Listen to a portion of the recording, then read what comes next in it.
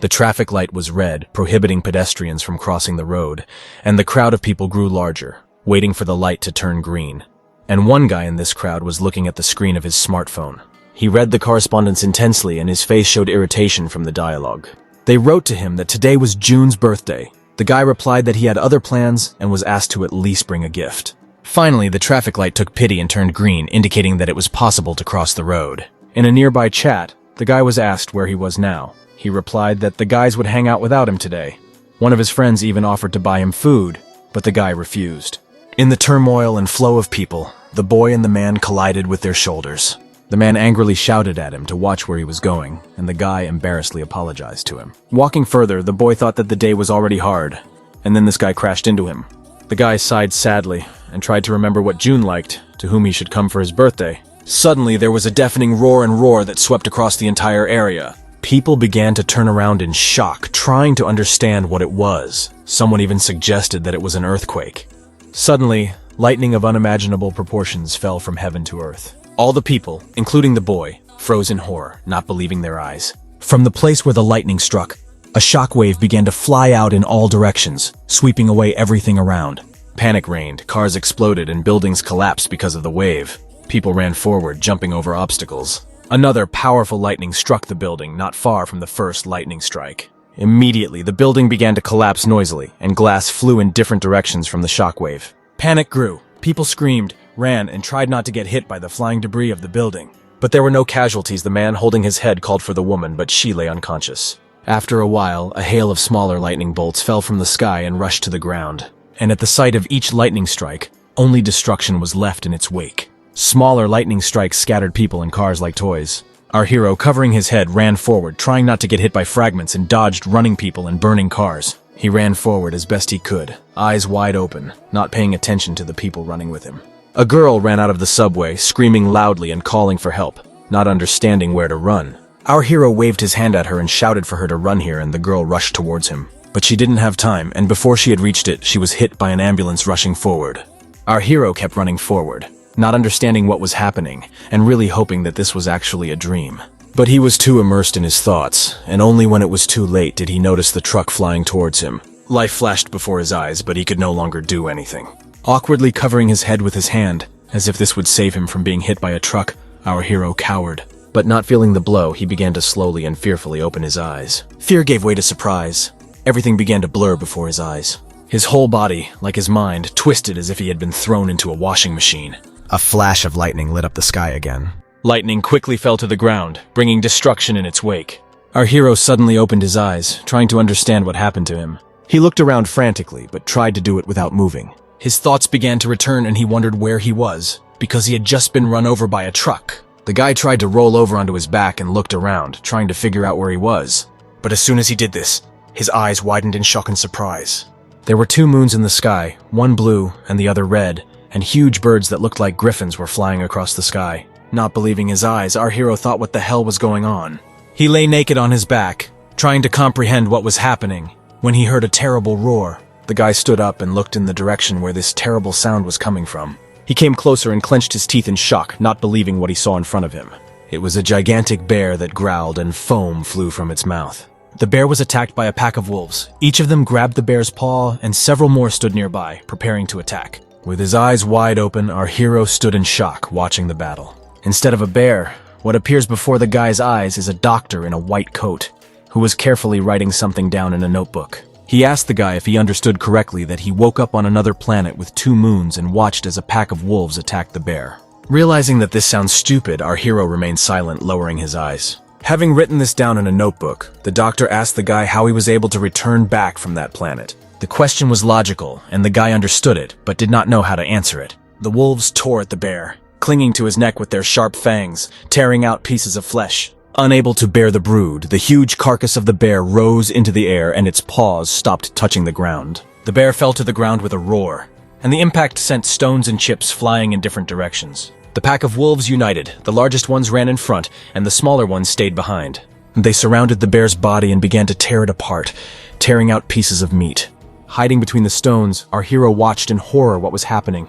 Afraid to make a sound, he did not immediately notice that one of the wolves with a snow-white skin had crept up behind him. The wolf cub looked at our hero with interest. without showing any aggression or friendliness. Our hero mentally cursed, looking at the wolf, and horror was visible in his eyes. As best he could, our hero ran away from the pack of wolves. Breathing heavily, he jumped over obstacles, and clouds of dust burst out from under his feet. The first rays of the sun appeared in the sky, and it began to turn orange, replacing the night. To survive, our hero ran with all his might, not paying attention to fatigue. Sweat blurred his eyes, and it was difficult to breathe. Every breath seemed to burn his lungs. Suddenly, a message appeared in front of his eyes, which only he could see. It read, "Your physique has increased by 1." The guy did not understand what this message was and looked at it in surprise. Because of the message, he did not notice the protruding stone and caught his foot on it. Our hero stumbled and, losing his balance, began to fall to the ground. Not only did he fall while running, he also fell on a slope, and instead of falling, he rolled down, sweeping away bushes. As a result, he fell off a small cliff and fell head-first into the thick grass. The guy coughed and couldn't stop. Sweat and tears dripped onto the ground. After catching his breath a little, he wondered what that sound was. Was he now hearing strange sounds? Suddenly, something caught his attention, causing his mouth to start drooling. In front of him, he saw bushes on which something was hanging. These were red fruits, similar to tomatoes or apples. The guy thought that he was very hungry and, looking at these fruits, wondered whether they were edible. He noticed one fruit lying on the ground on which several ants were crawling. The guy looked around and saw that the other fruits were also covered in ants, and decided that since they were not afraid, the fruit was not poisonous. He took one of the fruits and, kneeling, greedily bit into it with his teeth. He took several bites of the fruit when suddenly he felt something was wrong and froze. He peered carefully into the thick grass in front of him. Our hero trembled, feeling someone's gaze, and suddenly heard a terrifying roar. The grass ahead suddenly moved and something ahead made a sound. Our hero's eyes widened in fear when he saw what was watching him. A huge red eye with a thin vertical pupil looked at him. Out of fear, our hero was afraid to even move and froze, with the fetus near his mouth. A giant snake with blue scales jumped out at him and opened its mouth predatorily. Still motionless from shock, the guy had already resigned himself to his fate, looking enchanted into the eyes of the snake. Suddenly, a giant frog jumped out from somewhere and grabbed the snake's throat, gnawing it. The frog pulled the snake along with it, and the guy was still sitting on the ground, holding the fruit near his open mouth. Hearing the frog devouring the snake, our hero hiccuped and was finally able to close his mouth. He closed his eyes and thought this was a crazy place. As he fell to the ground, he thought that he was actually the only one who had gone crazy. A downpour fell on this strange, unfamiliar forest, washing everything around. Drops of rain flowed down from one huge leaf to another. A large puddle of water collected on one of the leaves and began to flow down in a thin stream. Our hero opened his mouth and caught this stream, quenching his thirst. He was sitting on a tree branch. He had some kind of bandage on his hips. He leaned his back against the tree trunk and drank greedily. It was already the 67th day since he found himself in this unfamiliar world. He looked down and thought that a pack of those same wolves was still chasing him. Looking sadly at them, our hero thought that they could catch him at any moment. Looking around, he thought that wolves were not the only danger, and he needed to find a safe place. Night fell again and 2 full moons rose in an unfamiliar sky. A year has already passed. Our hero found a bunch of bananas, each of which was the size of him. With a lot of effort, the guy was able to tear off one banana from this huge bunch. He began to fall down, but the guy managed to catch her and did not let his prey fall. Once again, he saw an unknown message that his strength had increased by 1. The guy felt that he had become stronger and pulled the giant banana towards himself. It took a while, but he was able to pull the banana onto the branch he was sitting on. Eating a banana, the guy thought that he was still able to survive, or rather, adapt. There was a white wolf cub standing under the tree, and our hero thought that he was persistently following him. The guy stuffed his full cheeks with a banana, thinking that he was already used to the wolf cub and even missed him when he wasn't around. Suddenly, a stream of liquid began flowing onto his back from somewhere above. Not understanding where it was coming from, the guy raised his head up. Seeing the source of the liquid, the guy cursed rudely and instantly tensed. There was a huge gorilla on top of the tree. It growled and began to quickly descend. Splashing saliva, the gorilla came down to our hero and swung his huge fists. Our hero watched the gorilla rush towards him and clenched his teeth angrily. Both of the gorilla's fists landed on the branch where the guy was sitting, and it split into small chips. But our hero was quick. He managed to grab the vine, escaped, and even took his banana. Looking at the gorilla indifferently, our hero said that maybe she would be lucky next time. At that moment, the branch on which the gorilla jumped broke off, and the huge carcass flew down. And a white wolf cub watched everything that was happening from the ground. And at the moment of the fall, he was right under the gorilla. With a crash, the giant monkey fell to the ground, and stones and branches flew to the sides. The white wolf cub also fell under the wave and was thrown away from the gorilla with force. Holding the vine, our hero looked down and noticed that the wolf cub had suffered from the fall of the monkey. Unexpectedly, after such a fall, the gorilla remained alive, and its huge paw hit the ground with force. The gorilla began to get up and her attention switched from our hero to the wolf cub. Due to the shockwave generated by the fallen gorilla carcass, a branch was stuck in the wolf cub's paw. But despite this, the top was ready to fight back and bristled when he saw the gorilla's gaze. The gorilla growled in response, staring at the white wolf cub, as if she had already forgotten about our hero. Growling, the gorilla swung its huge fist, preparing to hit the wolf cub, who did not even think about running away. The monkey struck, and the white top flew to the side, whining pitifully. Unexpectedly, our hero flew up from the back of the gorilla and, letting go of the vine, flew towards the monkey. He lowered himself onto the gorilla's back and forcefully stuck the stick into its eye with one hand. The monkey screamed in pain, feeling the stick pierce its eye, from which blood immediately began to flow. Our hero did not come to life with such agility, but the gorilla was able to grab him by the shoulders with both hands. She threw the guy forward with force and he flew like a straw doll. He slammed his back into the wall, but managed to notice that the top had come to its senses and ran away. From such a blow, all the air was knocked out of the guy's lungs and he tried his best to breathe. But the gorilla was not going to give up and was already running towards our hero, demolishing everything in its path. Looking at her with a mixture of irony and contempt, the guy said that it was stupid to get into this fight. The doctor interrupted the memories of the gorilla and asked why our hero did this. The guy said wearily that he could no longer run away from his suffering outside the territory. Constant flight did not solve anything. The doctor did not find what to answer and only looked at the guy in surprise and disbelief. Suddenly, a smile appeared on the guy's lips, and he added that wherever he went, there was always a ruler. Our hero was sitting by a tree and could not move, and the gorilla was rushing towards him. Raising her giant fists, she was ready to crush the guy's head. But suddenly, from somewhere on the side, a large white wolf attacked the gorilla, trying to bite its throat. Our hero couldn't believe his eyes and watched this scene in surprise, not noticing the blood on his face. A pack of wolves surrounded the gorilla and attacked it, biting into its body from all sides. Watching the attack of the wolf pack, our hero lost consciousness. He thought that this was the end, but the wolves did not touch him while he was passed out. The wolf cub circled nearby, watching how the big wolves attacked the gorilla, and our hero decided that the pack decided that he was sleeping with the wolf cub, so they were helping him. Soon, our hero realized that this white wolf cub was the son of the leader of a pack of crimson wolves. When the full moons rose in the sky, a wolf's howl echoed through the forest. A pack of wolves climbed a high hill and howled at the moon in unison. The wolves ran as fast as they could, and at the same time howled with a single timbre. Our hero was also in this pack and ran ahead, along with a white wolf cub, just like you and me. My best YouTube viewer. We are both lone wolves, wandering through the forests at night in search of cool content. Let's not forget to subscribe, leave a comment, and like. All the best to you. Our hero stopped, trying to catch his breath from this frenzied run, and the wolf cub stopped with him. After a while, the wolf cub also stopped and tried to catch his breath, sticking out his tongue. The guy picked up the wolf cub in his arms and rushed forward with the pack of wolves. After a while, the wolf cub grew into a huge white wolf, and our hero was still nearby. It was the second year that our hero had been in this world, when a wolf howled on the hill. The crimson wolves immediately howled in response. The guy howled along with the wolves. He thought that the wolves probably took him for one of their own. Our hero was becoming stronger, and now he no longer cared about the sheer cliff along which he easily ran up. It is not surprising that he could climb it, since it was already the 31st year since he came into this world. Suddenly, a giant snake jumped out at the guy and rushed up the hill after him, but our hero was waiting for this. Our hero took out a knife and thought that he had no idea how to get out of here. During all this time, he had not found any signs of civilization. He cut the snake from the mouth and almost to the tail, and the wolves from below helped him, tearing the tail. The wolves began hunting for the boar, and our hero reflected that he had joined the wolves and continued to participate in battles for the territory of his pack. The wolves chased the boar, and our hero watched, following him along the vines. He flew high, preparing to attack, and let out a hunting roar.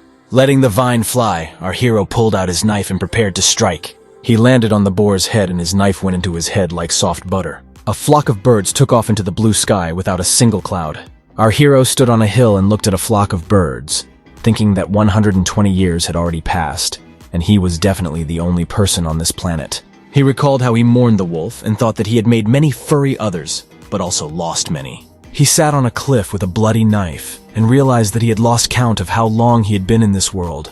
Hundreds of years had passed, and he did not understand how he remained alive. The doctor summed up that, having become the leader of the pack, even after 500 years, he did not find any signs of civilization, and asked how our hero managed to find the way to Earth. Our hero remembered that on a hill under the moonlight, a pack of wolves was going against a pack of gorillas. Bristling, the crimson wolves rushed forward, growling and grinning.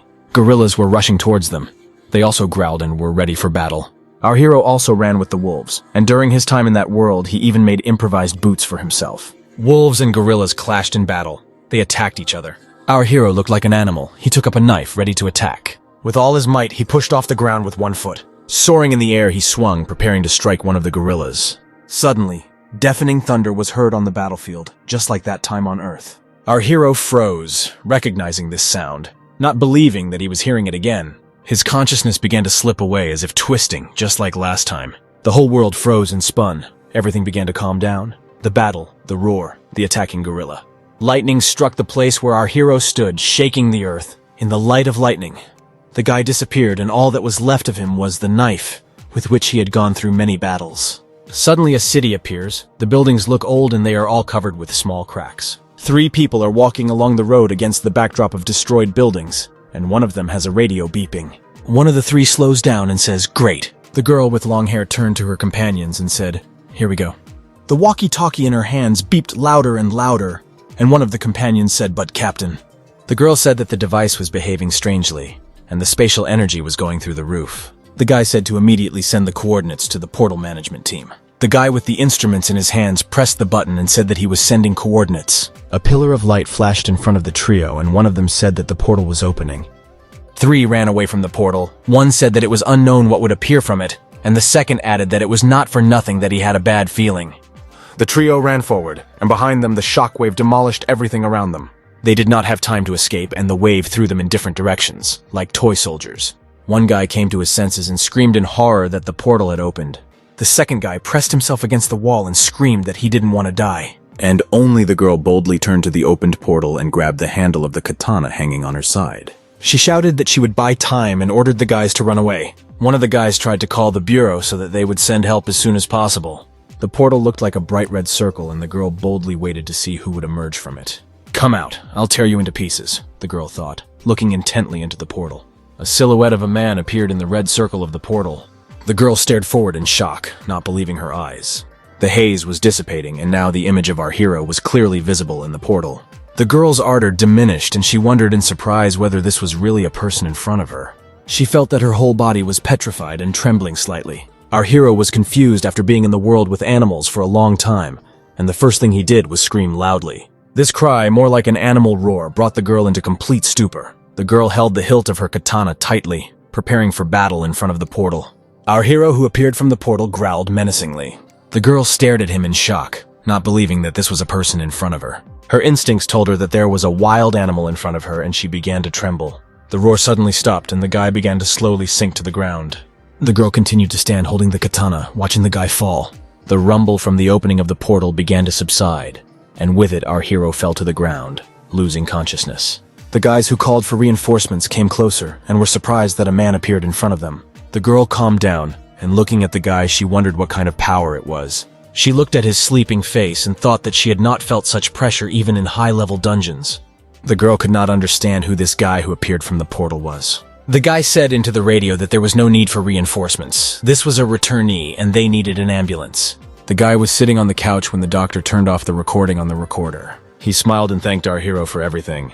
He said that he would forward his testimony to the Awakened Bureau. His health was normal, so he would be discharged soon. The guy, lowering his head, called the doctor by name.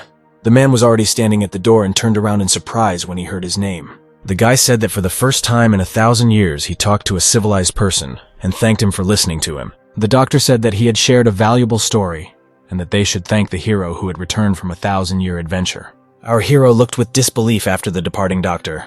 The door to the room where the guy was slammed shut. The doctor walked down the corridor to his office, thinking along the way. He thought this was a very interesting patient. His story was so detailed that he could easily become a writer. The Awoken Bureau consisted of several high-rise buildings with helipads. The girl with the katana stood in the captain's office. She read the documents and asked if the information here was correct, because it seemed to her that it was not. The captain was surprised by these words and asked what was wrong. The girl looked at the card and said that it says that he has an F rank. The captain said that he was a rare patient with such a rank, and added that if he had at least an E rank, they could receive benefits from the state. She looked at the card of our hero, whose name was Steve, and said that this rank means that he is an ordinary person. The girl said that with such a rank he would not be able to pass through the portal, and once again clarified whether everything was correct here. The captain said that maybe he was lucky, sometimes this happens, or he was hiding and accidentally stumbled upon the return stone. He handed over the tablet and said that he had received the doctor's report from the hospital and suggested that we take a look at it. The diagnosis indicated that our hero had post-traumatic disorder and that he was prescribed antidepressants. The girl read the document with disbelief and was especially attracted by the paragraph where it was indicated that he behaves like a wolf. The girl remembered what Steve looked like when he first came out of the portal. She trusted her instincts, but began to think that she was imagining things. The girl asked if this was his document. The captain confirmed this and added that even though he was an F rank, they should still treat him as if he had returned. The girl asked to personally deliver these documents to Steve. The captain was surprised why the girl volunteered to personally deliver the documents. When leaving, the girl said that she wanted to see this with her own eyes. Despite the fact that many years had passed, the hospital building looked the same as everywhere else. Our hero lay on the couch, thinking that 2 weeks had already passed since he returned from that world. He reflected that he wanted this more than anything in the world, but when he returned, he felt everything was foreign and did not understand what to do next. A nurse entered the room with a tray and said it was time to eat. The guy did not immediately return from his thoughts and looked with a tired look at the nurse who entered. She placed a tray containing various dishes on the table next to the bed. Suddenly, our hero felt that he was really hungry and his stomach began to growl. Looking at the delicious dishes, he decided that first he needed to fill his stomach. There was a knock on the door of the room where Steve was. The door immediately opened and the girl with the katana greeted Steve. Our hero squatted down, devouring food without using cutlery like a wild animal. The girl with the katana was shocked to see this scene, but the guy didn't see anything strange in this and just turned his gaze to her, without looking up from his food. The girl said that her name was Jean, and she was from the Awoken Bureau. Steve lowered his leg from the bed and muttered, "That smell blonde hair." He squatted down next to the girl and sniffing said that they seemed familiar. The girl said that she was the first person he met after he returned. Remembering his appearance, the girl thought that coming out of the portal, he felt like a predator. But now, looking at how he eats, the girl doubted her sensory abilities.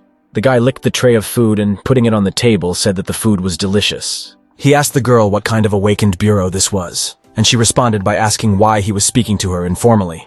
Steve was confused for a second, but replied that he was 1,000 years older than her. The girl remembered his diagnosis and that he was a patient and looked away. Jean put the papers in front of him and said that the Bureau of the Awakened helps people like him to adapt, and said that everything is indicated in the document. She asked him to carefully read and sign the consent to disseminate the information. Taking the pen in his hands, Steve gasped in surprise. He sniffed the pen, and the girl asked why he continued to sniff things. The guy replied that 1,000 years had passed, and they continued to use pens.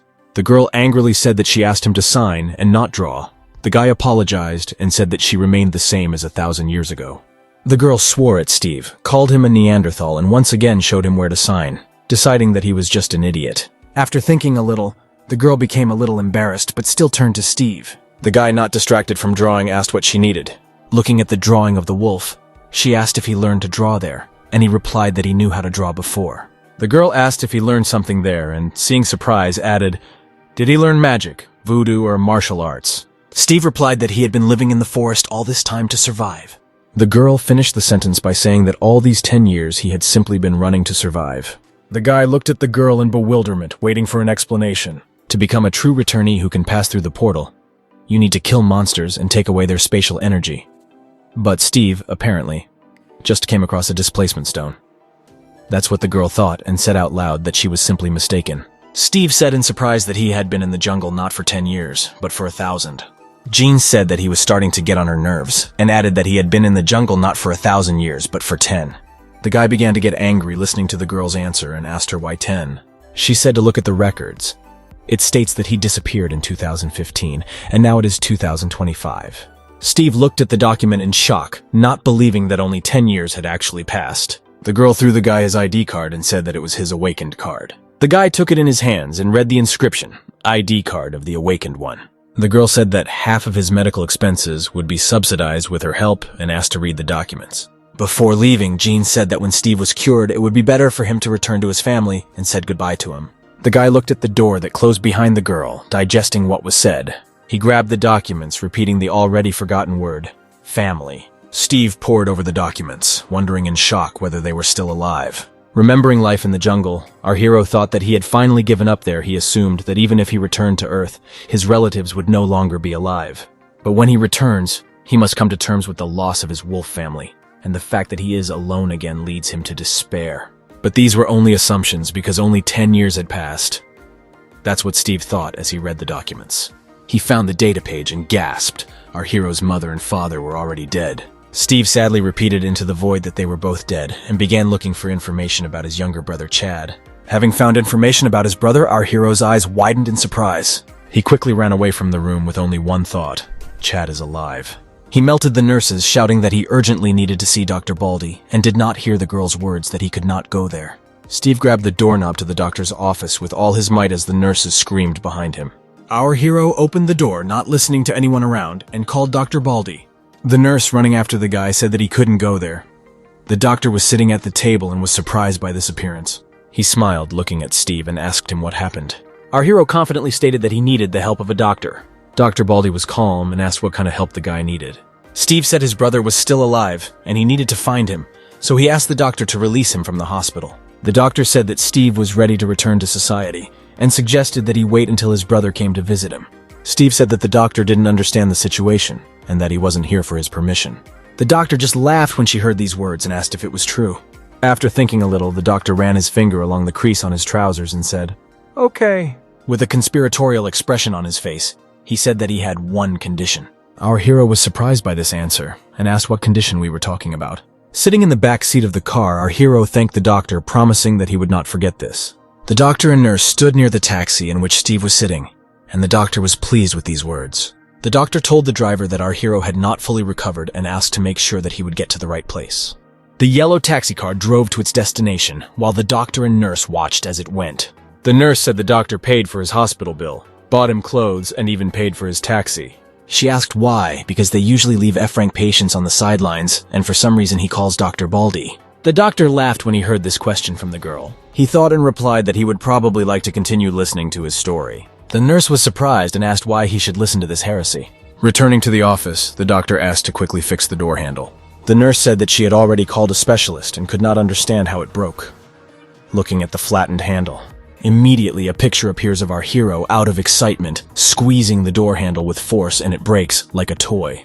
The doctor was in no hurry to answer and slowly sat down in his chair. He sat down in a chair, holding his hands, closing his eyes in thought. The doctor thought that this was the second time the handle had broken, and that he had not smelled anything unusual for a long time. The taxi slowly rolled through traffic during rush hour when the news reported breaking news. From the tablet screen in the car, they said that this afternoon, due to a miscalculation of the time the portal appeared, monsters filled an unprotected field. Monsters were shown on the screen. One of them looked like a huge predatory color with several rows of teeth. Another mouth grew from the monster's mouth, long and twisting. And the announcer said that in response, the ministry sent the Army and Air Force on a joint operation. The situation was resolved after 50 minutes, but the Army and Air Force suffered numerous casualties. With 2 tanks disabled and 12 soldiers and Awoken killed, the announcer ended the episode by adding that he would continue reporting when there was news. The picture of monsters and military men was replaced by the screensaver of the show league Zalem, Fight Club of Superpowers, and another announcer said that a match was coming between 2 C-class warriors. Our hero watched the episode, and the driver admired the soldiers being staged. 2 warriors were shown on the screen. The announcer said that the winner would be able to fight with the second-ranked fighter in the world. Steve watched the episode carefully, not understanding what it was about and what world the announcer was talking about. He remembered the doctor's words that the world had changed a lot. Since the great catastrophe, it had turned into a completely different place. A warrior clad in armor and the inscription "Rise Up," mercenaries appeared on the screen. He raised his hand with a sword, and the inscription read, "The greatest distribution of hunting rewards in the history of the Shilla Guild, and that this guild is recruiting new faces." The driver said that if he were awakened, he would quit this job and become a warrior, and our hero asked if there were really lands for hunting here. The driver was shocked by Steve's question and said he must have hit his head hard. The man incredulously forgave whether our hero really didn't know, and he asked him to just say it and not beat around the bush. The driver said that 10 years ago, a door to another world opened to the whole world. They call that day the Day of the Great Catastrophe. On that day, the first rapprochement took place, and their world connected with many others, from which monsters began to appear. The flying monsters tried to shoot down the helicopter, but 10% of the population was lost that day. Despite their weapons, the military could not stop the monsters advancing from all sides. And where the military failed, the mercenaries took over. Those lost in that disaster, or as they are now called, the awakened ones, began to be given licenses and paid for killing monsters, and guilds also began to be created. Steve asked about the mercenary license and asked how they get it. The driver laughed because of our hero's seriousness and said that an ordinary person would not get it. First, he needs to be awakened and then pass the exam at the Bureau of the Awakened. Steve listened carefully to the driver's story and realized that it was all too complicated. Our hero arrived on the outskirts of the city when the sun was already setting. They drove along narrow streets, between tiny houses and cars parked on the side of the road. A taxi stopped near one of the houses and the driver said that they had arrived. He pointed to a 2-story brick house ahead and said that our hero needed to go there. Steve thanked the driver, who wished him a good time with his little brother. Hesitantly, our hero approached the desired house and stopped near it. He took a couple more steps towards the house, not believing that he would now see his younger brother. An old woman stood in the window of the house and wiped the glass. She noticed Steve and looked at him in surprise. She leaned out of the window with displeasure and shouted to our hero who he was. The guy replied that he came to see Chad. The old woman froze when she heard the name and looked at Steve carefully. The guy did not understand why the old woman was silent and continued to wait for her answer. She suddenly got angry, called him names, and said that the milk on his lips had not yet dried. How dare he address his elders so disrespectfully? Steve was confused by this answer and just looked at her questioningly. The old lady shouted that there was no Chad here and told him to get out of here. She closed the window with force, leaving our hero in deep bewilderment. Steve was surprised and thought that maybe he had come to the wrong place. Suddenly, from the window, the old woman's screams were heard that the creditors were already tired of coming here. And in response, a child's voice asked if that terrible man had returned. Steve was shocked and confused when he heard about the loan and the child's voice. Steve heard that the old woman reassured the child, saying that he had not returned, and was surprised at this world, which could so frighten a child who was not guilty of anything. Steve approached the door, hearing the old woman say that his father works around the clock, but the debts only continue to grow. A child's voice asked Daddy for his debts, and the old woman replied that he had no, asking him to continue eating. There was a mailbox filled with some envelopes hanging on the door. Our hero pulled out one of them. He brought it closer, reading the name of the recipient and the sender. He saw that the letter was for Chad, where he was informed about the debts and could not believe that his younger brother was a debtor. Steve decided not to bother the old woman anymore and walked away, thinking about what he had seen. He thought that in the world of wildlife the only law is force, but the laws on Earth are much more complex. He lowered his head, thinking that if force can simplify the complex, then in the civilized world. He clenched his fist, realizing that in this world money is power. Immersed in these difficult thoughts, our hero came to the Bureau of the Awakened. Having encountered no obstacles, he entered the building and went to explore it. At the entrance to the premises, he attached his ID card and saw the inscription. It does not match. The girl sitting at the checkpoint said that his application for a mercenary was cancelled because he did not meet the requirements. Steve asked in surprise how this could be, since he is an awakened rank F. The girl replied that he was indeed rank F, but he lacked awakened points. The guy asked how this could be because he arrived here 2 weeks ago through the portal. The girl giggled and replied that ordinary people could not pass through the portal, otherwise their body would be torn to pieces. Steve replied that he had felt similar pain before, and the girl asked to leave such illusions at home.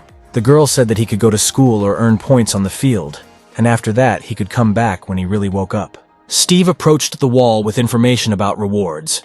It indicated that the appearance of goblins on one field was recorded, and a reward of $500 for each. He reread it again, not understanding what kind of goblins he was talking about, looking wearily at the inscription. And if you look at the city from above, you can see that high walls run through it. Our hero asked the taxi driver if these walls were everywhere, and he replied that they completely surround the city. Everything is visible in the map's application. Steve did not understand what application he was talking about, and the driver said that the city is divided into 12 areas. There are many gates in the city that allow you to move between them, as well as gates leading to the fields. After listening to the driver, our hero realized that he urgently needed to buy a phone. The taxi stopped, arriving at its destination. The driver said that they had arrived at the field, gate number 27, and our hero thanked him. The guy got out of the car and slowly walked to the entrance to the gate to which he had arrived. The gates were huge, and above the entrance hung a huge inscription, 27. Steve thought that after passing through this gate, he would find himself in a hunting ground called a field. He walked slowly through the checkpoint, looking around. Soon our hero approached 2 military men who were apparently guarding the entrance to the field. One of the soldiers asked what brought the guy here.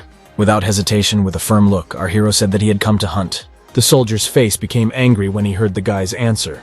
He asked our hero to show him his mercenary license. Looking down, Steve sadly replied that he didn't have one.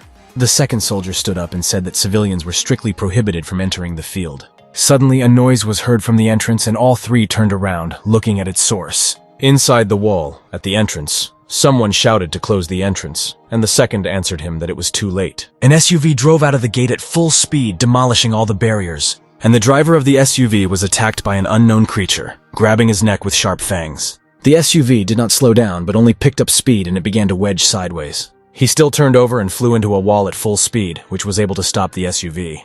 One soldier shouted in panic into the radio that he was calling a special squad, and the second only looked in fear towards the car. The soldiers began to surround the SUV. The eldest gave the order to line up and take their positions. There was some movement in the car, and the soldier shouted for everyone to take aim. The car window was smashed by a large green-skinned hand, bleeding from cuts. A green creature with long, sharp fangs got out of the car and growled.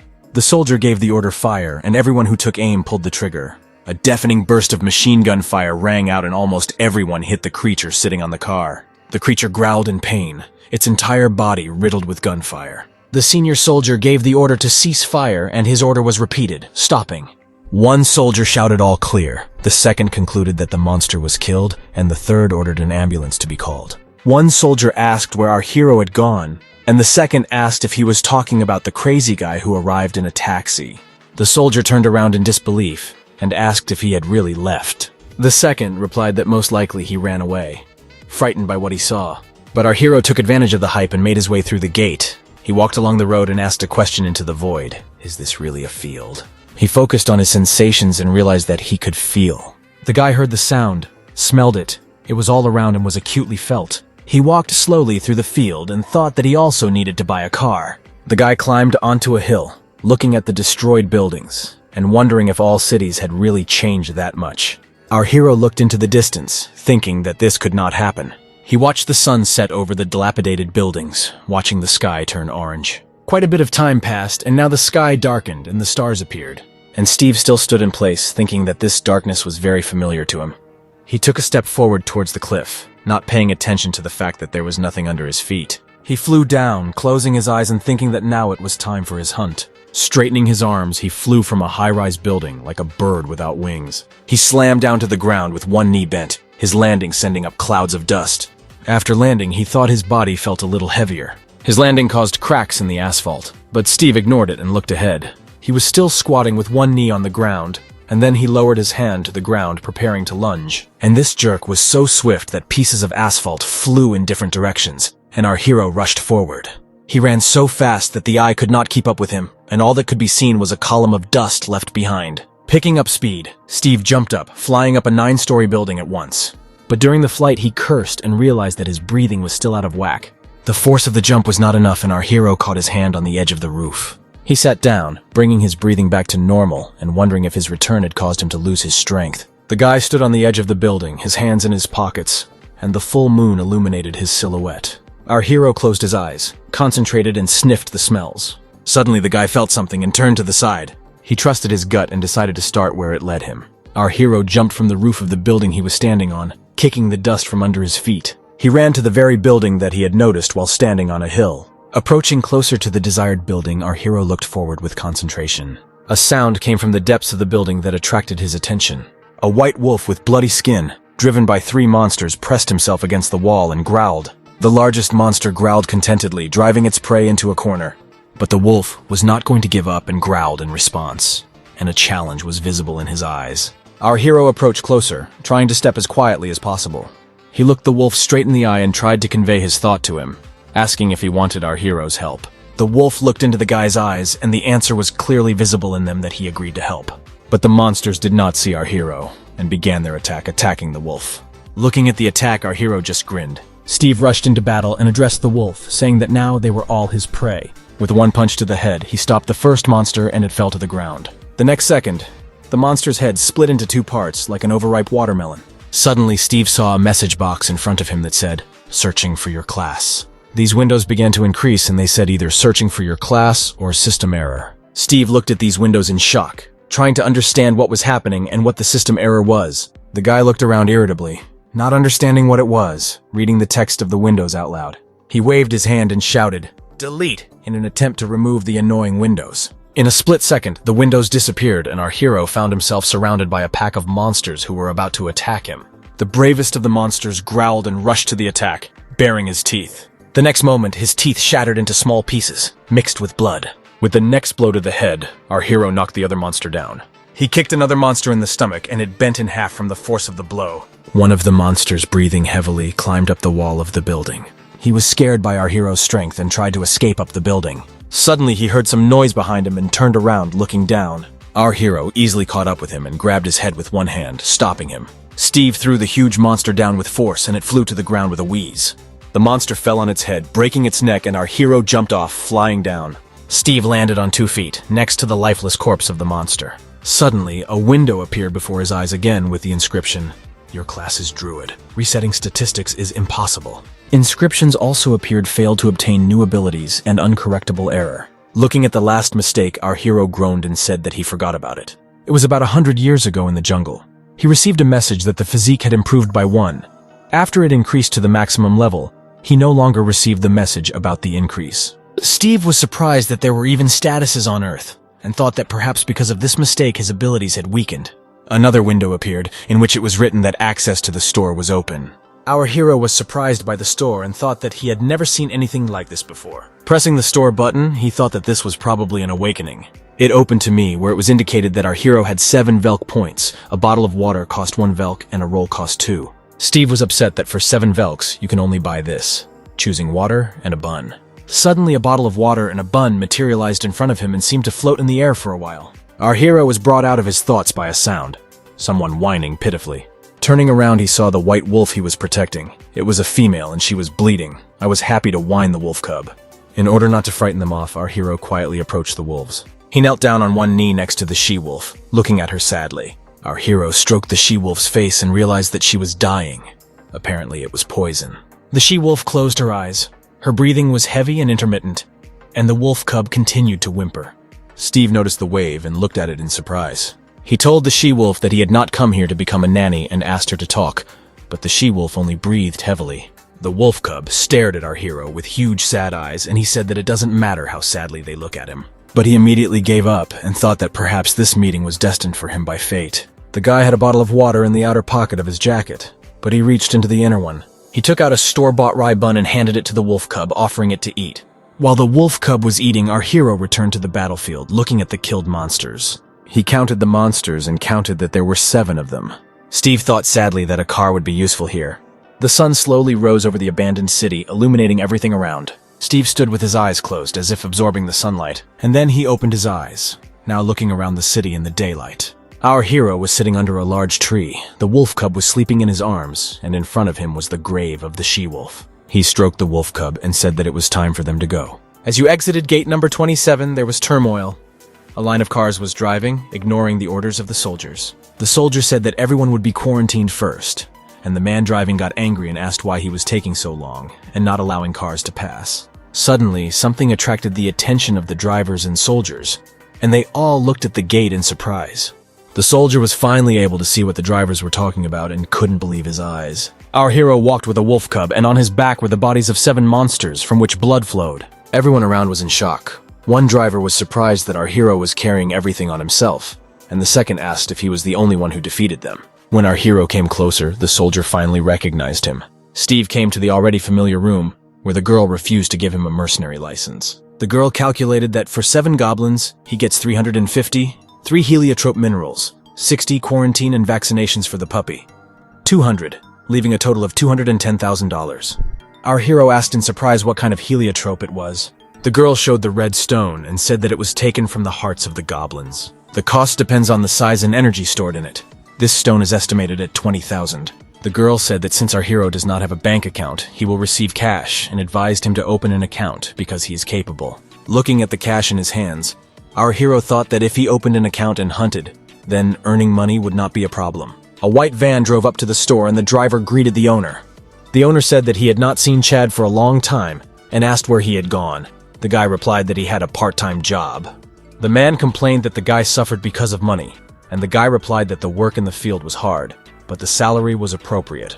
The man handed over a chocolate bar, saying that Bill liked those, and the boy handed over another bottle of beer, asking him to count that too. Having driven away from the store, the van rolled on. Chad was pleased with the job done and whistled to himself, looking forward to returning home. A yellow taxi car drove down the street, but the guy didn't notice. The white van continued to drive forward towards the endpoint of its route.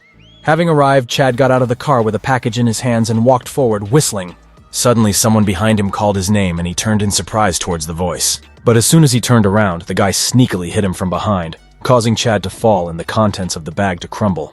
The guy with the baton in his hand said that he was glad to see him, and added that they were already scared that he abandoned the child and ran away. Chad was bleeding from his head and looked in horror at the men standing in front of him. Sobs and sounds of blows were heard throughout the quiet residential area. The man with the baton said that the guy's face looked prettier and lowered the baton onto his shoulder. Suddenly, he shouted that he had to come here many times, and Chad only apologized, enduring the pain from the blows. He handed over a wad of cash, saying that this was all he had earned, $240,000. The man took the money and began to count, $160 per month, 120% gasoline, dry cleaning. The man sat down on the steps and said it was too little, and two guys stood behind Chad. Hearing these words, the guy began to shake, and he only helplessly clenched his fist. He began to cry and said that he would get the money by any means in 3 days. The man hit him again and said if he knew how much interest would still accrue in 3 days. He swung again and said that if he deceives him again. But he didn't have time to finish because someone called out to him, calling him a freak. Our hero approached a group of guys, accompanied by a new friend, a white wolf cub. The man looked at our hero with suspicion and asked who this guy was. But Chad immediately realized who had approached him and stared at the guy in disbelief. Our hero was beside himself with anger and his eyes sparkled, foreshadowing trouble, and Chad could only remain silent. Big brother. The guy got up from his knees, not believing that this was his older brother, and the bandit with the club looked at him in surprise. Steve took a step and then another, seeing only his little brother in front of him. He carried a threat. With his whole appearance, there was no smile on his face, but his gaze was concentrated. Our hero walked up to his brother and knelt down in front of him, looking into his eyes. The first thing he could say was his brother's name, Chad. He looked at Chad with warmth and tenderness and asked if it was really him. Chad also did not believe that Steve was in front of him and could only squeeze out the word, brother. For some reason, Chad remembered the moment when 4 bullies beat him up at school. One bully ordered his pockets to be searched. Chad shouted that he didn't have any more, but the other bully didn't believe his words. The beaten guy looked up and noticed Steve walking and shouted to him. Our hero walked with bags of garbage and stopped nearby, looking at what was happening. Chad pulled his hands towards him, began to scream and ask for help, and the hooligans were surprised by the appearance of his brother. But Steve completely ignored the situation and continued to the trash cans, throwing out bags. Having thrown out the trash, he went back, not even looking at his younger brother screaming for help. The bullies stopped paying attention to Steve and continued beating Chad, asking if friends shouldn't help with money. Chad endured all the beatings and watched with tears in his eyes as his brother walked away, abandoning him. The bully said that he was already tired of shouting about his brother and asked if he was really his brother. Chad thought that Steve was the big brother from whom you would never get help. Planes flew over the apartment building, and the news announced that a large explosion was growing throughout the country. Chad sat at home and watched the news. They showed that red domes had appeared all over the city, from which monsters began to crawl out.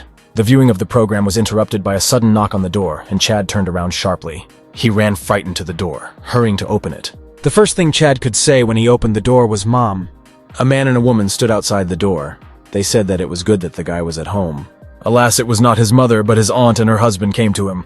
The aunt said that she could not reach her parents and asked where Steve was. The man began to say that he needed to leave quickly, but did not finish the sentence. There was an explosion behind the door that threw Chad back into the room. The explosion was so strong that the door and wall broke and stones flew into the room along with Chad. A monster with 3 heads on long necks appeared at the scene of the explosion, and people around were screaming. Chad lay on the floor with a broken head and was afraid to move, looking forward. And from the broken wall, a giant eye of a monster looked at him. But the guy was lucky. The monster didn't notice him and the eye disappeared almost immediately. Sitting in this devastation, Chell thought that he didn't care even if Steve disappeared from the face of the earth. And now, looking at his brother standing next to him, Chad realized that this was exactly what he had thought about him before. Steve smiled and said that Chad had aged during this time. Chad still couldn't believe his eyes, looking at his brother. He thought that he was already dead. Suddenly, their conversation was interrupted by a bandit who sat down next to him and asked if Chad had hit his head. He pointed at our hero and asked how this little sucker could be his older brother. These words angered Steve. He grabbed the bandit by the head and began to press him to the ground. The next second, our hero threw the bandit back and he flew away, making a flip in the air. Chad was shocked by this turn and looked at his brother in disbelief. The bandit flew back and in flight knocked down the sticks standing against the wall. These sticks fell with a crash on the bandit who was lying on the floor. The two guys who came with the bandit got angry at Steve as they watched their boss get hit. But our hero ignored them and asked Chad if he was injured. He replied that everything was fine. Angry at being ignored, one of the guys yelled at Chad and Steve. He kicked our hero in the shoulder, shouting, "Did they really want to die here?" Steve didn't even move when the bandit's foot hit him in the neck. And at the same moment, the bandit flew to the side with a scream, and his nanda was twisted in an unnatural position. He crouched on the floor, holding his leg and screaming in pain. Our hero still sat calmly, and Chad jumped up. The second guy was afraid to even move, and immediately guessed that Steve was one of the awakened ones. Our hero turned to the standing guy and told him to come here. The guy was seriously scared and began to say that he had not attacked anyone and even dissuaded others from attacking. But Steve wasn't going to hit him. He put a wad of money on the floor and told the guy to take it. The boy was shocked by this turn and only stupidly mumbled something incomprehensible, relaxing a little. Our hero looked up at him full of hatred and told him to take the money and get out of here. The guy took the money and bowed, thanking our hero, and he and his brother walked away. Steve and Chad came to his house when it was already dark outside, and stars appeared in the sky. The same old woman who recently sent our hero looked at the guys in shock. Everyone stood silently. The old woman looked at the guys. Our hero lowered his head.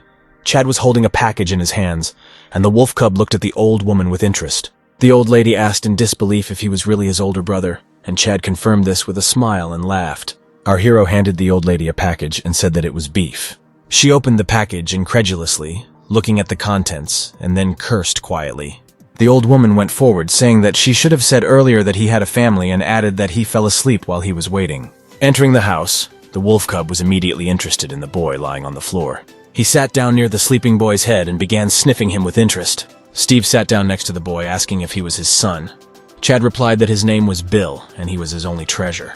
Our hero asked what happened to his mother, and Chad replied that she chose a different life. Chad added that it was his fault, and the wolf cub stopped sniffing the boy and licked his head.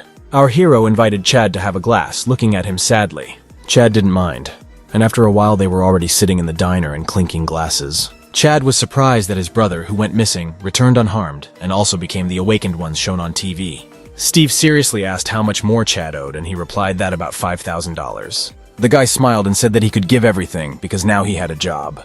Our hero incredulously asked what kind of work he got. Chad replied that he works as a loader. He explained that the distances are long and no one takes on such dangerous work, so they pay him well. Steve asked if that truck was his, and the guy replied that it belonged to the old lady's son. She lent it to him. Our hero clarified what her son was doing then, since he could give away the truck. The wolf cub woke up the boy by licking his face, and Chad told him that her son died during transportation, and she looked after his son like her own and became their savior. The boy woke up and looked at the puppy in surprise. But the puppy's surprise changed when he heard a voice from the kitchen.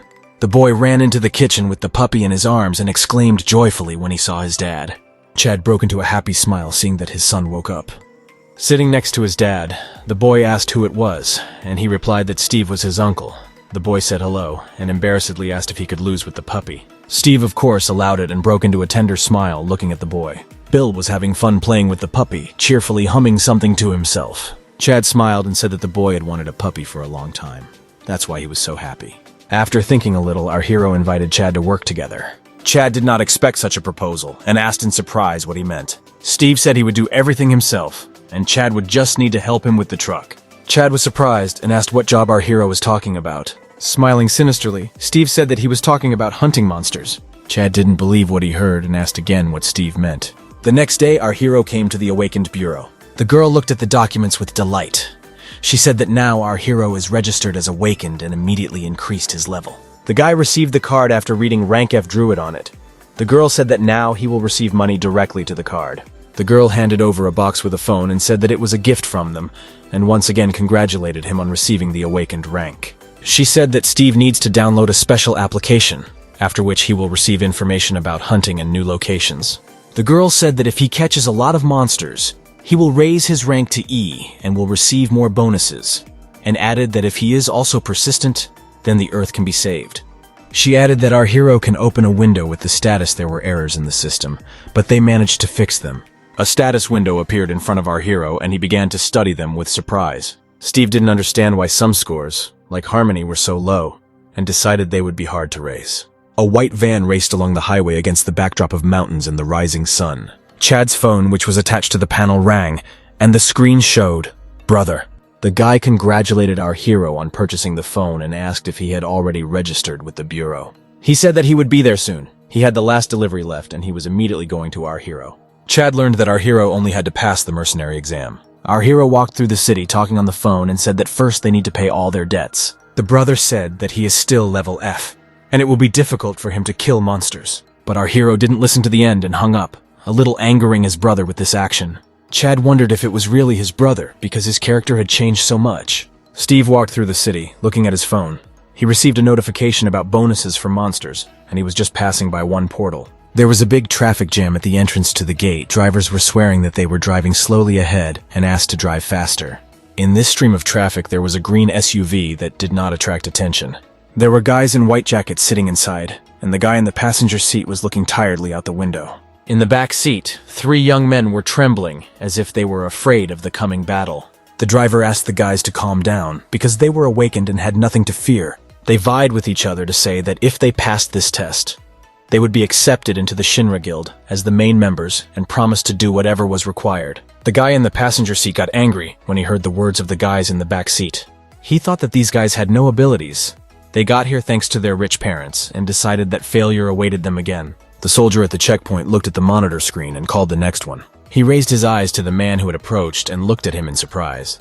Our hero stood alone in a brand new tracksuit without any equipment. The soldier asked if he was alone and asked to attach his pass card. Our hero put the card on the terminal and it turned green. The soldier read that our hero's name is Steve and he has rank F. Our hero went to the entrance to the gate, and the soldier tried to stop him, asking if Steve knew that it was dangerous there. Something caught the attention of the man sitting in the front seat of the SUV. He noticed how our hero walked through the gate.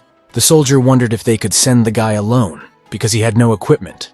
Another soldier recognized our hero and said that it was he who killed 7 goblins at gate number 27 yesterday. The men in the green SUV heard this conversation and were surprised. One was shocked that he was going to enter there like that, and the second decided that our hero had gone crazy going into the gates without equipment.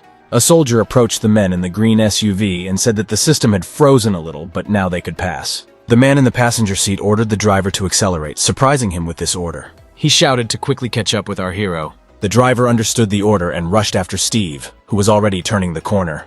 A green SUV rushed through the gate, pursuing our hero. The driver turned the corner sharply, the same way Steve had gone. Both men were surprised when the car turned the corner and stopped. There was no one around the corner. The driver did not understand how this could happen, because they almost caught up with the guy. He looked around, trying to figure out where our hero had disappeared to. The man with an ominous smile thought that he seemed to have caught a great catch. And at this time, our hero was already running through the forest, raising clouds of dust. He ran as fast as possible, taking long steps. Running through the forest, the guy stopped, putting his foot forward. Our hero put his hands on his hips and tried to catch his breath. This run was a test, and Steve realized the state of his body now. He opened the characteristics menu. I realized that he had really become weaker, and decided that he needed to return to training. Suddenly he heard some sounds ahead. Our hero concentrated, trying to understand where they were coming from. After listening, he made out human speech. Someone was saying angrily, "Come on, attack, you coward!" As Steve continued to listen, he thought they might be fighting with swords. The second voice shouted, "Do you want to die?" Steve determined which direction the voices were coming from by looking to his left. His lips spread into a predatory smile. He thought that this was a fight not between monsters, but between awakened ones. He could not miss such a spectacle. With a fountain of blood, someone's hand clutching a sword flew off, and someone screamed in pain. One man shouted, "Attack, running forward!" Our hero stood on top of a destroyed building and watched the battle. One shouted, "Attack," and the second asked whose hand to cut off next. Steve silently watched this sword fight. Someone shouted downstairs, "Stop talking nonsense, leave!" The 3 guys in green were surrounded by a group of men in brown who looked like bandits.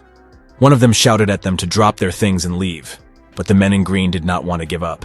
Steve watched the men and thought that none of them wanted to fight. A blue pickup truck stopped not far from the collision, and a man got out. Placing his foot on the ground, the man asked why it was taking them so long to deal with them. The guy in green looked at the man who appeared in fear. The man was large and muscular and said that there were only 3 of them. Why were they taking so long? Someone recognized him and said that it was Sheik, on whose head there was a reward of 400 million. This information was heard not only by the guys below, but also by our hero. He was surprised to hear that they were giving 400 million for a man. The guys in green were scared and said that this was a level C robber, Sheik. The guys in brown said they should have given up while they had a choice. Now they're dead. The man rubbed his hands and said that he was the same sheik and offered to grab him if he had the courage. The guys in green were scared, convinced that this was the same sheik in front of them. One of the guys asked if they left everything, would they be released? Sheik suddenly ran forward and said that this would no longer be interesting. One of the guys in green scaredly asked to wait. He said that he didn't care about their things anymore. And at that moment our hero decided to get down, simply jumping from the roof. He landed with a crash between the guys in green and sheik without even taking his hands out of his pockets. The man was clearly surprised by Steve's sudden appearance and stopped. The three guys in green were also surprised by the appearance of our hero. And the guys in brown looked at Steve in fear, asking what was happening. When the dust cleared under our feet, he took a step forward. Sheik asked who he was. Did he really imagine himself to be an angel descended from heaven? But our hero ignored his questions and asked if 400 million was true. The man was a head taller than our hero and asked who he was. Steve responded threateningly that he just needed money. The guys in brown were in shock, not understanding what was wrong with the guy, and decided that he just wanted to die. And Sheik, having heard our hero's answer, just laughed out loud. The guy in green was surprised by Steve's answer and Sheik's reaction to his answer. With an ominous smile, Sheik said that it is unlikely that our hero is from the commission.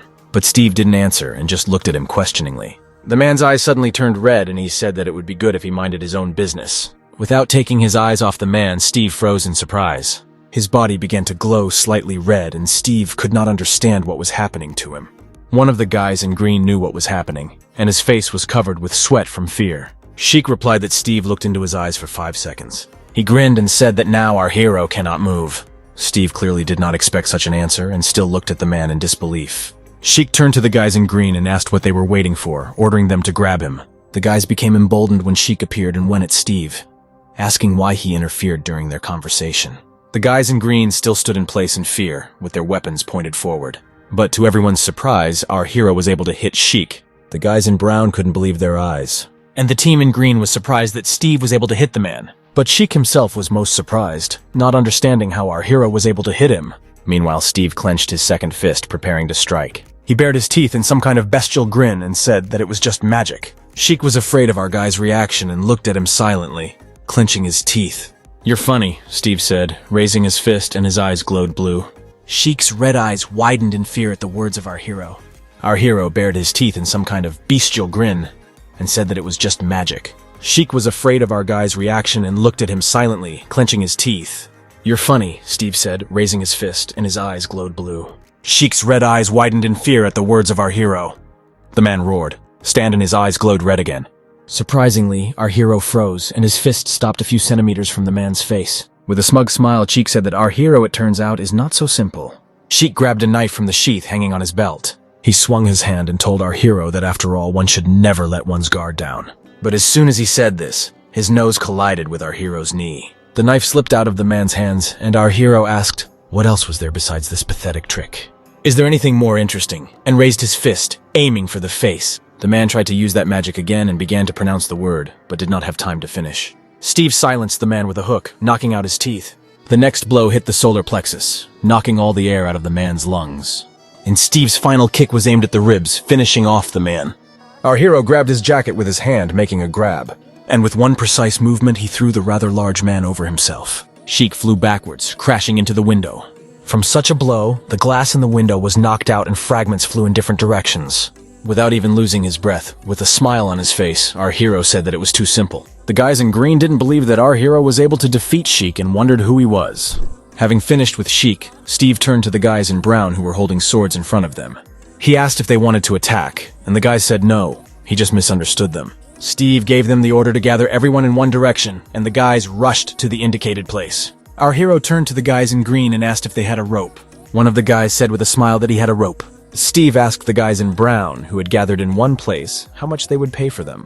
The guys vying with each other began to say that there was no reward for them. They were only paying for Sheik, and in general he threatened them. Sheik came to his senses and listened in shock as the guys said that having handed over Sheik, our hero is already rich. Tears involuntarily appeared in the eyes of the beaten man, and he angrily called the guys Judas. He said that the guys like leeches stuck to him and sucked out their share, traitors. Our hero was surprised, looking at the man who had woken up, and asked if he had already woken up. The guys in brown started to shut up Sheik and said that he belonged in prison. Steve asked if they needed these people, and the guys in brown confirmed that they didn't need them. The guys in green couldn't stand it and said that they were all lying, and if our hero brought them together, he would receive an increased reward. But the guys in brown began to argue, saying that they were ordinary minions. Sheik turned to our hero, asking if he was not constrained by government laws. Steve turned around irritably, looking at the man questioningly. Sheik said that here he is free and can do what he wants, and if Steve puts him down, then for him he will be a king. But this speech was interrupted by the approach of our hero's sneaker. He kicked the man hard in the face and told him to sleep a little longer. Sheik passed out, and there was an imprint of the sole of a sneaker on his face. Having dealt with the man, our hero turned to the guys in brown. He asked the guy in green if there was really a reward for them too, and the guy replied that they were all criminals. Realizing that they had been figured out, the guys drooped, not knowing what to do next. Steve said that there were too many of them, and one of the guys in green said that they had a car, making our hero happy. With an evil smile on his face, our hero wished good night to the guys. The sounds of blows and screams echoed through the forest, and some men still did not give up and said that they would not be given a reward. The red pickup truck sped along the road, through green forests and destroyed buildings. And in the trunk of a pickup truck, men in brown, wrapped in ropes, were loaded like firewood. The guy behind the wheel said that he was very grateful to our hero for saving them, but he replied that he did not want to save them. The guys in the back seat said that despite this, he helped them and now Steve is their savior. Not feeling any joy from these words, our hero agreed, since they insisted so much. On the way, our hero asked what abilities the driver had, and he replied that he had the skills of a fencer, stalker, and scout. Steve was surprised that the guy had 3 skills, and he replied that initially he had one, and he was able to master the other 2 in the process. Our hero pondered this information, wondering what skills could be acquired. The driver was surprised and thought how the guy could not know about such a trifle. Remembering how Sheik shouted stop, our hero thought that it would be nice to learn some kind of magical skill. Suddenly, our hero's attention was attracted by something ahead. Through the buildings and forest, a huge blue dome could be seen, standing out against the pink sky. The red pickup truck was speeding forward, right in the direction of this blue dome. Looking at it, our hero asked the driver if this was the portal. This question greatly surprised the driver. He replied that this was a portal of the first level, the easiest, and it was originally their goal. Looking at the portal, our hero said that he wished he had a mercenary license, otherwise he could have entered. The driver asked in surprise if our hero really didn't have a license. Not noticing the surprise in the guy's question, our hero replied that he really didn't have a license yet. The driver continued to glance sideways at Steve in surprise, thinking that when the portals opened, the military opened fire. After their attack, only a small part of the monsters that came out of the portal remain on the field. On the field of such a portal of the first level, experience is small, and in order to increase it, you need to kill stronger monsters and accumulate experience. And for this you need a second level portal. But in such portals there are terrible monsters. That is why the guy was surprised how Steve, who had not even passed through the first level portal, was able to defeat level C Sheik. Our hero finally noticed the driver's look of surprise and asked what it was. He couldn't find the words and could only ask about the level of our hero. Steve replied that his level was F, and the driver almost drove off the cliff upon hearing this. Our hero looked at the driver and said that he had a request. The driver tensed a little when he heard these words. The military stood next to the portal and nearby equipment was assembled, tanks and ambulances. At first, only the silhouette of a man in the haze appeared in the portal. And when it cleared, the same guy from the green SUV appeared. 4 people followed him. One guy held the other and said that they were almost there. A boy with blonde hair moaned that his arm hurt, and instead of it there was a bloody stump. Coming closer to the military, the guy called the doctors so that they could quickly help the guy. The guy walking in front said that licenses were being distributed to everyone, and that guilds with such participants should be immediately destroyed. Another guy tried to calm him down, adding that all the guys were like that these days. The man was not reassured by this answer, and he swore angrily, clenching his teeth. He thought that rich kids just bought monsters through brokers and just finished them off. After this, they hire bounty hunters and, together with them, raise their levels, and then join guilds, completing missions. But in such situations, victims cannot be avoided when the monster turns out to be too strong. The guy was the captain of this group and said that he was already tired of life where money rules, and his partner suggested calming down and having a drink. Approaching the military, they asked why it was so noisy in the first level area. Maybe something had happened. The captain asked what happened, and the soldier replied that 10 robbers had been caught, and that among them was a level C robber, Sheik, who has a bad reputation. The captain was surprised that someone was able to catch Sheik. He said that he was probably caught by someone of high rank, but the soldier replied that he was caught by an F-level boy. The captain and his partner did not believe what they heard and asked how. The soldier replied that he simply beat him. Sheik had a broken nose, cheekbones, and ribs on both sides. For some reason, the captain immediately remembered how our hero entered the gate alone. He loudly asked the soldier where the man was. The soldier replied that he seemed to have recently entered the portal. The captain rushed to the portal, not paying attention to his partner's screams. He ran and thought that he had to see with his own eyes, and if this was true, then it was incredible. The captain ran to the soldier standing at the portal. He ran closer and loudly called him by his rank. The soldier wearing headphones turned around in surprise and looked at the captain and asked what happened. The captain asked if the guy who caught Shika entered the portal or not. And at this time, our hero and one of the guys he saved came out of the portal. Steve said that it really didn't hurt and the clothes didn't disappear after going through the portal. The guy said that things made in our world cannot be transferred through the portal, and these clothes are made from materials from different worlds and cost a fortune. Our hero's gaze was caught by something to the side and he turned around in surprise. He saw a large glowing rectangle behind him and asked what it was. The guy turned around and said that there was a door to the portal. He said that the portal inside is divided into another 38 sub-portals, and they entered the 24th. Suddenly, the very portal that our hero asked about disappeared. He asked why the portal disappeared, and the guy replied that they need to clear this place, then the portal will appear. Steve asked if they really needed to kill everyone, but the guy replied that they only needed to kill the boss. Our hero began to warm up and told the guy to wait here, adding that he would quickly. But the guy was against it and asked how he could wait here. But Steve no longer listened to him and prepared to run, making a dash forward. A hole formed in its place, raising columns of dust. The guy looked after him, thinking what kind of person he was. Maybe he was one of those. But then he decided that the person who failed Sheik Rant's S could easily cope in the first-level dungeon. Suddenly it dawned on the guy that he had forgotten to tell him important information. He did not say where the door will appear after killing the boss, and that he needs to get out in time. The guy ran forward, thinking that if Steve didn't get out in time, he would stay here forever. And behind the portal, the soldier in the booth was thinking what to do. Having read the inscription, the door 24 was closed. The soldier told the captain that the door to the 24th portal had just closed. The captain cursed and became angry at this news. In the forest, behind portal number 24, a light fog was spreading. 3 monsters stood between the trees and looked around cautiously, holding their weapons at the ready. One of the monsters heard something and turned around, growling. But the next moment he was already knocked down with one blow, which broke his head. The second monster was hit in the stomach and flew to the side. Our hero hit the third monster in the stomach and he fell, dropping the knife. Raising the knife, our hero said that they have pretty good weapons. Squatting down, he stuck a knife into the chest of one of the monsters. His face was hidden by a bandage, but even through it the guy could smell the stench of monsters. Our hero took out a red stone from the monster's chest and began to examine it. He said that the stone was only in one of the 3 monsters, but money is not a problem for him now.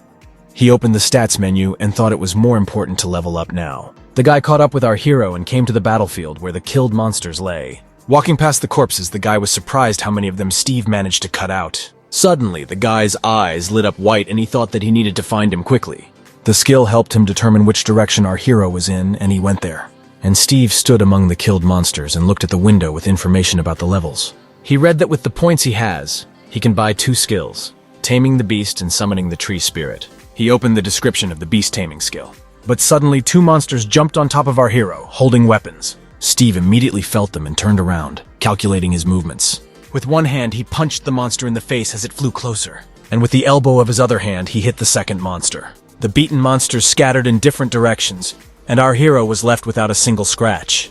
Suddenly a window appeared before his eyes that his achievements were now 545. Breaking the jaw of another monster, our hero was glad that his level had been raised. Suddenly, a message about an uncorrectable error appeared and additional synchronization continued. Steve thought in frustration that the error had appeared again, and synchronization appeared for the first time. He opened the menu with all his statuses, seeing that his level had gone up by 1. He also noticed that his status had risen slightly. The guy opened the skills and decided that he would buy Summon the Tree Spirit for 100 points. He received a new ability and decided to use it immediately, summoning the spirit. A small ball appeared in front of him, surrounded by bright light. Inside this ball was a small creature that looked like a fairy with wings. Our hero remembered that he had already seen it in the jungle, but then he thought that it was an ordinary firefly. Steve turned to the tree spirit and asked him to find the remaining goblins. The spirit accepted the order and the glowing ball flew forward. The ball froze and a beam of light appeared from it, aimed at the tree and the ground. The guy realized that she reads the memory of trees and vegetation and transmits it to him. But this happens very slowly, probably due to the low level. After reading the descriptions of other skills, our hero decided to buy himself the intelligence skill with the remaining points. Squatting down, Steve placed his hand on the ground and activated the intelligence skill. His eyes lit up with white light and he said, "Tracking." Our hero closed his eyes, reading the information, and could not understand why it was only about the dead. Suddenly something caught his attention, and Steve became wary. In the depths of the forest, he heard some sounds, and realized that he needed to go there. After listening, he realized that it was not a goblin and bared his teeth in an ominous grin. Steve took off and rushed forward through the forest to the right place. He climbed onto a small rise and looked around, looking for the right place. At this moment, a huge goblin tried to kill the boy with whom our hero came. Steve turned to the guy and asked what he was doing there. The guy was happy when he saw that our hero had arrived, while the goblin was aiming a knife at the guy's face. Our hero got angry and said that he asked the guy to wait for him. The guy looked at Steve in fear and cleared his throat and said that he was being attacked, as if asking for help. Steve smiled, saying he understood the situation. The knife was getting closer to his face, and when it was almost touching the skin, the guy screamed, asking for help. And at the very last moment, when the knife had almost pierced the skin, the goblin turned around. At the last moment, he managed to put up a shield which saved him from being kicked by our hero. But the shield did not fully protect, because the force of the blow sent the monster flying to the side. But the goblin was not going to give up, and putting his shield forward, he prepared to attack. But he didn't have time to do anything when our hero's foot hit him from below, breaking his jaw. The monster flew forward, hitting the stone from which fragments flew. But Steve didn't stop there and rushed forward towards the monster. The goblin was bleeding but was still alive and bared its teeth, looking at the approaching guy. Our hero jumped and raised his knife high, preparing to strike. He lowered the knife into the monster's chest, and along with the blow he saw a message that a new level had been gained. The next message said that another 120 experience points had been received, and he thought that they were being generous with the points. And the guy watching this battle was shocked by Steve's skills. Having dealt with the monster, Steve turned to the boy and asked if the door would open now. The guy was at a loss and stutteringly replied that yes, of course the door should open now.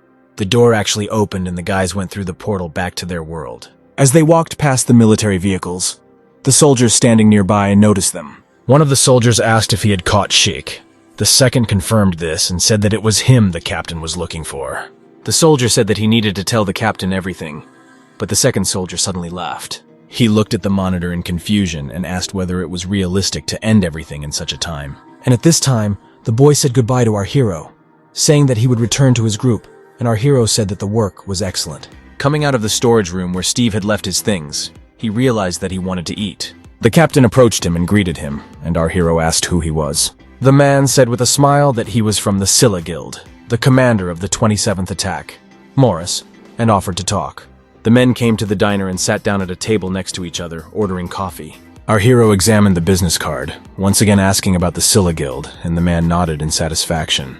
A man with a friendly smile invited our hero to join the guild, adding that it offers excellent conditions for growth. But Steve was clearly not interested in this offer, and he refused, calmly sipping his coffee. The man did not believe that he was refused and, frowning, looked questioningly at our hero. He thought about how he could realistically refuse him entry into the guild and decided that he was selling himself short. Morris did not give up, and said that if Steve was already a member of the guild, then they were ready to make him a formal offer to join. But our hero was not attracted by such an offer, and he again refused. Starting to get angry, the man said that even though the guild is in 4th place, it means nothing among the top guilds, and assured that if he was offered something, he was ready to make a better offer. After listening to the man, Steve abruptly put the glass of coffee on the table. With a melancholic smile, he said that he simply did not want to work under someone else. Morris did not find what to answer to this and just looked at the guy. Having finished this conversation, Steve went to his younger brother's house. Our hero entered his brother's room, but there was no one there. He looked around and said out loud that probably no one was home. Steve climbed to the roof of the house and lay down on the table, enjoying the warm sun. He thought that his brother and his son were probably spending time together. An old woman with a basket of laundry on her head climbed onto the roof and asked why the young man was lounging here during the day. Steve smiled and invited Granny to join him, saying that it was great weather for an afternoon nap. In response, the old woman asked if he really couldn't see that she was busy hanging out laundry. After looking at her, Steve stood up and began to help hang out the laundry, and the old woman sometimes made comments to him. She suddenly became serious and asked if he really was Chad's older brother. Our hero smiled and said that it was true, without being distracted from hanging the laundry. Hearing the answer, the old woman became cheerful and said with a smile that this was surprising, asking if he had really matured. Steve feigned anger and said that he had matured a lot, and the old lady added that he was a scoundrel. The old woman added that it would be strange if he remained the same after monsters attacked, people died, and the world turned upside down. She thoughtfully said that since Steve returned after 10 years, in order not to hurt him, he should take care of himself. Our hero realized that the old woman was very worried about his brother and smiled at her gratefully. Steve said that everything is fine. He won't die so easily, and the old woman replied that those who say that usually die first. Chad and his son returned home, and on the way they met an old woman. The guy asked if Steve was upstairs, and she replied that he was there. The guys went upstairs and joyfully greeted our hero, and the wolf cub ran ahead, wagging his tail. Steve put an envelope on the table, and Chad asked in surprise what it was. Our hero answered with a smile that there were $40,000 and asked his brother to pay off his entire debt. Chad took the envelope, not believing that there could be so much money there, and asked where his brother got such a sum. But Steve decided not to answer this question and invited the guy to go and give the money, and then they would have dinner together. Chad was touched by this act and asked our hero how he could repay his kindness. Steve looked at Bill, as he happily played with the puppy, and said that he didn't need anything, asking him to come back soon. Chad turned his back to his brother, and wiping away tears said that he understood everything, and our hero called him conspiratorially. The guy turned around in surprise and tears were still shining in his eyes. Steve smiled and asked if he could grab some meat and booze on the way. Chad smiled happily, promised that he would buy everything, and asked his brother to look after Bill. While Bill was playing with the puppy on the roof, our hero opened the menu with his statistics. He saw the inscription in the window, "The object is fixed, select a name." Steve asked the boy what to name the puppy, and without hesitation he named him Pecky. Steve repeated this name and he liked it, so he said with a smile, "Okay, it will be Pecky."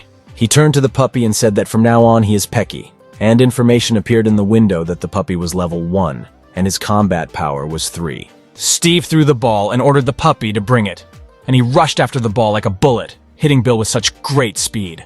The boy praised Pekka and called him to him, and he came running, joyfully wagging his tail. The sun was already setting when the boy and the puppy lay down on the table, tired after playing, and the boy asked why Dad had been gone for so long. Steve looked down and said that he seemed to be on his way.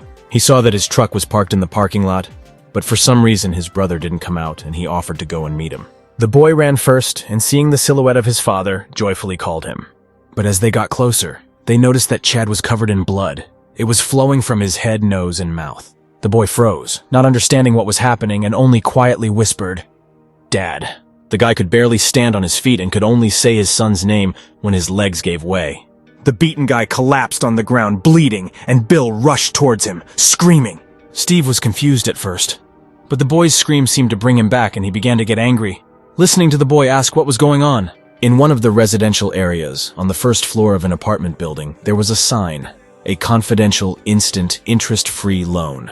Inside, men in formal suits were sitting playing cards, and one of them was sitting at a computer. The man at the computer asked what the bets were this week, and the guy next to him gave the numbers. He asked if the competition was between Mikhail and Jorvins this week, and the guy said yes, and everyone was focused on Mikhail. He asked if Beyond the Horizon was having problems and recalled what happened last time, how one player turned the whole game upside down. Suddenly, the men's attention was attracted by a noise outside the door, and they froze tensely. The man at the computer shouted to the sitting men what was out there. He got angry and sent them to check what was happening behind the door. The door to the office opened, and the silhouette of a man appeared on the threshold. Everyone in the room froze, carefully watching the man who appeared. He took another step forward, and in the light it turned out that his face was covered in blood. He said that it seemed like they were in trouble. Suddenly, someone grabbed his head from behind, causing the man to scream in horror. Someone pulled the man back, and his body immediately disappeared from the doorway, flying back. The confusion of the men in the room turned to anger, and they began to ask what was happening. Then it dawned on them that this was an overlap, and they rushed forward, wanting to find out what was happening. The body of the man who had previously entered the room suddenly fell on the person walking first. The two of them flew deep into the room and fell on the table, scattering cards in different directions. The surviving men grabbed their weapons and began shouting for the attacker to come into the room. At that moment, a silhouette of a man appeared in the doorway, and only eyes were visible, shining with a blue shine. Entering the room, Steve broke down the front door with one hand and lifted it above his head. The men in suits looked at the guy in fear, and one of them called our hero a psycho. After these words, a torn door flew at them, demolishing men like toys and breaking everything in its path. The door broke the windows, and a hail of glass fragments flew at the standing men. Steve caused a real carnage, smashing everything around, mercilessly throwing everyone to the floor. He stepped on the head of one of the men, and a pool of blood from a broken nose spread across the floor. The man at the computer looked at what was happening in horror and was shaking from the sight of our hero. Beside himself with anger, Steve walked towards this particular man, and all the other men in the room were already lying unconscious. The man and his assistant looked on in fear as our hero walked towards them. He fearfully asked his assistant if he knew who this guy was. The assistant said that he seemed to be awakened, and it seemed that he even began to recognize him. But the man did not have time to finish, because our hero pushed the table at which they were sitting with his foot. Both men screamed in pain and fear, and one of them screamed that his leg was being pinned. Steve threw the monitor and keyboard off the table, climbed onto it, and squatting, asked the man if he was Mr. Scott. The man was scared. He swore and said that everything was right. He was Mr. Scott. Perspiration appeared on the man's face. He asked our hero who he was. Steve forcefully threw the envelope with money on the table and said that he had come to pay off Chad's debt. The man was shocked by what he heard and said that Steve had definitely left in the morning. He asked if it was really possible for an awakened person to just attack an innocent person and said that he would not get away with it. But instead of answering, our hero hit him forcefully in the face with his palm and several teeth flew out of his mouth. Steve slapped him on the other cheek and asked why he did this to the man who had come to repay his debt. He continued to beat the man and said that he could gratefully take the money and go about his business peacefully. The man's face was turning in different directions from the blows, and Steve, not a commander, asked why he decided to cross the line of what was permitted and began to show off. The man began to beg for mercy after another blow to the cheek. Steve's eyes sparkled as he asked if the man would pay off the debt quietly and peacefully, or if he should be beaten until he dies. Tears flowed from the man's eyes, and he, lisping due to knocked-out teeth, said that he would decide everything and do everything. Steve sat down on the edge of the table, and all the men in the room were on their knees, bowing their heads. They shouted in unison that the respected Mr. Chad's debt had been repaid. But our hero was not satisfied with this answer, and he ordered them to repeat it louder. The men shouted even louder that the respected Mr. Chad's debt had been repaid. Steve said that if he met them again, they would die and advised them to avoid meeting him. The men fell to the floor and bow and said they would mean it. Everyone looked intently at the floor and heard our hero jump off the table. Mr. Scott also bowed his head and listened as our hero's steps moved further and further away. He was enraged by what had happened, and in his eyes there was a furious desire to take revenge for the humiliation. One of the men raised his head and looked around and said that the guy had already left. Grinning his bloody mouth angrily, the man said into the void, "Does Steve really think that he has no connections?" and added that these two are already corpses. At this time, Captain Morris entered the office where two men were sitting. He told the manager that it was urgent. The guy at the computer annoyedly asked what he wanted, and Morris asked him to look at something. Our hero's profile opened on the monitor screen, and Morris said that he was a top-level newcomer. The guy was surprised because he only has an F rank and was registered only today. Morris said that this was doubly cool and asked the disgruntled guy to get information about him. He tried to find something, but an inscription appeared on the monitor screen that access was denied. Both were very surprised that access to our hero's data was closed. The guy asked who he was, and Morris asked to look for information about him illegally. The guy dug around for a while and finally said with satisfaction that he had succeeded. Both were surprised by the story of our hero, which they managed to find, and the boy clarified whether he was definitely level F. The guy was also surprised why access to information about Steve was blocked at all. He also noticed that the information did not indicate which class our hero belongs to, and this aroused even more interest. Morris asked the boy to test our hero's skills, but after checking the information, the guy could only ask in shock what kind of bread and water. Morris didn't understand the guy's answer and asked him what he meant. The guy, confused, asked the man if Steve had really caught Sheik using only bread and water. They immediately imagined our hero throwing buns and water bottles at a huge man, and he asked him to stop. The guy also noticed that they say our hero disappeared 10 years ago and added that this is very suspicious. The boy suggested that Steve might be a government agent, and Morris said that he might be a hunter. The man did not want to believe that in the end our hero turned out to be a statesman. The kid told him to give up because he was almost 100% a government agent. The guy smugly said that he had already found out everything about him, and Morris thought that this was precisely why he was so cold.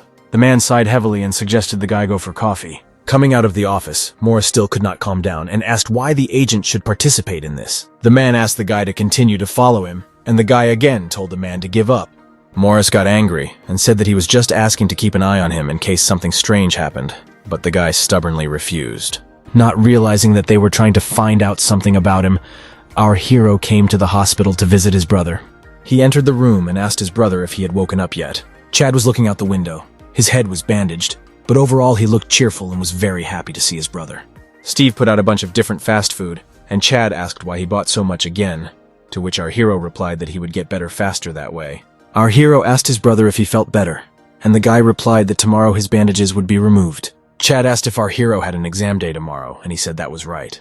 The guy said that if he passes the exam and joins the guild, it will be great. Steve closed his eyes, remembering that in the jungle he was the king of the forest. He thought that after this, how could he live in this world under someone's protection?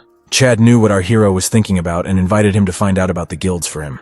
but Steve said that this was not necessary because he planned to create a guild himself. The brother was surprised by the news that our hero wants to create his own guild and not join it. The day of the exam arrived. It was held in the Awoken Bureau building. The blonde with a katana, Jean, was also in this building and walked along the corridor. Suddenly, a man from behind called her name and the girl turned around in surprise. This man was the head of the department, and Jean asked him what he wanted. The man asked if the girl had any problems lately, and she asked in surprise why he thought that. The man shouted that in the block assigned to the girl there had already been a commotion twice, and if a portal had opened there now, the city would no longer exist. The girl was not very surprised by this question, and she asked if they really couldn't do anything without her participation. The man turned from anger to a request, and asked the girl to help him because every morning he solves problems with portals, and this is very difficult. Jean suggested that the man write a letter of resignation, but the man pretended that he heard her and complained of a sore head. Suddenly the man shouted again, asking why she was ruining good swords again. The girl calmly replied that she just couldn't concentrate lately. The man said that he had had enough of her stories and handed the girl a piece of paper, and she asked in surprise what it was. Suddenly the girl got angry and said that this infuriated her because she wanted to rest today, but they were sending her somewhere again. The man said that she was not the only one suffering and added that such a task was not the first time for her. The girl sighed heavily and turning around said that she had enough, and the man shouted after her, asking what was enough for her. The man shouted that it was obvious how oppressive the atmosphere was now, and said that they would stop firing new people, because they needed at least one more for the team. The girl replied that when they take just anyone, they go on missions and die, and this answer angered the man. People were already crowding inside the building waiting for the exam. Someone said that they had to pass it this time, and another replied that they were taking it for the 4th time. One guy recorded himself on camera. He said that he was taking an exam and asked for support so that he could pass. He promised that if he passed the exam and received the title, he would definitely film hunting content. The guy thanked me for the donation of $20 and told me where I could find a link to support him.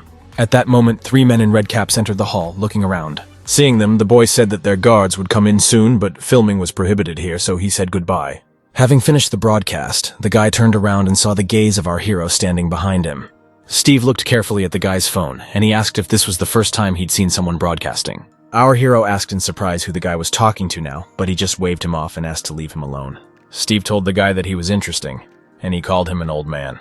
The performance began on the podium. The guys in red caps were instructors, and the man at the lectern began to say that he was the invigilator for the 3 days of the exam. He said that the 21 guards stationed here would also accompany them for the next 3 days and 2 nights. The crowd of people who came to the exam began to line up. Some wanted to get to certain examiners, but everyone didn't want to get to Jean, because everyone who gets to her immediately flies out. The man at the podium said that everyone who entered had received tickets, and now they would distribute them through a drawing. He continued that everyone whose last name he called would need to go to counter number 1. The man began calling out names and people rushed to their supervisor. It was the turn of the guy who was broadcasting. It turned out that his name was Donnie, and his name was for warden number 15, which greatly upset him. Our hero was also assigned to warden number 15. He approached the right number and was extremely surprised to see his supervisor. Steve immediately recognized the blonde standing at the 15 sign. Our hero smiled contentedly and thought that they had not seen each other for a long time. The girl did not pay attention to those approaching and looked ahead, but something caught her attention. She saw our hero standing in her squad and smiling contentedly. Jean couldn't believe her eyes and stared at Steve in surprise. The man announced that since everyone was distributed, they could go to the dormitories assigned to their squads and stay there until further orders. A crowd of examinees wandered towards the hostel. They discussed who they had ended up with, and some complained that they had ended up with a blonde. One group of guys stopped near the room and were surprised that there was even a training room here. The boy walked with his head down. He thought that he had croaked. Since he ended up with the blonde again in front of his subscribers, he acted as if he had already given up everything, and now he was almost excluded. The guys entered the door, number 15. Some were changing clothes, and some were just sitting on the bench. Our hero stood near the locker and noticed Donnie, who was sitting on the bench with his head hanging down. Steve sat down opposite him and asked why he was sour, because just recently he was giggling. But the guy didn't answer anything and just looked gloomily at our hero. Donnie looked at Steve smiling and thought he couldn't believe this old man was on his team. The guy displeasedly asked our hero why he should be happy, but he did not understand the question. Donnie asked if Steve knew the character of that blonde, because it was not for nothing that she was called a witch. Our hero was surprised that Jean was called a witch and frowned. And the guy continued to say that if she wasn't in the mood, she would kill the whole squad, and complained that it looked like they wasted 2,000. Steve didn't understand Donnie's claims, and said that if you failed, that means you're a weakling, What does the warden have to do with it? But these words clearly offended the boy, and he angrily asked what our hero said. Donnie thought that our hero was looking down on him, so he didn't like him from the first second of meeting him. But Steve didn't understand why the boy was so angry and openly looked into his eyes. Donnie asked why he was talking to him so informally, because our hero clearly looked younger. Steve smiled and asked if the guy wanted to deal with him. This was an interesting place for this. The guys in the locker room froze, listening to the brewing scandal.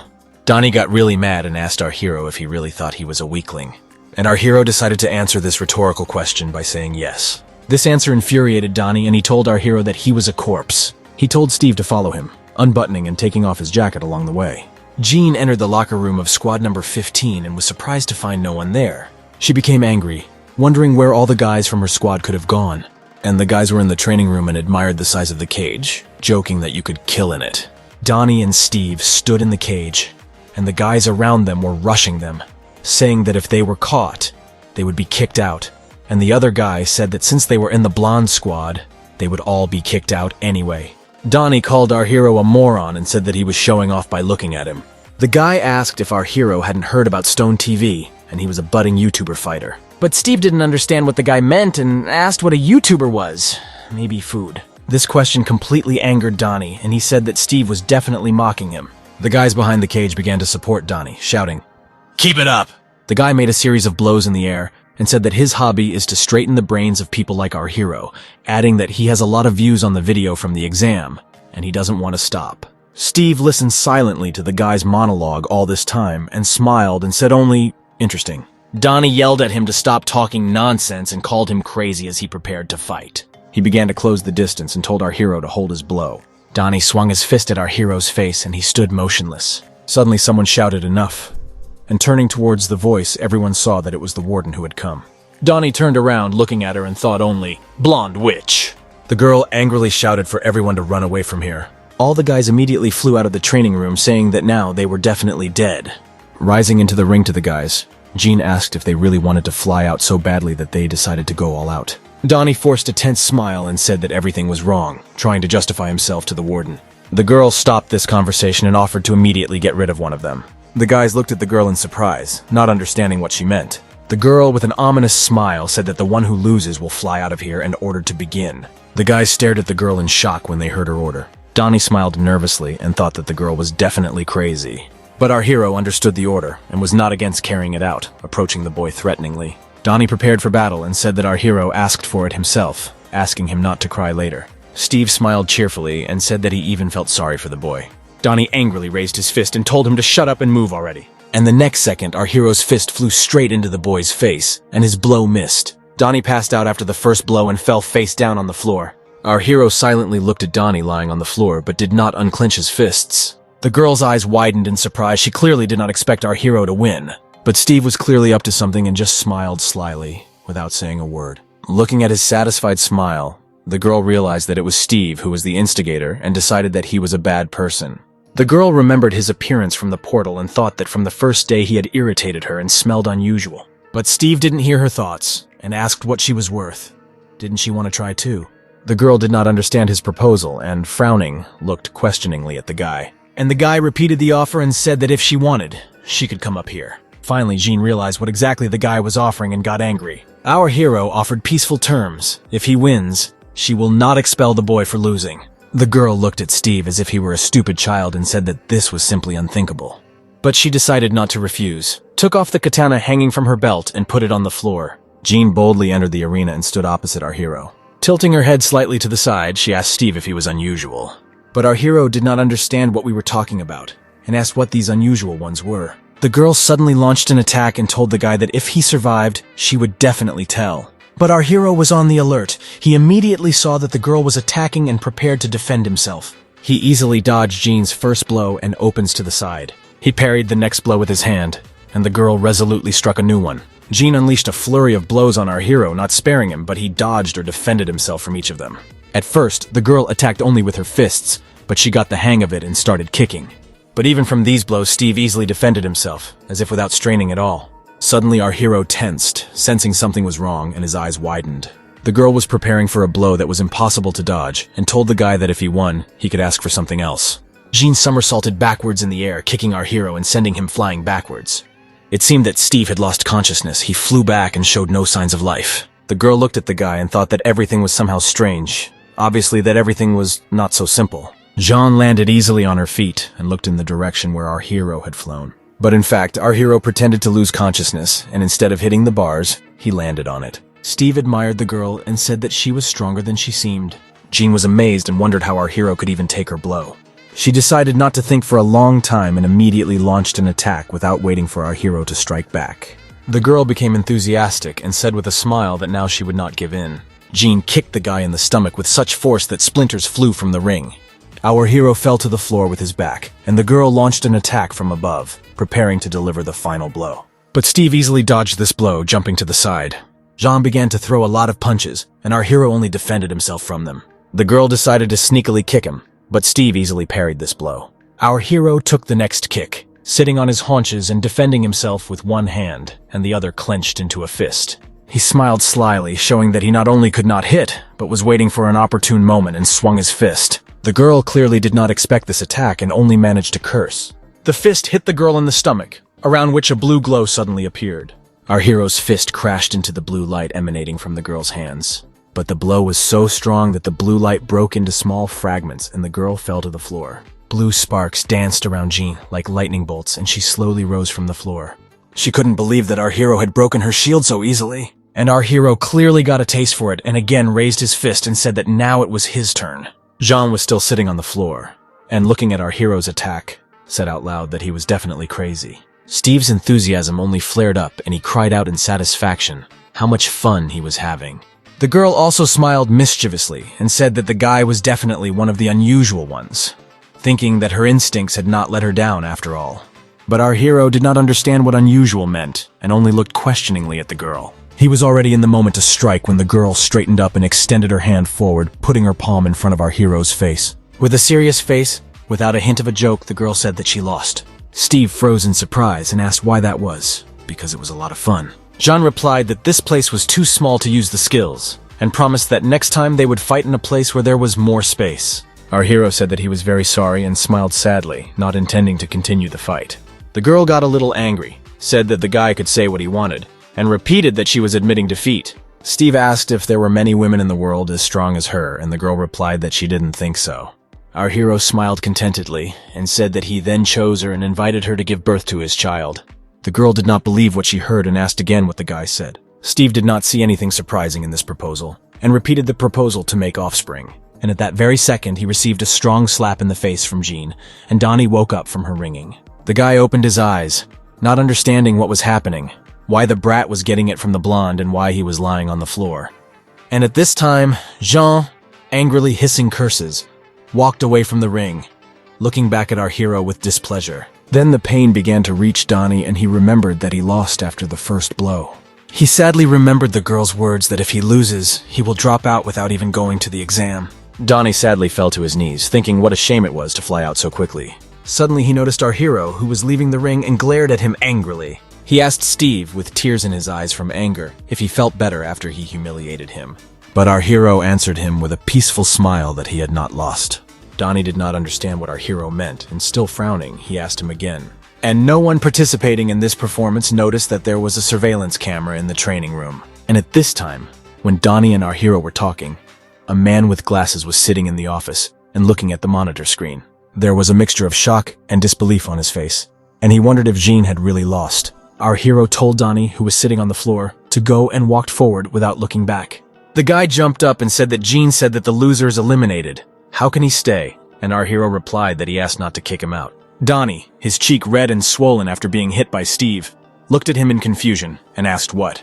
The guy asked why the girl hit him then, and Steve replied that it was none of his business. Donnie looked after our hero, trying to understand what happened and how he didn't fly out. Suddenly, Donnie remembered the slap and wondered if they had really agreed that he would stay if our hero withstood the girl's blow. Tears welled up in Donnie's eyes at this thought, and his gaze was full of gratitude. He looked after our hero and thought that he was a man, a real man. The guy's emotions burst out. Tears flowed down his cheeks from gratitude, and he called our hero brother. Donnie stood for a while and then ran after the guy, saying that they would go together. Suddenly, a male voice came from the speaker, saying that Steve needed to go up to the guard's office. The guys stopped in surprise. Donnie asked if his name was, and our hero replied that apparently yes. He came to an ordinary door on which hung a white sign with the inscription, "The Guard's Office." Our hero entered the office and sat down opposite the same man who saw that Jean had lost to him. Steve was a little concerned and asked the man what he wanted.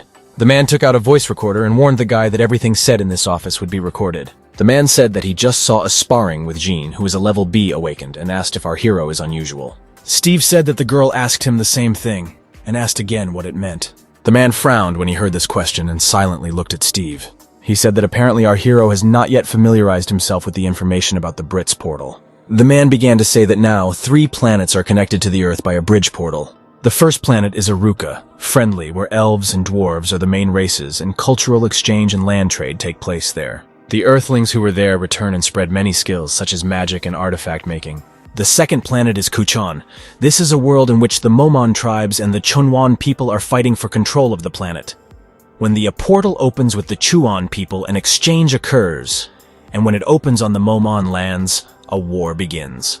The last planet is Midiol, a world inhabited by warlike orcs as well as ferocious monsters, so when a portal opens there, clashes begin. On these 3 planets, there are those who have learned the skills of another world, and returned.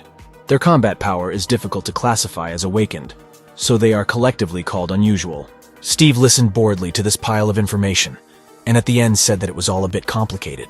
But when I thought about it, our hero said that in fact there are not 3 planets. The man opposite looked questioningly at our hero, waiting for the continuation of his words. He thought that if our hero was not from one of these planets, then maybe he was raised in the dungeon, but he immediately dismissed this thought, thinking that then he would not be able to defeat level B. Without waiting for our hero's answer, he himself asked where he came from. Steve said that he told everything to that bald doctor, that he lived 1,000 years with wolves. The man froze, listening to our hero's story. He didn't say a word and just looked at him intensely. Steve broke the silence and asked if the conversation was over. The man caught himself and said yes. He was tense, but still forced a smile, and thanked our hero for listening to him, saying that he could return to the dorm. Steve left the office, and the man continued to look thoughtfully at one point, thinking that the conversations turned out to be true after all. A man came into the office and introduced himself as Senior Sergeant Sheldon. The sergeant saluted the man sitting in the chair and asked if he had been called. The man in the chair said that he wanted to assign the guy the place of warden number 15. The sergeant was surprised at first, but then he pulled himself together and asked if Jean really wouldn't come. The man tisked in annoyance, adjusted his glasses, and said that she had run away. Sergeant Sheldon did not believe the answer and asked again how she escaped. The man became serious and said that there was Steve in Team 15. The sergeant needed to keep an eye on him until the end of the exam, and then he needed to send a report on his actions. An announcement was heard from the loudspeakers in the dormitory that everyone needed to put on their uniforms and gather at the stadium. Hearing it, the guys began to grumble, and so it began. In the hall, the guards stood near the numbered plates and gave the order to stand by number. Sergeant Sheldon stood at the sign with number 15 instead of Jean. The guys from his group, seeing that the blonde was not there, were immediately happy about this, and decided that he had displaced the girl. The man in the red cap smiled and said that he was the new warden, and his name was Sheldon. He said that in today's exam, running 100 meters in 9 seconds and 40 triathlons in an hour, asking if it wasn't easy. The guys in the group immediately began to be indignant that this was unfair, because everyone has their own individual characteristics. Meanwhile, a plump girl was running on the treadmill. The supervisor said that she was dropping out because she ran the 100-meter dash in 13 seconds. The girl said that she was a healer, shouldn't they lower the bar? But the warden said that the monsters wouldn't run slower after her if she was a healer. The warden called group number 15 and called Donnie to the start. He said with a smile that 100 meters in 9 seconds was funny, and a guy from his group began to complain that he was already scared. Donnie showed a victory sign with his fingers and asked our hero to root for him. Immediately after the whistle, he rushed to the finish line with a cry of victory, kicking up dust behind him. The warden looked at the stopwatch and said that he ran in 8 seconds, which means he passed. The guy in the red cap called the next one, and it was our hero. Steve stood at the start, resting his feet on special supports, and looked straight ahead. Donnie screamed as hard as he could, supporting the guy while the rest of the group stood on the sidelines watching. Immediately after the warden's whistle, our hero rushed forward with such speed that it was impossible to follow him. Donnie, like all the other witnesses to this race, looked at the clouds of dust in shock, not believing that a person could move like that. At the same moment, a bell rang in the man's office. It was Sergeant Sheldon. He reported that Steve had passed the exam and his results were shocking, adding that he would send a video. The man immediately tensed up and asked about the journalists. The sergeant turned around and saw how the men with cameras perked up and began actively photographing our hero. The woman in the office picked up the ringing phone and introduced herself as the manager of the Returnee Management Bureau, and the caller introduced himself as Major Swan. He said he had just sent over a couple of videos of Steve and asked her to look at them now. Looking at the video, the girl was clearly amazed by what she saw and could only ask what. There was a recording of our hero's race on the screen. The man said that apparently the Major was a liar, and added that it was now becoming obvious that the interview with the doctor was true. Looking at the video, the girl hoped that all the doctor's answers were true. She thought that if the patient was unusual and all his statements were true, then Steve could be a returnee from the fourth unknown planet. The girl gave an order to the man to prohibit journalists from entering. The guy looked at the screen of his phone and was confused. He said that it seemed they were already too late because he had found an already published article about Steve and his outstanding exam results. The girl got angry and told him to immediately deal with the articles and impose a ban. Journalists swooped in like flies on honey, some holding cameras in their hands, some holding video cameras. Our hero was seen. They all began to ask him to say a few words, spend time, or give an interview. Steve looked blankly at the screaming crowd but didn't answer them. At this time, the girl reasoned that if she had gone through the portal without a protective suit, she would have received an F rank due to the dissipation of spatial energy. And then she remembered that problems in the center began just at that time. At the same moment, security guards burst into the hall and began to detain the journalists. And the girl thought that if he really returned from the fourth planet, then the initiative for its development would go to them. Security guards blocked the passage for journalists and did not let them through, despite their requests. The examinees gathered in the table and discussed Steve and the fact that so many journalists had gathered because of him. Journalists were making noise behind the opaque windows, and our hero and Donnie were sitting at the table and eating. The guy looked at our hero with delight, hearing the journalists swearing outside the window. But Steve did not pay any attention to this fuss and calmly devoured a huge portion of lunch. Donnie thought that everything was right. He couldn't faint from a blow from an ordinary guy and only regretted that he hadn't recorded this fight. Steve noticed his gaze and asked what he was looking at. Maybe he had already finished eating. Donnie began to fuss and suddenly offered to bring our hero a drink, because he definitely wanted water. Leaving the table where our hero had already dealt with a mountain of food, Donnie thought that just by looking at the way he eats, you can understand that he is different. After lunch, the guys returned to the undressing room. Our hero lounged on the bench, and Donnie sat opposite. He looked around the lockers and said that there were fewer things because many had fallen through. Suddenly the boy closed his eyes and gasped, as if he had suddenly remembered something. Our hero opened his eyes and asked in surprise what happened. He replied that the next task was a dungeon, and it was profitable to go there in a large group and hoped that other groups would be redistributed. Steve closed his eyes relaxed and said that everything was fine, he didn't need anyone. Donnie was delighted with these words and admired our hero's confidence. The guy said he knew how strong Steve was, but they didn't know what to expect in the dungeon, and it would be nice to have a few different skills. Steve said that was bullshit and changed the subject by saying that when they first met, Donnie was saying something on the phone about what it was, and the guy said it was YouTube. Our hero even got up from the bench, not understanding what kind of word this was, YouTube.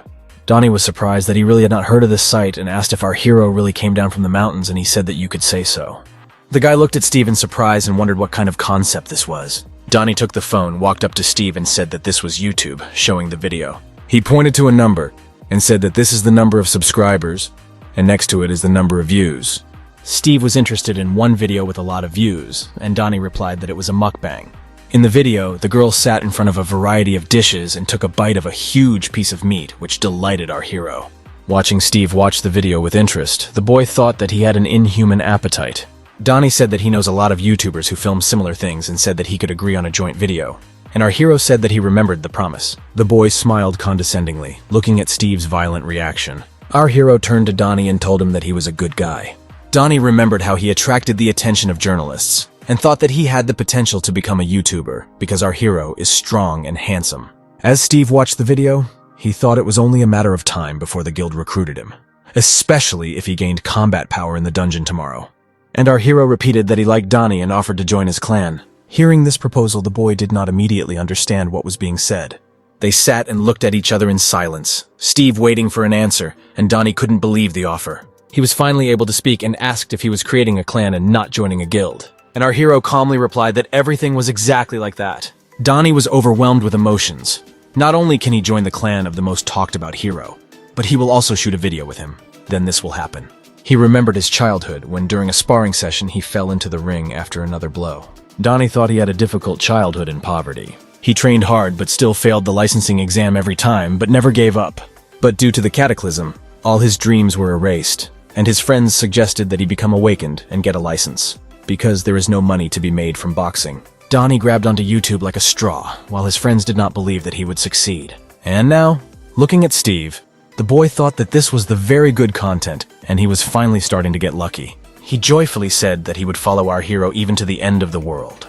Steve said that he really liked him, and once again reminded him about the mukbang video. Tears flowed from Donnie's eyes, and he said that he would not forget, but he thought to himself that success depends on connections. Steve asked why the guy suddenly started crying, and he asked not to pay attention to it. Donnie became serious and said that in fact, you can open your own clan with only 3 members. Suddenly, the guys heard the door to the locker room open sharply and someone enter. They turned around and looked questioningly at the newcomer, studying him. A bald guy dressed as a monk stood in the doorway and had a weapon behind his back. The guys looked at the guy in disbelief, waiting for him to say something. But Donnie was the first to speak. He asked where the monk was from. The guy replied that he was assigned to team number 15. His name was Munch. At the end, he added Muamata Buddha. The guys were very surprised, and Donnie asked out loud how it was that he was both a Buddhist and a hunter. The monk did not answer anything, and only looked questioningly at the guys. Suddenly, a voice came from the speakers announcing that everyone was invited to gather in the briefing room after they had changed into their combat suits. After hearing the announcement, the guys were surprised that the meeting was about to take place. Donnie grumbled dissatisfiedly that not only were they gathered for the night, but they were also in combat suits. Steve asked thoughtfully if the dungeon raid wasn't tomorrow. The monk said that depending on the circumstances, the raid could begin earlier, and again added Muamata Buddha. Donnie was shocked by the news and asked how they could start without warning. Everyone gathered in the room, and the head warden said it was time to start the briefing. The major began to say that they would go down into the dungeon for the test. It is located at the 5th station and is under the supervision of the Phoenix Guild. When our hero asked about the guild, Donnie said that although this guild is not among the top best, it's also pretty cool. But Steve was interested in something else and asked what it meant under surveillance. Donnie was surprised by that question, and he finally decided that our hero was not from here. He said that it is difficult for the state to manage all the portals that appear and disappear every day, and it hires clans for protection. A private clan that has entered into a contract becomes a guild, and the more dungeons there are, the more the guild will receive. Steve said that, simply put, this is a hunting game where the government can make money, and Donnie confirmed the guess. Our hero thought that he wanted to create a clan because he missed life in the wolf pack. Suddenly, he smiled slyly and said out loud that it was possible to rule an entire state. Donnie continued to say that it's good if you have your own dungeon, but for this you need to get permission to use it. Steve seemed not to listen to him and said that now their goal is to create their own guild. Donnie smiled nervously and said that first they needed to pass the exam. Steve looked at him absent-mindedly, and Donnie thought he seemed like an idiot now. The major continued his instructions. On the screen he showed what the dungeon looks like now and said that it was abandoned 15 days ago, level 1. This is not a simple dungeon, but has its own labyrinth. If the monster is weak, it will be more fun to receive and deliver spatial energy if there is a lot of it. The man said that the briefing for the raid in dungeon number 1 is now starting. Donnie thought that since it's a maze, isn't it the monsters that are the problem? If you don't do something right, you could end up in a trap. He grabbed his head and said out loud that he could use reconnaissance skills now. Steve heard these words and told the guy that he had this skill. Donnie was happy at first and then began to think that the exam had not yet started, and he had already acquired a skill that was worth more than 20,000. Suddenly the guy had a thought. What if our hero is actually a rich man? The monk looked thoughtfully ahead, almost not listening to what was being said around him. Donnie caught his attention by asking about his awakening skill. Munch looked down thoughtfully as if deciding whether to speak or not. After thinking, he decided to talk about his skills, but he said only one word: Thevarada. The monk's thoughts were transported to memories of the past and the attack of monsters. Munch sat in the temple, opposite the Buddha statue, and meditated. In his hands was a Tibetan bowl, with the help of which he produced a sound that spread throughout the entire temple area. It seemed that the monsters heard this sound and were attracted to it. Soon a huge pile of monsters gathered near the temple and everyone rushed towards the temple building. Another monk burst into the room where Munch was meditating, shouting for him to stop immediately. Not understanding what was happening, the monk asked what brought him here at such a late hour. But the man just shouted for him and the main monks to get out of here immediately. At the same moment, a huge monster appeared behind the monk, preparing to attack. The monk was pulled out of his memories by the major's voice, announcing that the briefing was over. The guys continued to look questioningly at the monk, and Donnie quietly asked what was wrong with him. The major said that they were moving to the target point and began attacking the monsters under the supervision of the guards, and reminded them to read the manual again. The man said that he wished everyone good luck and the buses left for their destination. The buses arrived at the portal, glowing with blue light, and were watched from above from a helicopter. The guards urged the guys on, asked them to listen to instructions, and warned that if they didn't get together now, they wouldn't get out of there alive. The warden asked Team 15 if they were ready, and Donnie advised Steve to secure his equipment better. Sheldon said that once they got inside, they could pretend he wasn't there, free to act, and added that even if the team did well, they might be left behind because of the individual score. Donnie got a little nervous and said that there were only 3 of them on the team. Would he help them if something happened? Sheldon smiled meaningfully, but said nothing and said to move out. Coming off the bus, our hero asked Donnie why he was so scared. The guy smiled guiltily and said that he wasn't scared, but he couldn't finish the sentence. The monk was also calm and asked the warden if it was possible to use a personal weapon. The warden replied that of course it was possible, and the guys moved towards the exit. Donnie was surprised again, this time by the monk, because this is only an exam and he already has a weapon made of dimensional matter ready. The warden at the portal escorted the 14th team and told the 15th to go forward to the right door. Sheldon smiled contentedly and told the guys to come in.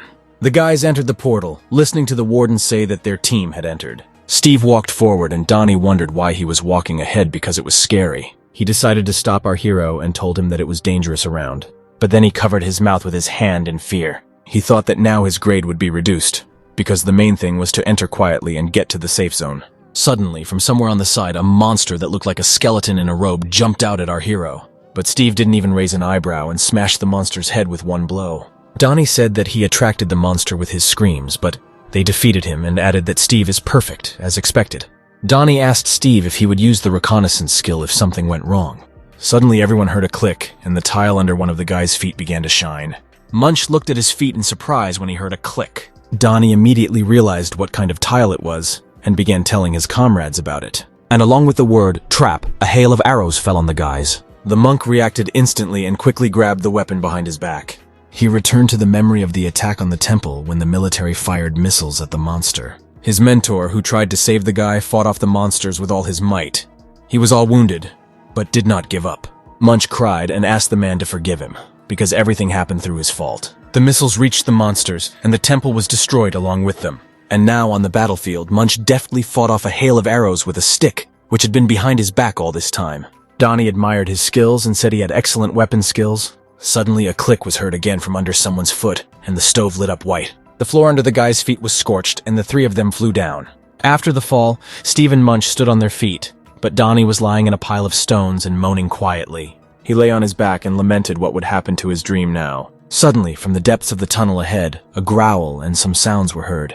Donnie jumped to his feet and told the guys that they were apparently a monster magnet. Munch prepared for battle, apologizing to the guys because his monk skills attract monsters. Donnie was shocked to hear that Munch's skills were attracting monsters, but Steve was happy and said that this was even good, because now he wouldn't have to look for everyone. Steve looked forward seriously and said that it was even better because he was too lazy to look for everyone one by one. Munch looked questioningly at our hero, not expecting such a reaction from him. Steve jumped into the air, doing a somersault as lightly as if his body weighed as much as feathers. Donnie was delighted with such a jump and wondered out loud if he was even human. Once at the top, Steve told Munch that he liked him and invited him to join the clan. The monk looked at our hero in surprise and asked what he meant. And at this time, a crowd of monsters was approaching our heroes. Steve turned around, calmly looking at the crowd of approaching enemies. He activated the intelligence skill and his eyes began to flicker blue. Thanks to his skill, he was able to identify the most important monster in this crowd. Steve saw the monster he needed. It was a skeleton in a red robe. Having accelerated to inhuman speed almost from a standstill, our hero headed towards the desired monster. Donnie stared at the crowd in shock and said that it looked like they had screwed up big time. And at the same moment, a large stick fell in front of him and hit the ground with a roar. It was the monk. He shouted from above for Donnie to grab onto it. The boy confidently grabbed the stick, casting aside his fears, and offered to lure the monsters into the pit, and then start hunting for them. Groaning, Donnie somehow climbed out of the hole, holding Munch's staff tightly. Having got out, the guys turned around to the crowd of killed monsters and couldn't believe their eyes. They were in shock, and Donnie could only quietly say that he could go crazy. What is this? Far ahead, Steve told the guys to deal with the monsters along the road and follow him. The guys were inspired by the words of our hero and boldly went forward. And Donnie, smiling provocatively, said that Steve was definitely crazy. Munch easily scattered the attacking monsters with the help of his weapon, and they scattered in different directions. The monk wondered if our hero had really learned about the trap using the intelligence skill and was surprised by the speed of the skill and the strength of the guy. One of the monsters was approaching our hero from behind, moving along the wall. Having dealt with the monster ahead, Steve turned towards the noise, looking at the approaching skeleton from behind. But he did not have time to get closer to our hero, because the stick stuck into his neck. It was Munch who threw his weapon at the approaching monster as Donnie shouted encouragement. And Steve finished off the monster with one kick, and bones flew from him in different directions. At the observation headquarters, one of the soldiers said that there was a team returning from the dungeon, and the second was surprised because only 30 minutes had passed. Major Swan came closer and said that the dungeon usually takes 5 hours and asked for the team number. Watching the guys come out of the portal, the soldier said that this was team number 15, and their vital signs were normal. Swan dialed the sergeant's phone number and asked why the guys were already returning. Sergeant Sheldon, who was watching the guys, said that they were returning because they had already finished. He added that it is difficult to understand the statistics of the first level from the video, but even so, the performance of our hero is at the highest level. The city street was filled with people. Some were leisurely strolling, others were in a hurry to run errands, and several people gathered near one of the signs, animatedly discussing what they had seen. And among these people, Donnie, with a camera in his hands, talked to his viewers, promising to show the life of Steve's clan. He read a comment where they asked what he would show today, and the guy happily replied that today he would show the clan's housewarming party. From the building with the sign, Steve's clan came the cheerful voice of Donnie, who was about to introduce the person in charge of food and simply the breadwinner of this clan. A granny appeared in the frame, chopping greens, and Donnie asked her to say hello to his subscribers. The concentrated expression on his face changed to a frightening grimace, and the granny with a knife in her hand told Donnie to leave behind. Otherwise, she would let him in for dinner. Donnie's ear began to bleed from fright, but he didn't answer his grandmother. Bill was sitting at the table with his dad, and he asked why Granny wanted to let the guy in for dinner. And Donnie responded to the comment that she was not a gangster at all. The next commenter asked why they had a Buddha statue. Donnie said that it belongs to someone they had seen before. The third member of Steve's clan, a monk who attracts with his strength. Donnie entered the room with a camera in his hands, greeting the guys. Steve turned to him, greeting him. Donnie showed Munch, who was sitting at the dining table laden with food, and said that he was the same monk. The guy asked the monk to say hello, but he was embarrassed and couldn't squeeze out a word. Still, Munch gathered his strength and showed the audience his bat, saying that he had to go through a lot, but the scream did not let him finish. A white truck pulled up to the house, and Chad, who was driving, shouted to Steve that everything was ready. The guys ran to the van with satisfied smiles, and Donnie asked to give them an invoice. A white van raced through dilapidated streets, and a quadcopter with a camera hung above them. Steve noticed him and asked what this thing was, offering to smash it, and Donnie sighed sadly that he didn't even know about drones. The guy in the van said that they were now heading to the 4th station, the 30-gate quest. He asked if they saw the blue portal and added that it would be a significant day, the first quest of Steve's clan. Donnie said with a smile that his video memory was a skill, and he would upload the video to YouTube when they returned. The guys entered the portal. There were a lot of bats around them. Steve was surprised at this, and Donnie said that this was their dungeon. The boy asked if our hero had a long-range skill, and he replied that he didn't have such a thing. Donnie frowned thoughtfully and asked how they would catch the monsters then. Munch, who had been silent until then, confidently told them to leave it to him. Steve and Donnie looked at the monk in surprise and disbelief. Munch got down on one knee and began to hit the bowl with his stick, which began to ring. Above the guys' heads, the bats began to gather together. Donnie asked in surprise whether it was because of the monk's thing that they began to behave this way.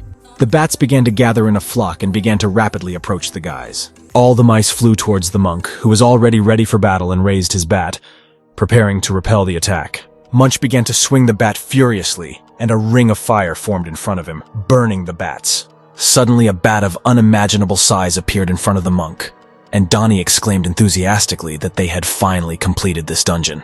At the same moment, Steve struck the giant bat, cutting it in half. Finishing off the remaining mice, Donnie said contentedly that the mission was accomplished. Sitting above the mountain of killed monsters, Steve said that the door had opened and they needed to hurry, and Donnie said that he would make another one. At the headquarters, the guy approached the girl sitting at the table, and she sighed heavily, looking at the monitor. The guy reported that they had gone around the headquarters of 4 stations and could complete 20 missions a day, and now they had incinerated a dungeon nearby. Reading the comments under Donnie's video, the girl grabbed her head and said that they barely imposed an embargo. But it turned out that Steve was a streamer in the clan. The guy said that this video was already in 3rd place and asked if they needed to do something. The girl replied that she was aware of the popularity of the video, but suddenly something distracted her attention. It was a video of the fight between the Russian bear Mikhail and Hero. The video stated that he silenced him with his special move and named his next opponent. Hero's next opponent, a tall brunette with long hair, looked strong and confident.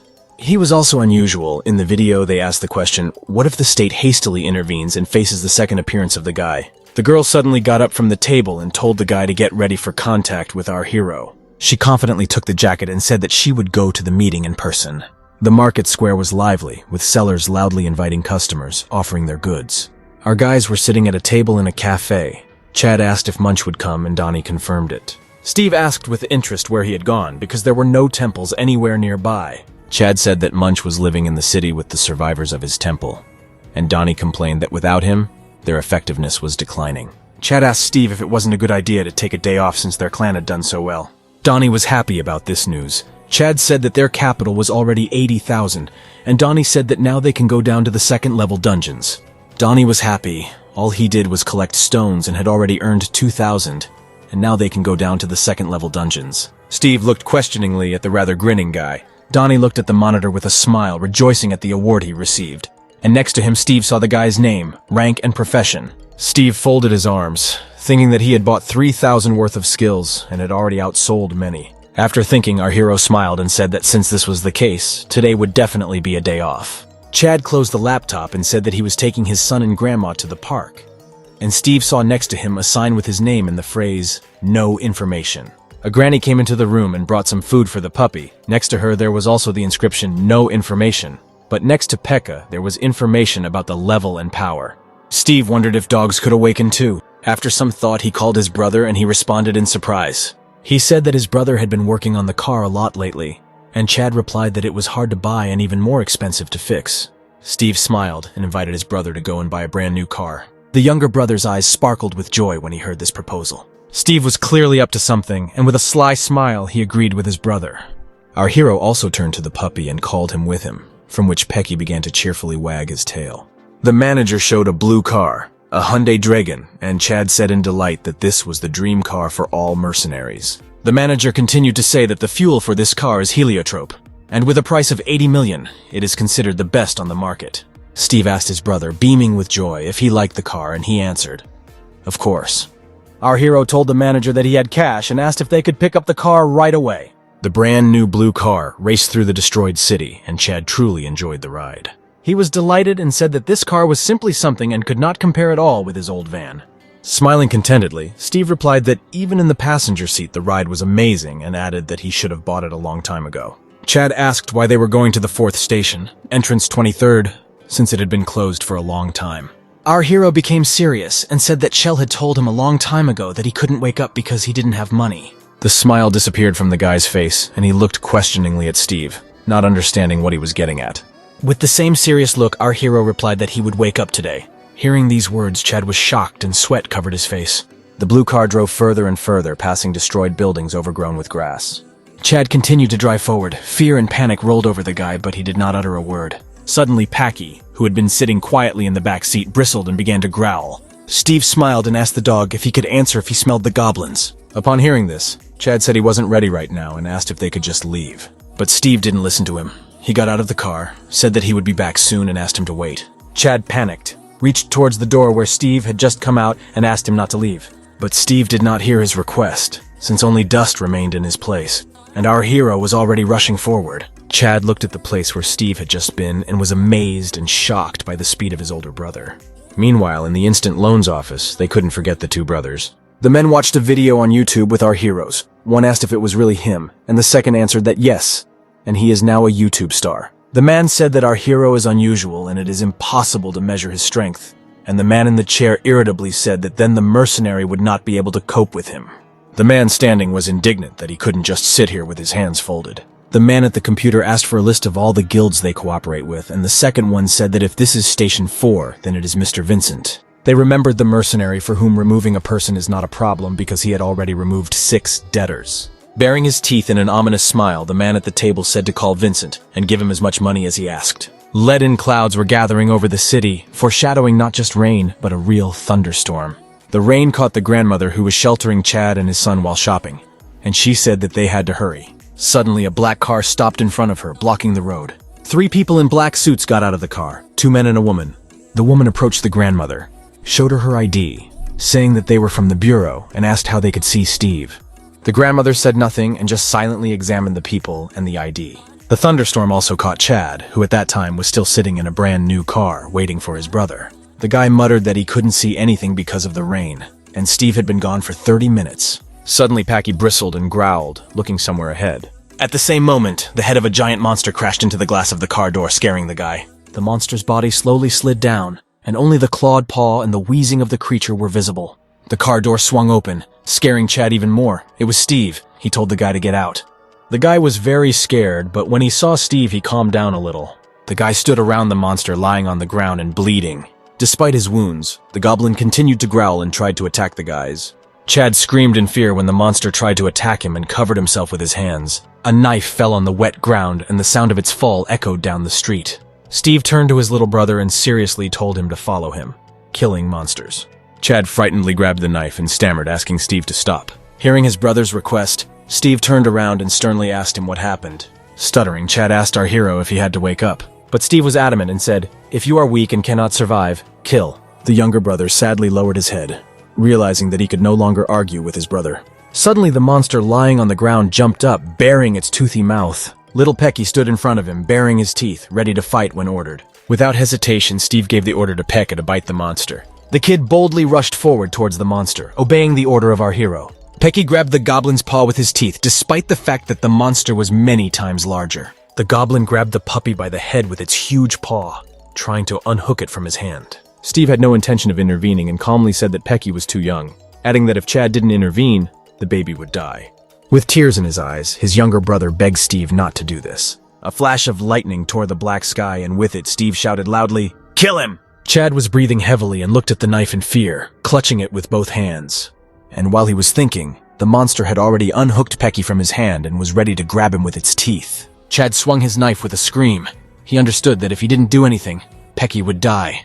The guy forcefully stuck the knife into the monster's head and splashes of blood flew in different directions.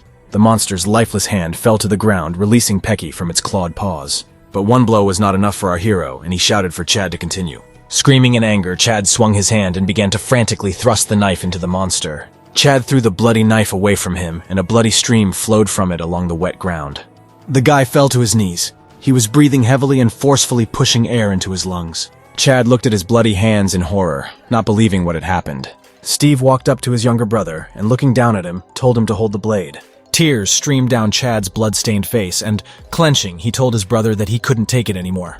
But Steve was relentless and repeated that if he didn't kill, they would kill him. Suddenly, Pecky jumped up and began to growl threateningly. Chad's eyes widened in fear when he heard the puppy growl, because Pecky was growling at the monster that was approaching the guys. Steve, without a trace of emotion, told his brother to kill the monsters because they didn't have much time.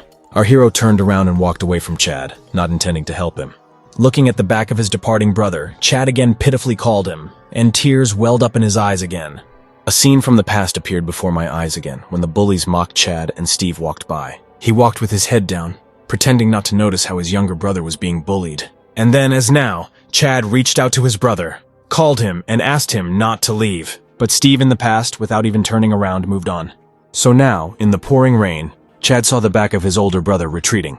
Tears streamed down Chad's cheeks as he called for his brother again, realizing that he would not come. And along with this thought came the realization that the fear on the guy's face was replaced by determination, and his gaze became stern. The younger brother watched his older brother leave, but did not call him again or ask him to come back. Chad reached out and picked up the bloody dagger he had dropped earlier. The goblin growled and bared its toothy mouth, intending to kill Chad. As if in a trance, the guy began to rise, tightly clutching the dagger in his hand. He said quietly that his brother had always been like this, without addressing anyone. Lightning again illuminated the sky, and with it Chad rushed from his place to the screaming goblin. He pierced the monster's head with such force that the tip of the knife came out of his head. Chad woke up, his eyes glowing red, and he hissed quietly for the screaming monster to shut up. He plunged the knife deeper into the screaming monster's mouth, ignoring the splashes of blood. There was no longer any fear or fright on Chad's face, but only bloodlust and hatred. He pressed the blade even harder and yelled for the monster to shut up already. The dagger came out of the monster's head, cutting it in half, leaving a fountain of blood in its wake. But this was no longer enough for Chad, and he bent over the body of the monster screaming, "Die." He plunged the dagger into the dead body again and again, still screaming for it to come down.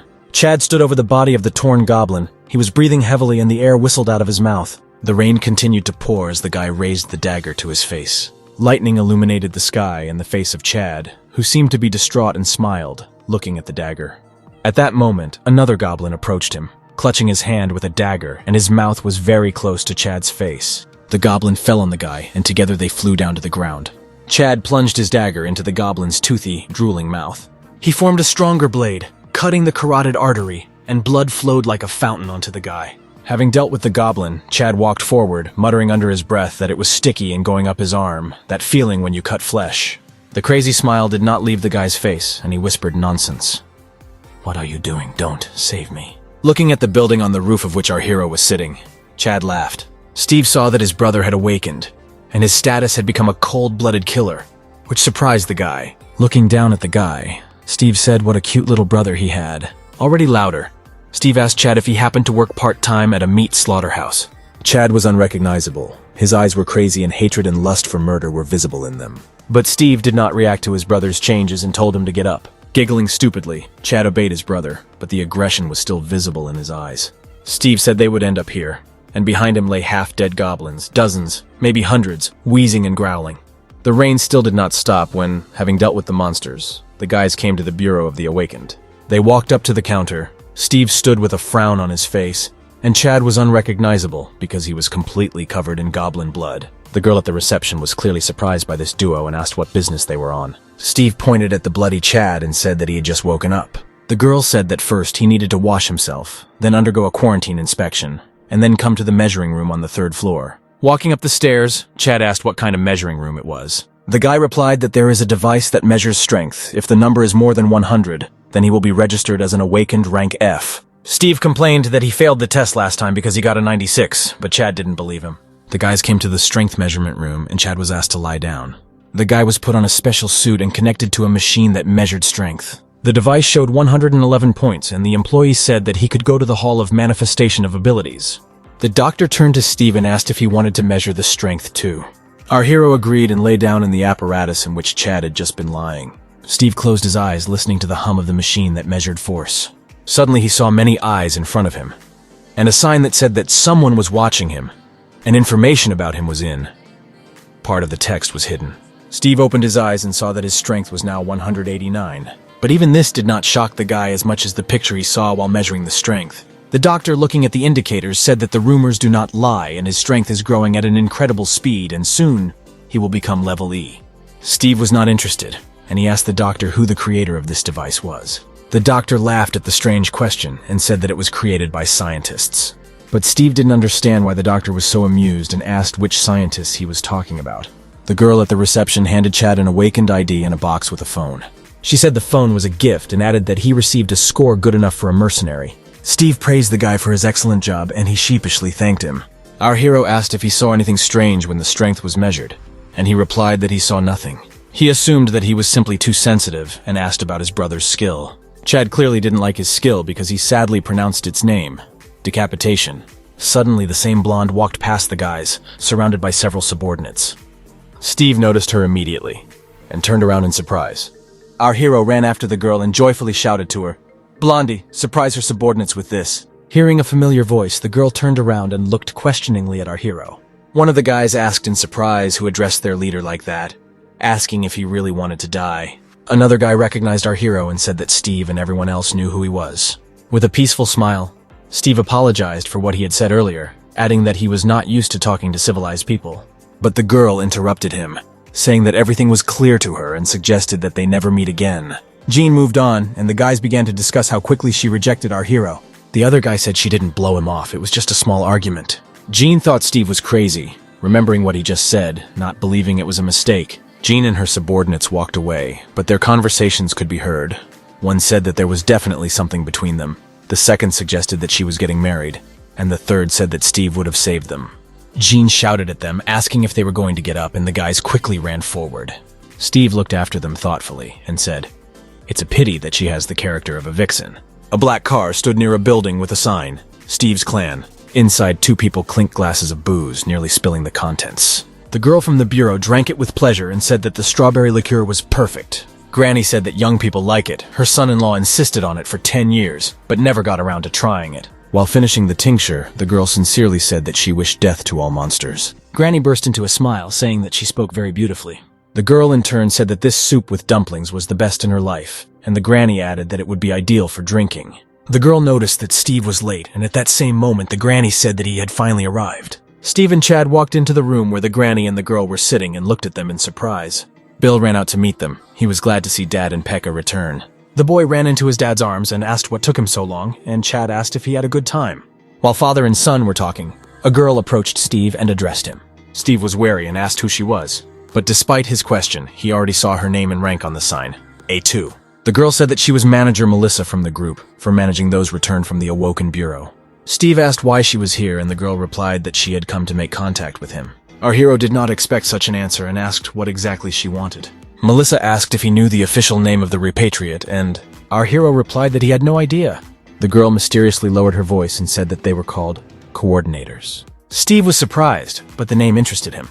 Melissa asked if he went through the red portal when he returned. The guy said yes, and she said that such a portal means that the repatriate has fulfilled the conditions for safe return. But Steve didn't understand this story and asked what it meant. The girl explained that this portal would appear again and would work in both directions, and our hero asked where it would appear. Instead of answering, the girl raised her hand and pointed forward at our hero. But Steve again did not understand what this meant and looked questioningly at the girl. The girl explained that the portal will appear next to the coordinator, that is, next to him. Our hero rubbed his chin thoughtfully, digesting the information received. He remembered the pack of wolves with whom he had lived for 10,000 years in another world, and thought that he could meet them. Melissa said that their administration suggests that this will be a fourth, new planet.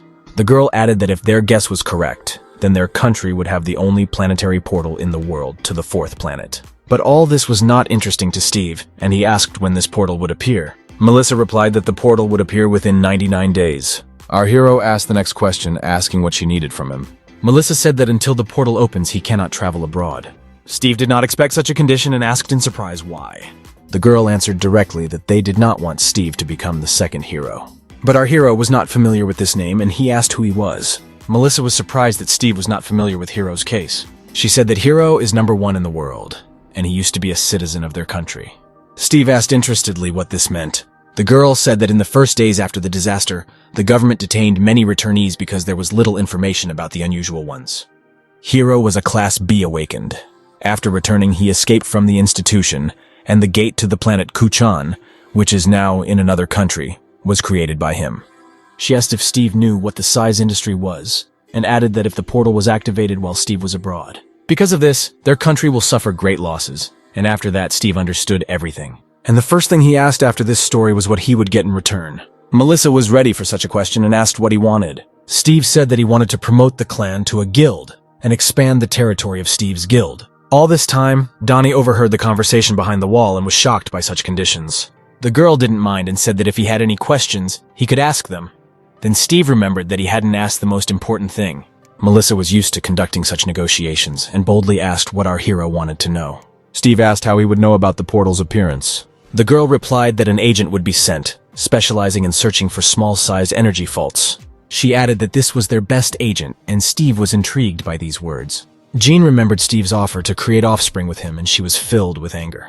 The girl was working out in the training room and screaming angrily. Did he really think she was so simple? Colleagues watched this training in shock, wondering what was wrong again. The girl hit the punching bag with all her strength, and the stuffing flew out of it in different directions. She said that he should have been charged with sexual harassment. Melissa suddenly appeared next to Jean and asked who should be prosecuted for harassment.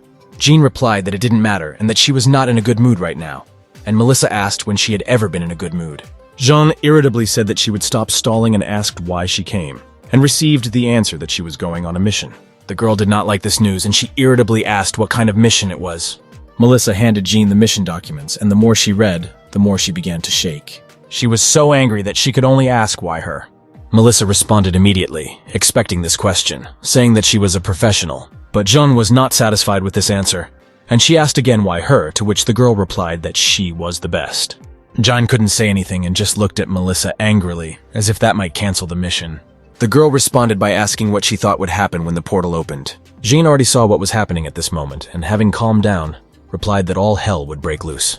Melissa said that if she notices cracks in the space, then she needs to leave with Steve, and until this happens, she needs to be with him at all times.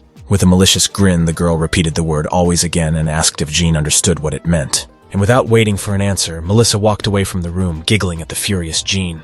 Looking after the girl, John angrily said that she would definitely write a letter of resignation. Chad sat in his room, holding his head, into which strange thoughts entered.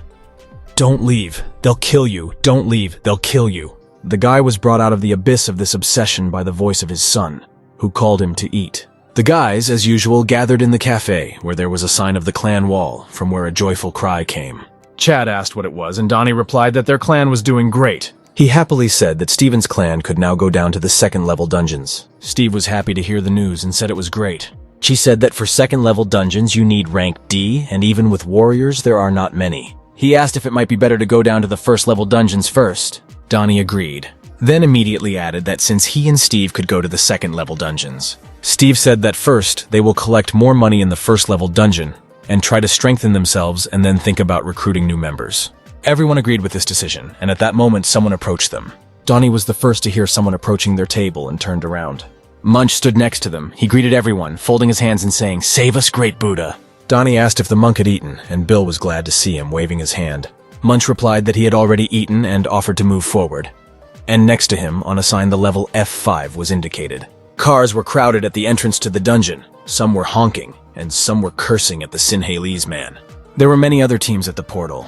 Everyone was inspired and vigorously moved forward.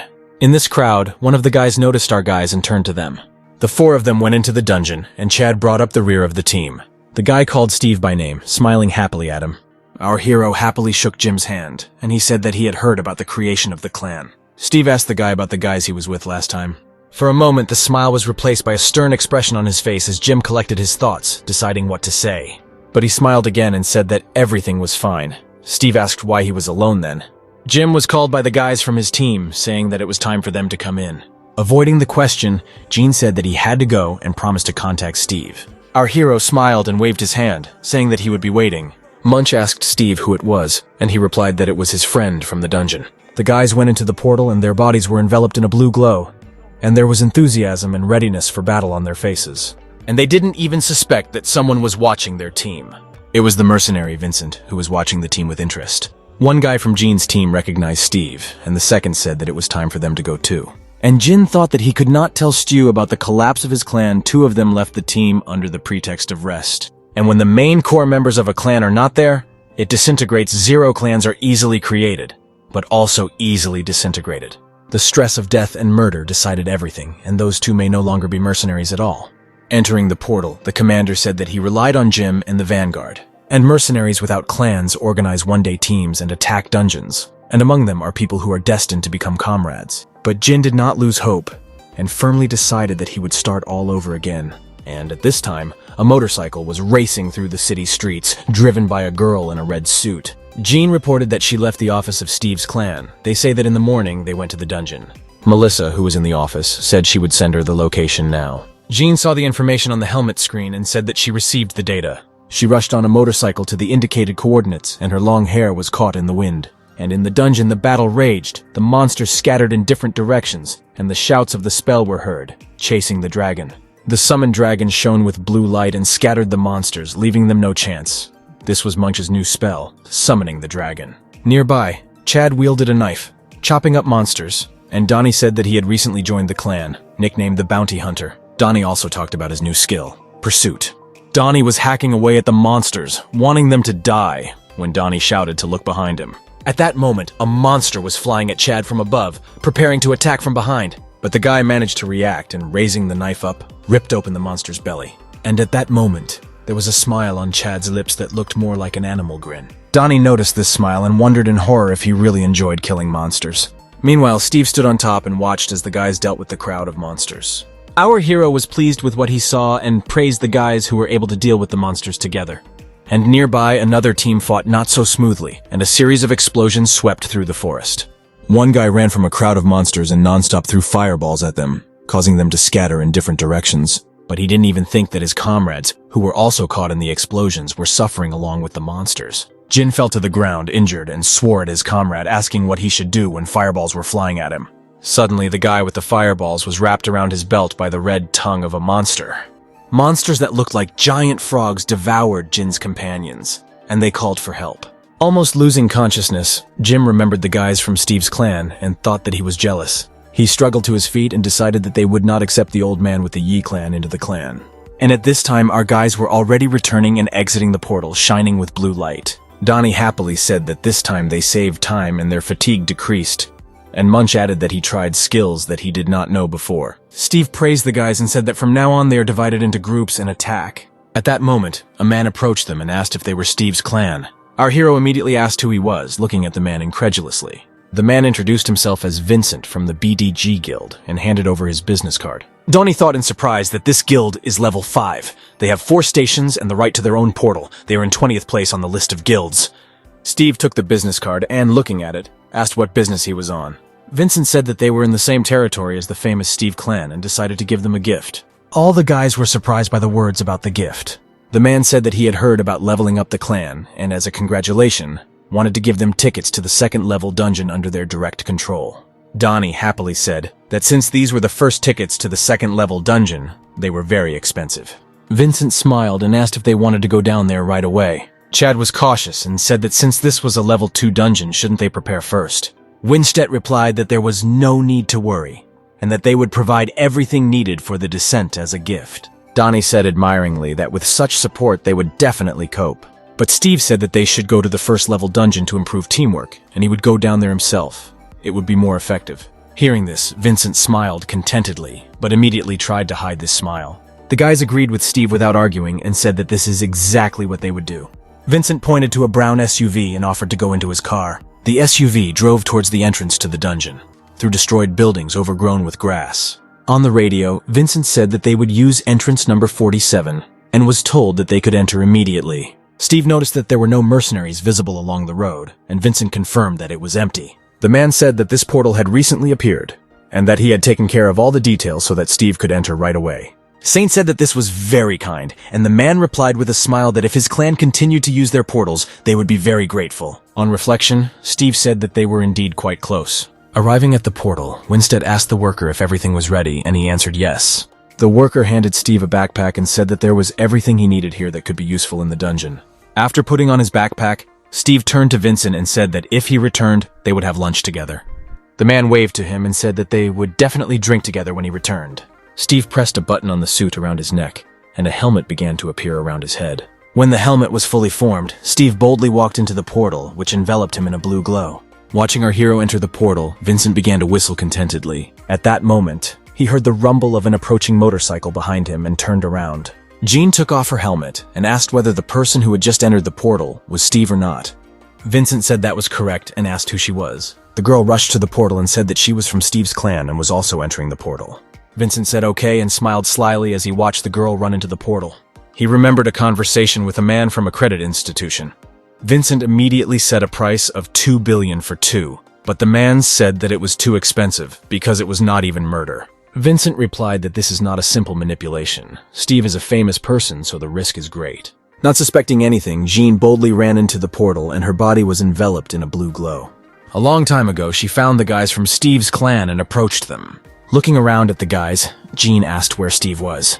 Chad stepped forward and revealed that Steve had recently been invited to the dungeon, indicating where they went. Jean jumped on the motorcycle and rushed after the SUV, simultaneously reporting that Steve was going to enter the dungeon again. Melissa watched everything through the monitor screen and told the girl to follow him. Jean asked in surprise why she should follow him. The girl replied asking her to check his skills personally and then send her a report. Jean asked irritably why she should look in the 2nd level dungeon, especially since she was wearing casual clothes. Melissa also started to get annoyed and reminded her that Jean had a bracelet. Jean vehemently declared that she treasured these things. But what Melissa replied was that she would double the bonus. Jean cursed irritably and asked if it was really necessary to go to such an extreme. Melissa calmed down and asked peacefully if it was time to catch Steve. But Jean was still angry and asked if the contract was not signed. To which the girl slyly replied that insurance is the basis, adding that she hopes for it. Things began to dissolve when the girl entered the portal and she mentally cursed. At this time, Steve had already entered the portal and began to look around. Looking around, he said out loud that there was a completely different atmosphere here. Suddenly, he saw that the portal behind him was opening again and began to turn around. But he didn't have time to turn around completely when he heard a furious cry. "Don't move!" Naked Jean came out of the portal, and Steve obediently stood with his back. only squinting his eyes towards the portal. Jean pressed the bracelet and a dark substance began to spread around her hand, and she said that if our hero turns around, he will be able to. The substance slowly spread over the girl's body, turning into a suit. And at the same time, the girl complained about her mood. Looking ahead angrily, Jean said that she needed to demand that her salary be tripled. And then she saw that Steve had been looking straight at her all this time without looking away. The girl flew into a rage and screamed that she told him not to die, calling him a pervert. Steve sheepishly said that he just liked her bracelet and asked if it had an inventory function. The girl's cheeks turned red. She asked how long he had been staring at her, and the sign next to her showed her level, B8. Suddenly, Steve remembered the day when he appeared from the portal, and said that that day she also saw him naked. Our hero smiled triumphantly and said that now they were even. But Jean got angry and said that she didn't see him that day of her own accord. And Steve decided to change the subject and asked why she was there. Steve voiced the first thought that came to mind, asking if she wanted to fight. Jean asked if he hadn't heard from Melissa that she would send a man to him. Steve remembered this conversation and said that she was talking about the pros. The girl squinted her eyes to the side in embarrassment and said through gritted teeth that she was a pro. But Steve had a different opinion and said it seems not. The girl clenched her fists and said that she was like that because she was in a hurry to get here. Our hero seriously told her not to interfere in any case. Jean replied that he should not worry, she came as an observer. Suddenly the girl felt something, as if a current ran through her body. She said that they had guests and our hero turned back in surprise. And behind him stood a huge monster in a loincloth with an axe in his hands. This monster was clearly stronger than those encountered earlier in the dungeon. It was not eager to fight, but watched carefully. Jean said that this orc is incredibly strong, and added that our hero was unlucky to meet the orc boss at the very beginning of the dungeon.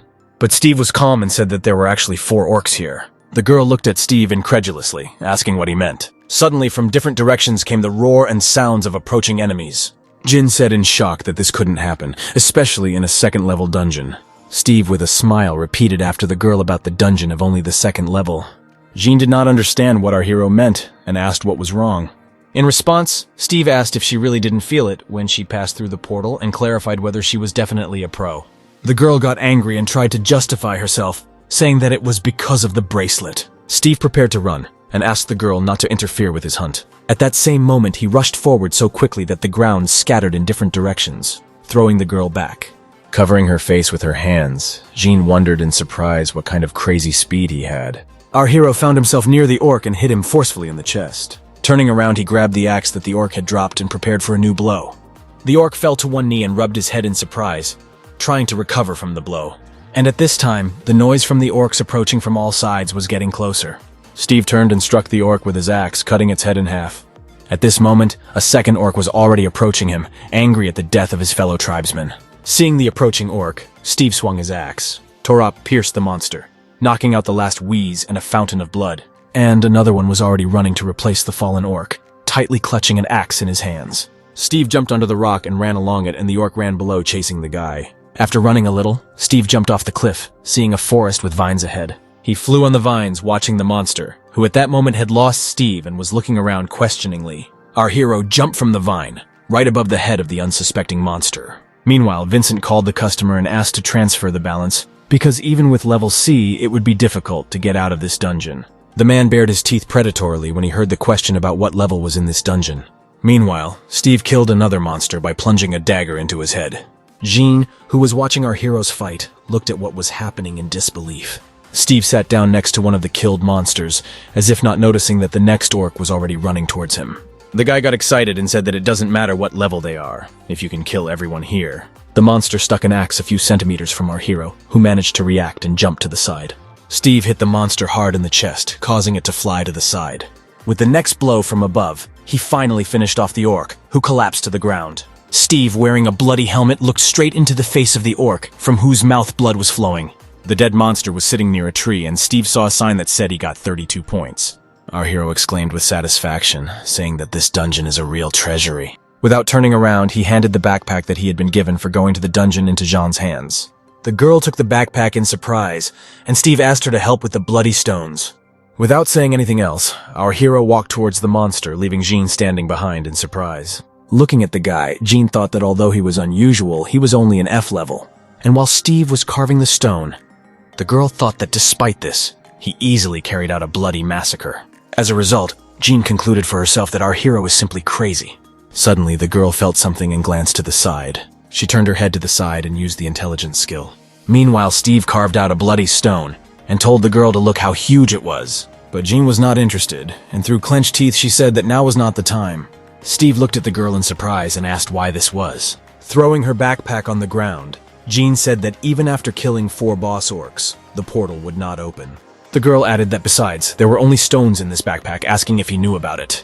Steve began to take stones out of his backpack and said that in this case he would put all the bloody stones here. The girl became increasingly angry and nervously rubbed her head, wondering what was wrong with our hero. Unable to bear it, John said that this was a 4th level dungeon, and if its level was higher, then even by joining forces they would not get out of here alive.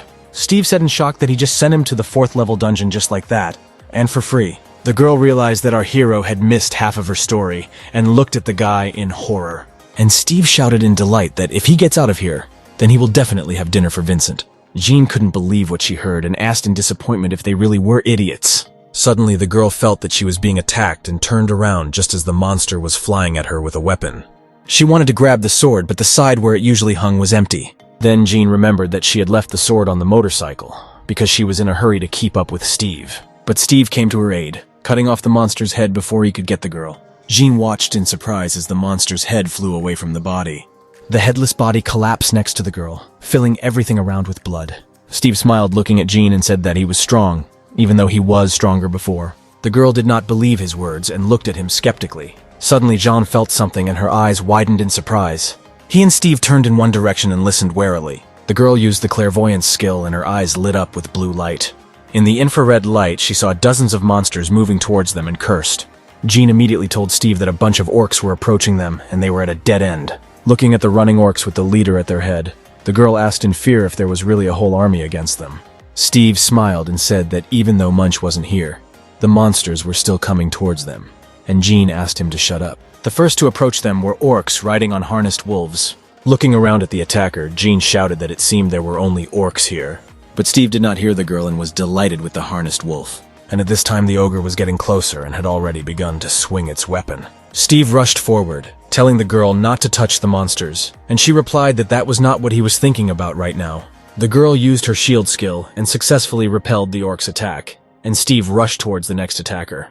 The orc's head split into 2 parts and a surprised grimace froze on his face. And at the moment when the dead body collapsed to the ground, Steve was already rushing to the next task. At this time, Jean used the following skill and took out a sword from her inventory. She took several hits at the monster that attacked her, but only small cuts remained at the site of the blows, and the orc looked in surprise at his wounds. Jane tisked and thought she only took the blade, looking at the minor wounds. At that moment, Steve came running to them and shouting, "I told you not to touch what's mine." He jumped on top of the orc.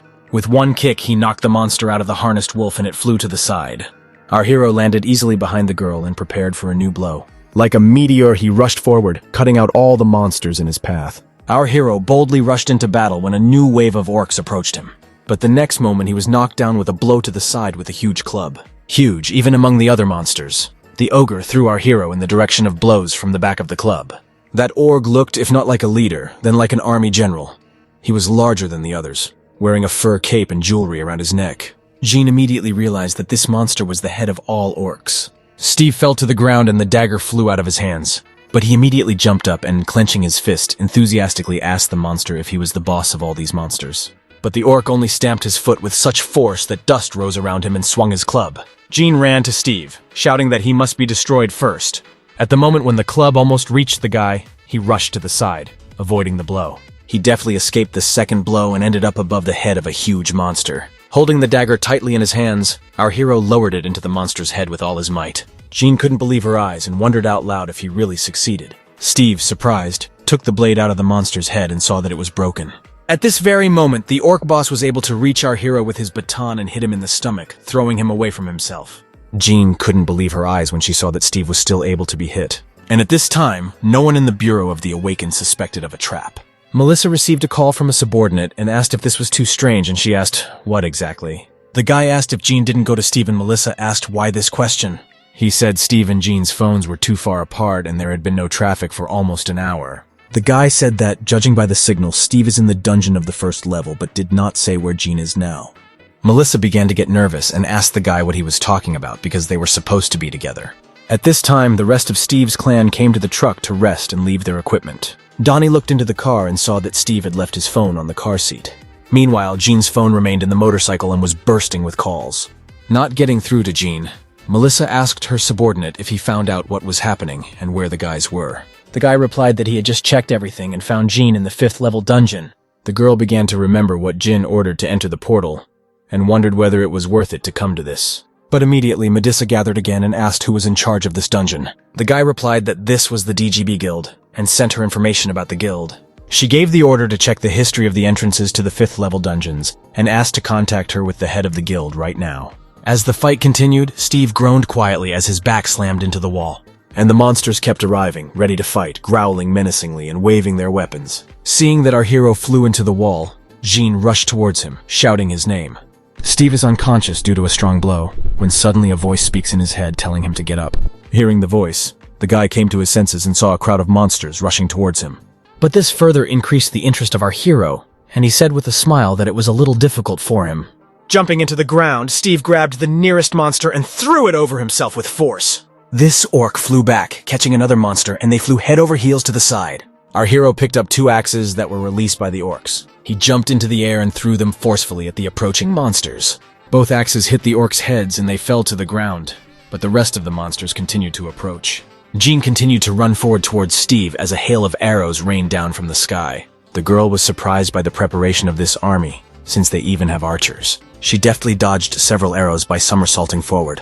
But because Jean had to stop, a crowd of monsters headed towards her. The girl was not taken aback and used her skid defense bomb, and light poured out of her hands. From this light, the monsters began to crumble like dust. And when the monsters began to surround the girl again, Steve ran up and grabbed her hand, pulling her forward with him. And the orc boss watched their escape from afar, growling loudly. Jean asked what Steve was doing, and he replied that they needed to run, without letting go of the girl's hand. John angrily said that they were surrounded by monsters where they had to run. Steve pulled the Kopek piece towards the mountainside, saying that it was empty. She answered in fear that she couldn't go there because there was only a cliff ahead. But our hero continued to pull her forward, saying that this is why they need to go there. Suddenly, Steve picked the girl up in his arms when they were almost on the cliff. The girl asked in fear what he was doing, and Steve replied that she should hold on tight. Our hero jumped off the cliff with a running start, holding Jean tightly in his arms. Holding the girl close to him, the guy flew down, and several orcs fell behind him.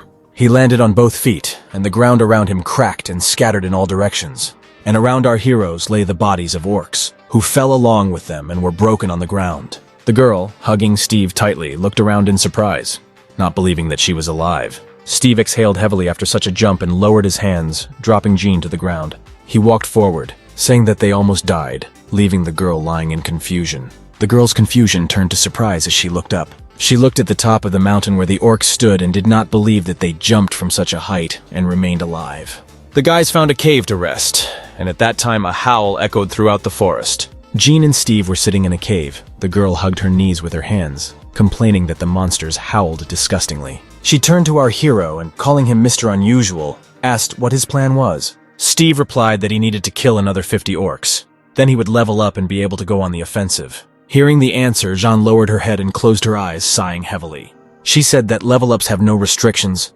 but power-ups do, to which the guy replied that he has no restrictions at all. Jean did not understand his answer and asked him what he meant. Steve just smiled and repeated that he has no restrictions even in power-ups. And at this time there was turmoil on the ground, and 2 military vehicles were rushing towards the portal into which our heroes entered. And a crowd of onlookers, journalists, and military men had already gathered near the portal, driving the crowd away from the dungeon. The reporter said that he was at the dungeon of the 5th level of the DGB Guild. 2 days ago there was an accident here. Steve's clan was also near the portal, and Donnie was on his knees sobbing, worried about Steve. The police led Vincent away, who said that Jean and Steve entered the dungeon themselves, but eventually confessed to their crime after interrogation. Reporters asked Vincent to comment on the situation and asked what Steve's last words were. And Vincent was angry at that time because he didn't know that Jean was from the control center. The reporter said that such attention is being paid to Steve because he is a repatriate from the 4th planet, telling what significance this has for the world and the country. Excited, Melissa entered the boss's office.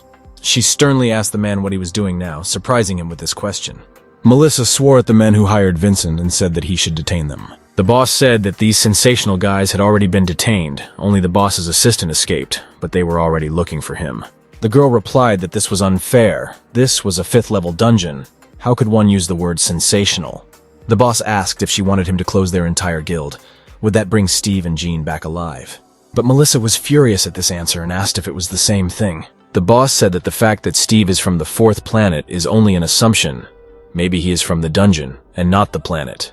Melissa was outraged by these words and the boss's distrust. The voice from the TV said that due to the recent cases of criminal organizations, countermeasures should be taken to strengthen control over illegal dungeon management, angering the boss with these words. He said that they were spreading news that was putting pressure on the guilds, and the inspectors might come to them. But Melissa did not listen to him, and with tears in her eyes said that it was she who sent Jean there. The boss turned around in surprise and looked at the girl.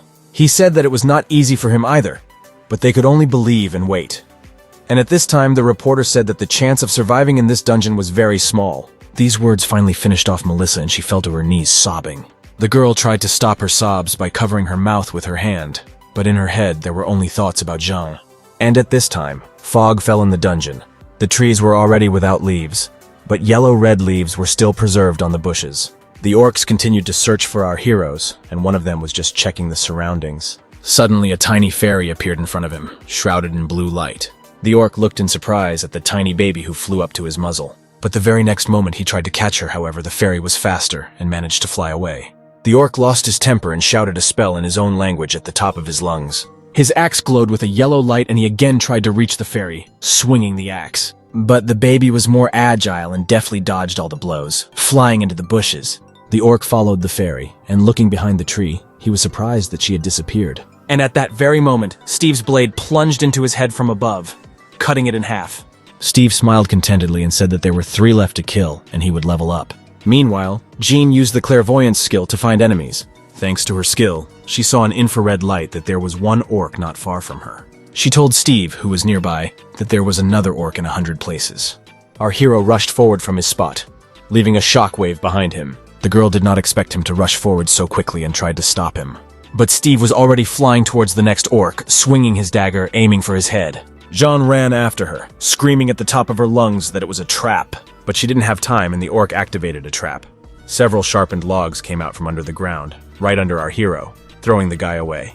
He flew into the wall, hitting his back, and the dagger fell from his hands. Jean watched in horror as our hero was attacked. Suddenly, the orc took out a horn and blew into it, spreading the signal to the rest of his fellow tribesmen. All the orcs around heard this sound, realizing that the trap had worked and one of them had found Steve. At the same time, after the signal, several orcs who were sitting in ambush began to crawl out of the ground. Jean ran with all her might towards our hero, shouting along the way for him to get up quickly.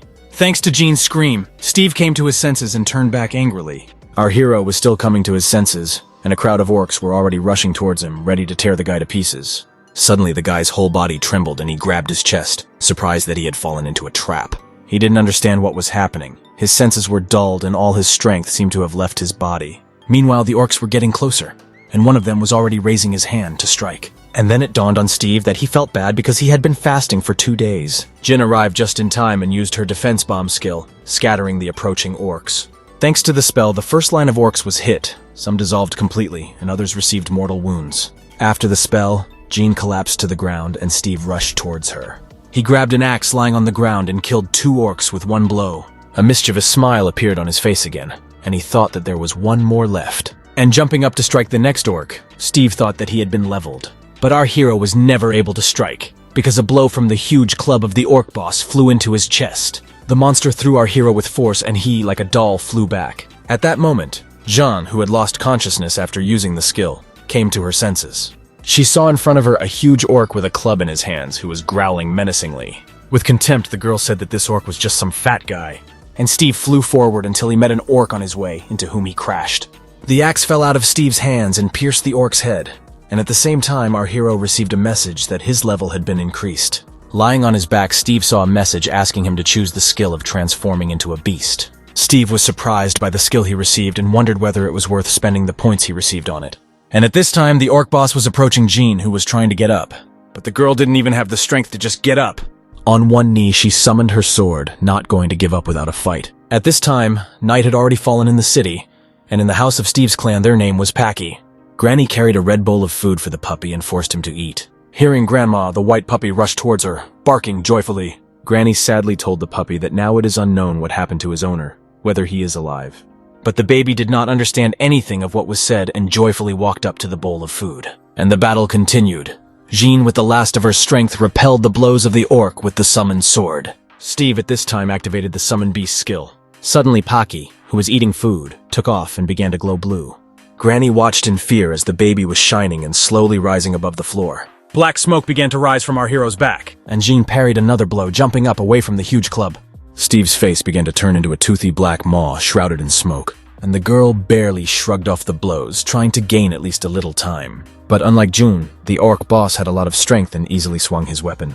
The black smoke began to dissipate, and the black fur covering Steve's body began to change to snow white. Jean missed one blow from the orc and he hit her with a club, throwing her to the side. The girl's sword fell from her hands and fell to the ground with a ringing sound. The orc boss rushed towards the fallen girl, and she only helplessly covered her head. And at that moment, a half-wolf with snow-white fur and black armor approached them. The orc noticed the approach of the beast, but it had already raised its clawed paw to strike. With one paw, the beast knocked the orc boss to the ground, squeezing his head. Jean was surprised to see a werewolf that was the size of the orc boss and easily knocked him down. Steve rained down blows on the orc, turning his head into a bloody pulp. The orc boss no longer moved, and Steve continued to punch him, knocking him into the ground. Jean watched this fight in shock, having difficulty understanding what was happening. Meanwhile, Steve was devouring the monster's body, receiving 45 points for the kill. Having finished with the orc boss, Steve turned his gaze to the girl and caught her surprised look.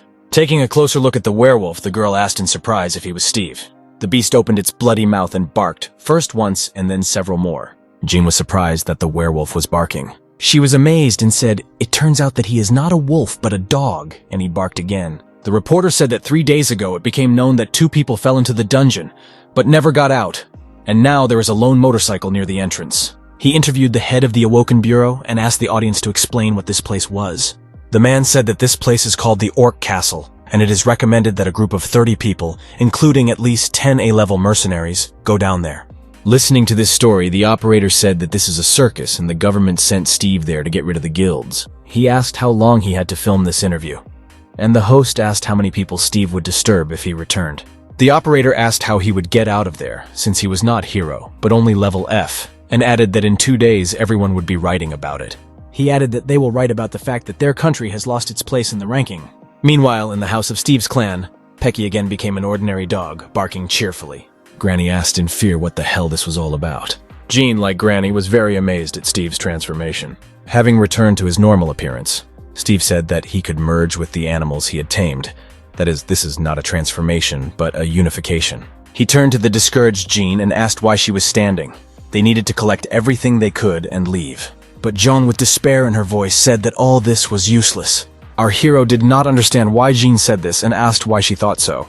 Jean, instead of answering, only said that this place would become their grave. Steve turned to the girl and asked what she meant. The sky burst into rain when the girl said that they killed the main one, but the portal did not open, and asked what he thought it meant. Hearing Jean's words, Steve suddenly realized that she was right and the portal had not opened. Steve pointed to the body of the orc boss and asked if she really meant to say that this freak was not in charge.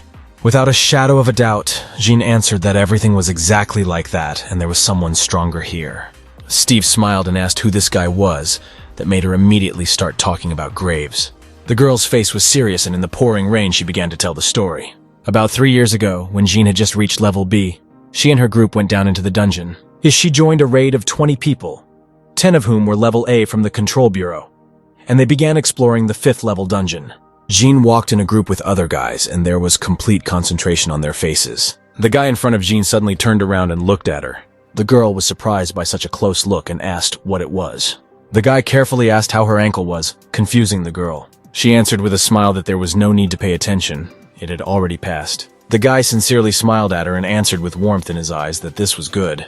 Melissa followed and said that they were a sweet couple, and that is why she said that the couple should not go on missions together. The squad stormed the orc castle, and one of the walls was blown up by explosives, flying into pieces. A detachment of orcs came out to intercept and ran towards the mercenaries. One of the mercenaries commanded them to storm the tower further, and ordered Melissa to hold off the orcs in the direction of 3 hours. The girl scattered the crowd of orcs with a spell and said that it was done for 3 hours. The guy continued to give orders and said that the defenses were weakened for 4 hours, asking who was there. The guy replied that he had been on his way for 4 hours, but the orc's blow did not allow him to finish. Jean picked up the message and shouted that they needed help. Melissa rushed towards Jean, yelling at her to hold on longer, but Jean was knocked down and fell to the floor, screaming in pain. and a huge orc was already approaching her, grinning his mouth. The girl stared in horror at the orc and could not even move. But they came to her aid, and the guy used a spell to scatter all the monsters approaching her. From this spell, the orcs crumbled into dust like stone statues, and Melissa continued to run towards them, scattering the monsters with fireballs, clearing the way. The orcs burned and exploded from these blows, but still did not retreat and moved forward. Melissa yelled to Jean and Tim to look in the 2 o'clock direction. The guys turned around and saw that another squad of orcs was approaching them. Tim smiled at Jean and invited her to move on.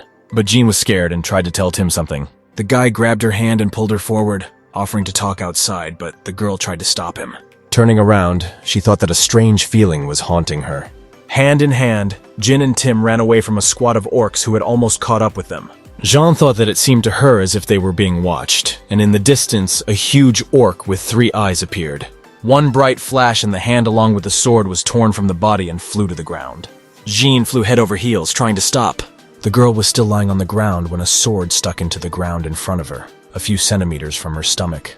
All members of the mercenary squad turned around, and confusion was visible in their eyes. And Tim, his face covered in blood, lay on the ground with glassy eyes.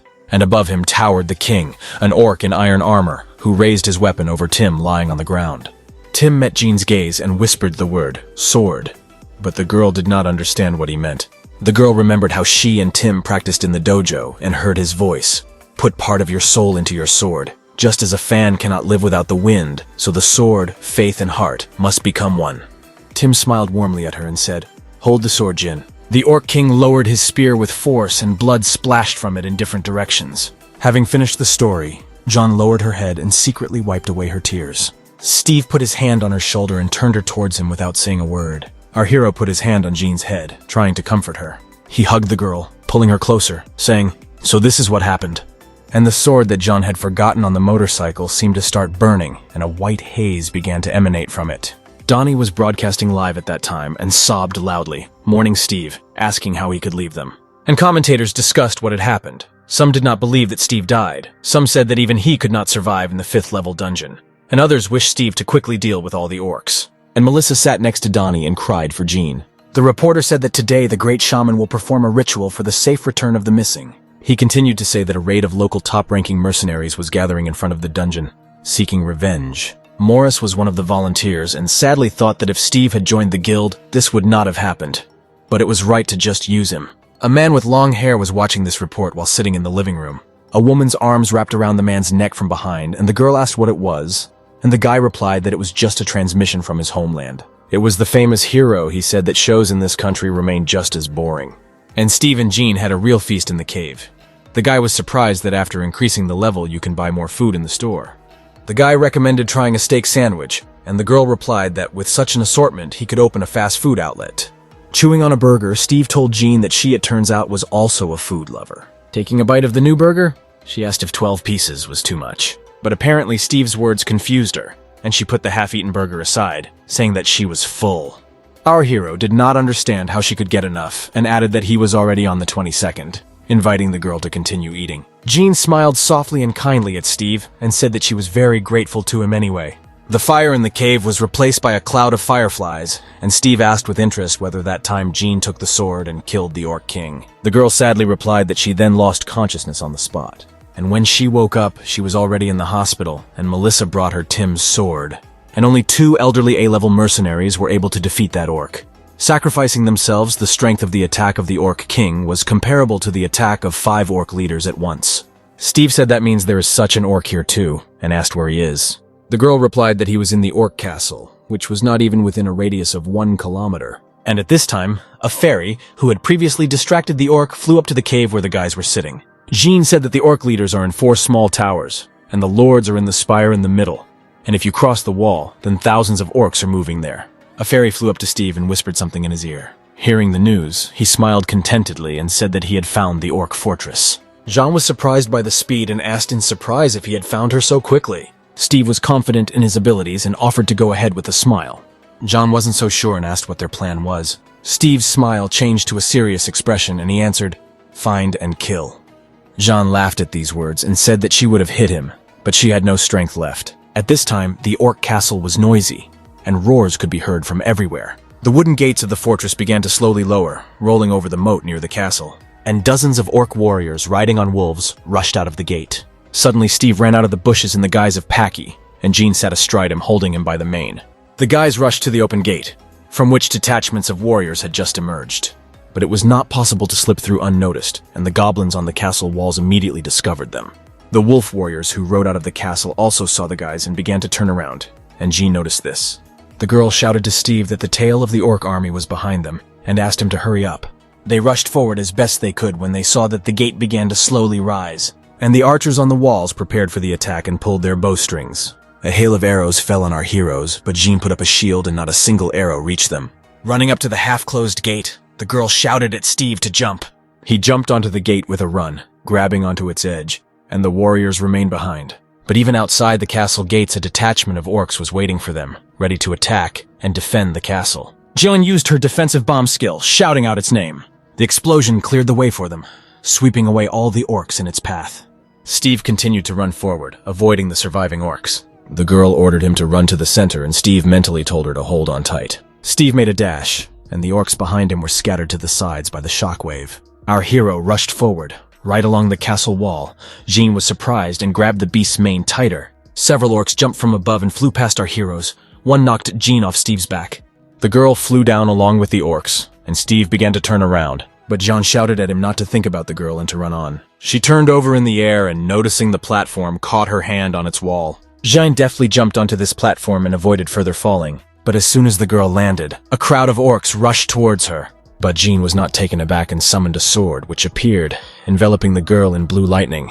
Steve at this time continued to run up the wall, and the orcs could only watch him and growl. And at the top of the spire there was a throne, around which there were no walls. The three-eyed orc king, who had been sitting with his eyes closed, suddenly opened them. He sat proudly on his throne alone when he sensed something. The monster stood up from the throne and walked forward to the edge to see what was happening. And at that moment, our hero jumped out at him, baring his mouth with sharp teeth. The beast grabbed the orc king's throat, gnawing his neck. Steve knocked him down and they flew down together from the tower where the throne stood. The huge monster king fell down and his chest was pierced by the spire of one of the towers, and Steve received a message that his level had been increased. Splinters from the tower flew down like a hail, falling on the orcs standing below. Suddenly an explosion was heard in one of the towers, and the orcs turned around in surprise at the sound. From the place where the explosion occurred, orcs and Jin flew to the ground. And during the flight, the girl thought, is this really how she will die? But suddenly, a clawed white paw grabbed her hand and she looked up in surprise. Steve pulled the girl to him right in front of the ground and rushed forward, and the orcs ran after them.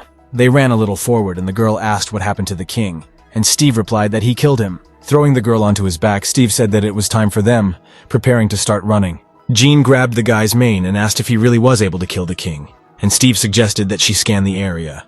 Jean activated the clairvoyance skill and said in disbelief that the portal had opened. She couldn't believe that Steve was able to kill the orc king, and so quickly. And at this time on the ground, one of the devices began to beep and the time appeared on the screen. The guy from the DGB guild could only grunt in shock, surprising his partner. He was still able to say that it was the 127th dungeon, and the second guy asked in shock what that meant. Donnie also saw a time counter appear above the dungeon and asked in surprise what it was. Melissa heard an announcement that the countdown to the portal explosion began at dungeon number 127. Tears welled up in the girl's eyes when she realized that Jean might be alive.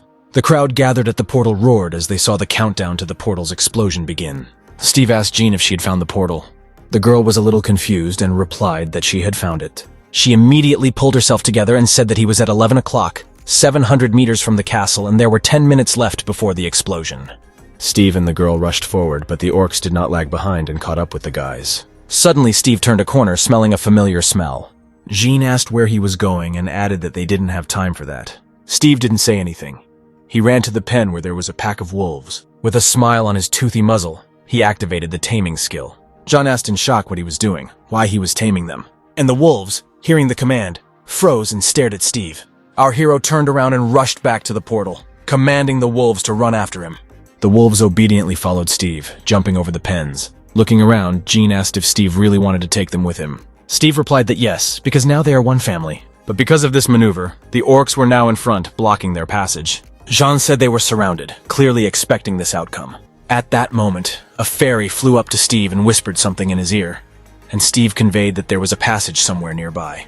Jean was surprised and asked where he was. She immediately activated the clairvoyance skill and saw the desired turn. The girl commanded that now we need to turn right, and Steve ran into the right turn. And in the guy's footsteps, a crowd of wolves ran, also running into the turn. The orcs ran after our heroes, growling with anger. The girl pointed to the huge gate ahead and said that they needed to go there. Steve got excited and said that they were leaving here, picking up speed. Our heroes and a pack of wolves ran out of the gate and raced across the bridge. Jean said that there was 1 minute left before the portal exploded. Suddenly, they saw a shining blue door in front of them and happily said that the portal was here. Jean said that there were 23 seconds left before the portal closed, and someone from the chase threw a spear at the guys. Jean sensed the approaching danger and turned around. Steve ran forward, not noticing how the spear hit the girl in the back. From the blow, the girl fell to the ground and rolled head over heels, and the orcs approached her. The wolves had already run into the portal when Steve turned around, noticing that Jean had fallen from his back. The orcs were getting closer, rapidly approaching the fallen Jean. The spear stuck into the backpack on Jean's back, and the stones they cut from the monsters fell from it, and she tried to get up. Steve had already turned around and was rushing towards the girl, standing on his hind legs. Jean tried to get up, but she had no strength left, and she lowered her head, resigned to the situation. Seeing Steve running after her, she shouted at him to stay back. But our hero did not listen to her and approached faster and faster, picking up speed. Jean once again desperately shouted at Steve not to come near, and the guy picked up the spear that knocked the girl down.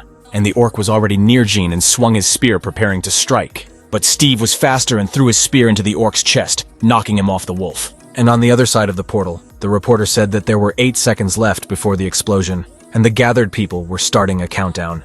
Donnie and Melissa continued to shed tears while waiting for the guys, and the operator said that it seemed like there was a pipe. The guy said that the audience rating was 60%, and if the guys returned, it would be a real sensation. Steve ran up to Jean and took her in his arms, gently holding her head. The girl sadly said that there were only 4 seconds left before the explosion, calling Steve. The beast seemed to glow and mentally conveyed to the girl that she should hold on tighter. Another orc was already close to the guys and swung his axe to strike. But in the next second, only dust remained in the place of the guys, and the blast wave from Steve's jerk threw back the monsters. The countdown ended, and the crowd froze, unable to believe that no one had returned. The orc stood near the portal and watched as it changed from blue to shining with yellow light. And finally, the portal exploded. The orcs standing nearby exploded, and the survivors ran away. The presenter said that the residents had finished the countdown and were waiting, but Steve and Jean were nowhere to be seen. Suddenly, flashes of lightning began to appear from the portal, causing excitement among the spectators. The wolves were the first to emerge from the portal, and people began to scream, asking what was happening. The entire flock ran out of the portal, shocking all the spectators who froze silently, their mouths open in surprise. And after the wolves, the guys flew out of the portal at the speed of a bullet. The spectators could not clearly see who appeared from the portal and were not sure that a person appeared there. Military personnel and reporters rushed to Steve and Jean's supposed landing site. A hole appeared in the ground from the impact, in which Steve lay, holding Jean tightly to him. The crowd roared that they had made it out alive and wondered how it happened. And the wolves joined the noise of the crowd howling at the full moon. The ambulance rushed to the portal, and the presenter said that a miracle had happened. 2 people were able to get out of the 5th level dungeon, having stayed there for almost 5 days. In the office, Melissa showed the crowd a photo taken at the scene of the incident. She said that they had now been taken to the hospital. Someone asked why they looked like that, and he was told that the conditions there were not the best. Melissa also showed an article that talked about a miraculous comeback, that a guy of F's age completed the 5th level dungeon and asked if Hero challenged him. The boss laughed nervously and said that the article was quite provocative. Melissa said disgruntledly that someone had spread the word, adding that it was a great job. The boss replied that it was their job to take action, not to look for the culprits, and suggested continuing. She said that as information about Steve spread, representatives from various organizations began to enter the country in order to get him. The boss was angry at this news and he called them all bastards. Melissa showed photos of the men, calling them by name and telling them who came from which organization. Seeing the photo, the boss got angry and said that this unscrupulous agent was also here. The girl confirmed that he had also arrived and added that it was he who lured Hero away last time. The boss said that first we need to get a hold of Steve and asked if there was a way other than a contract. The doctor who spoke to Steve immediately after his return said that his family was here and he would not leave it. The boss asked in surprise whether he really valued family more than money, and the doctor replied that he had lived with wolves for about 1,000 years and missed his relatives. The chief added that when he returned to Earth, he missed the wolves and decided that he would not be understood. The doctor said that the main thing for him is to be in the family. It seems that this is quite understandable. Doc continued and said that Steve should be given a place where he would live with his family and not be touched. Then he would not go against the government. The boss agreed and asked if they should take action regarding the arriving foreign agents. Melissa showed a photo on the screen and said that it was an abandoned house near the city. The boss didn't understand why she showed it and asked what next. She offered to give Steve this territory for use and assign people to him, and added that this place is far from people and makes it safe, even if a portal opens. The boss said that the house looked decent, but it needed some patching up, and asked about Jean. Melissa said that Jean is the best in the business, and the boss asked if she had woken up. The girl seriously replied that the girl was still undergoing treatment in the hospital. The boss irritably asked if she really writes reports to Steve and is chilling. Melissa showed one phrase on the monitor screen and said that this is exactly what some people say about Steve. A scumbag. The boss's face became serious and he gave the order. Let's get to work. The crowd was raging in the arena, and the host greeted all SPFC fans. The presenter in a bright outfit said into the microphone that this is the best competition on Earth, and the main event is finally starting. The match of champions. The crowd roared with anticipation, boys and girls shouting and waving their arms. And then in the darkness, the silhouette of a man in a raincoat and with long hair gathered in a ponytail appeared. The presenter stood on a dais in the light of the spotlights and said that we would introduce the champions to everyone. A figure of a man appeared on the screen of a huge monitor, and the presenter said that he was number 1 in the world ranking. 21 fights won, winner among all 45 SPFCs. The presenter shouted into the microphone that he was the strongest man in the world and the hope of humanity. The presenter continued the presentation, adding that he was an unusual SS level, the strongest magical swordsman. A long-haired guy appeared on the screen. He was dressed in a black classic suit. Black smoke began to gather around his hands, and the presenter introduced him by name, Hiro. Hearing his name, the crowd exploded with a new wave of enthusiastic applause. And at this time, in Hiro's hand, the black smoke turned into a sword, and the presenter said that as if in response to applause, the sword caught fire with a black flame. A girl with long hair sat among the spectators and carefully watched what was happening. As the presenter introduced himself, Hiro jumped from the pedestal, on which he emerged surrounded by black flames. Someone from the crowd said that this was the famous Phoenix. The second was surprised whether Hiro really wanted to finish the fight with one sword, since Mikhail was against him. And Hiro had already landed in the ring, leaving cracks on the floor after the jump, and the host said that he had entered the ring. The guy stood calmly. He did not respond to the crowd and did not seem to react in any way to the screaming fans. The host commented that Hiro appears in the ring with his signature Phoenix flames. The presenter began to introduce the second participant, a C-class man-machine, a rising star, 13 victories, number 32 in the ranking. The guy appeared on the pedestal and the presenter introduced the Russian brown bear Mikhail. The guy easily jumped off the pedestal and rushed into the ring. At the place where he landed, the ground became covered with cracks, and the announcer said that he also entered the ring.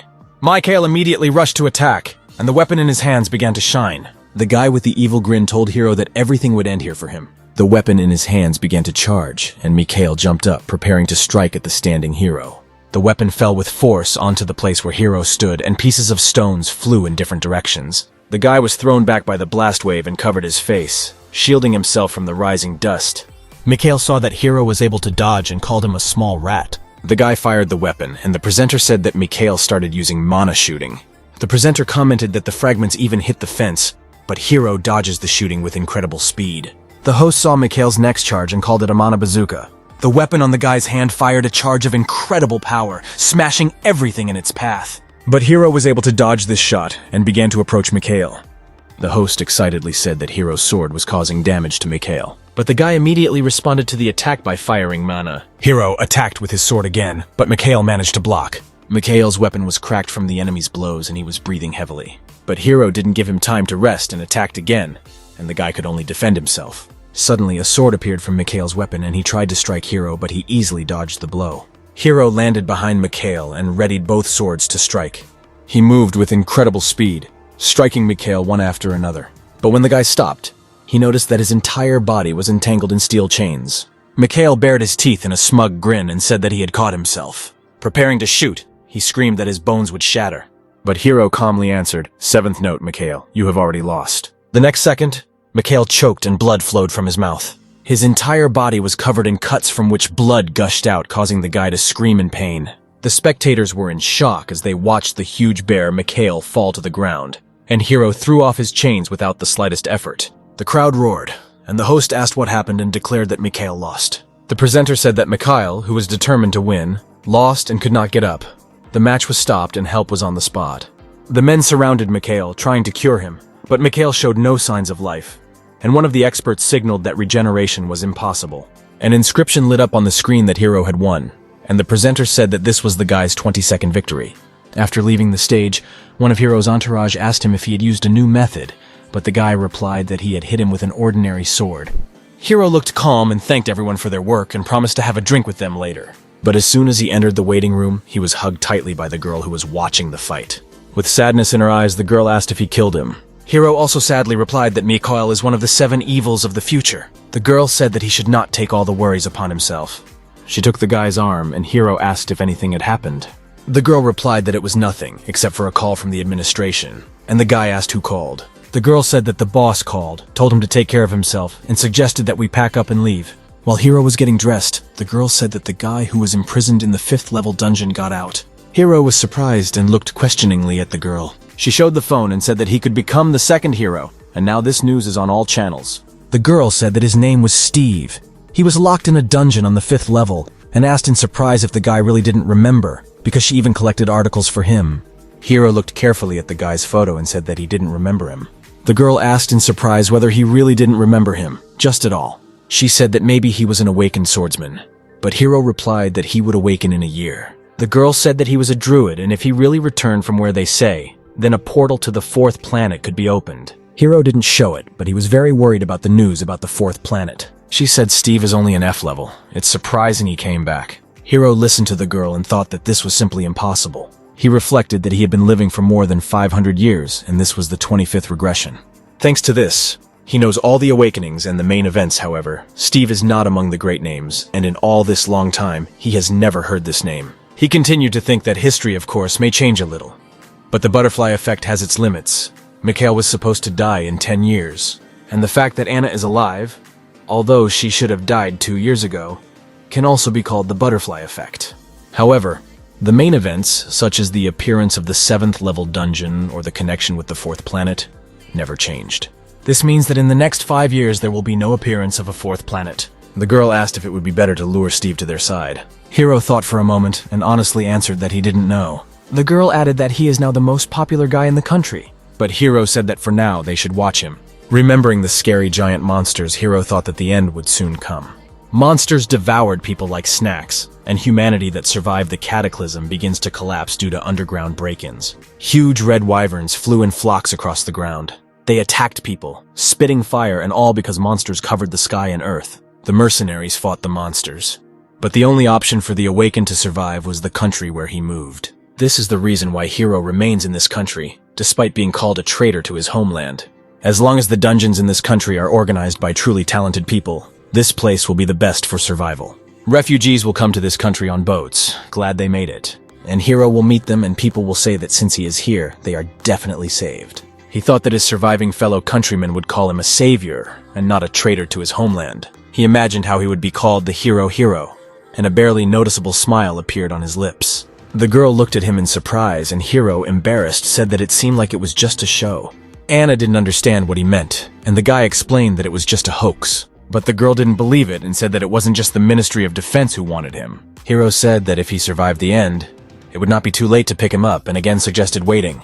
Shinsum Hospital is one of the few surviving buildings in the city. Melissa entered Jean's room without knocking, tearing her away from her reading. The girl approached the blonde and asked if it hurt, but she replied that it still hurt. Melissa didn't believe it and said that everything seemed wrong, but the girl repeated again that it hurt a lot. The brunette didn't believe it and said that throughout the hospital they were discussing that every night a guy in a mask came to her and asked if it was Steve.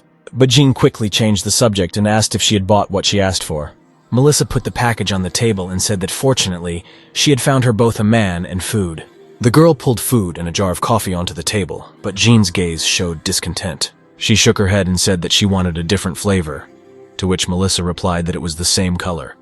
Jean looked upset at the box of food and added that she wanted a different chicken. Melissa began to lose her temper. Her palm glowed white and she said to eat what they were giving. Despite the dissatisfaction, the chicken was eaten and the coffee was drunk. Jean sat back contentedly on the pillow and, holding her stomach, said that she was full. Melissa smiled irritably and said that since she was full, it was time to get to work. But Jean had already closed her eyes and through her drowsiness said that she would start when she had taken a little nap. Melissa's palm shone again, and with an evil smile, she asked the girl not to talk nonsense. The next moment, the room was illuminated with bright light and Jean's scream was heard from the room. And at this time at the CIA headquarters, the screen showed the news that Hiro had finally defeated Mikhail. The man behind the monitor did not believe the news and wondered how Mikhail could be defeated. The guy standing near the table said that Hiro was progressing. A little more, and he would reach the SSS level. The next news was that after returning from the dungeon, Steve did not show up anywhere, not even in raids. The guy showed the photo and said that it was taken quite recently. The man looked at the photo of Steve feeding the pigeons and asked where this place was and what he was doing there. The guy said that he goes there often, and the man asked if he was lonely. The man was surprised if he was really talking to pigeons, and the guy said that he seemed to be unrequitedly in love or something like that. The man got angry and said that he could introduce him to many beautiful girls.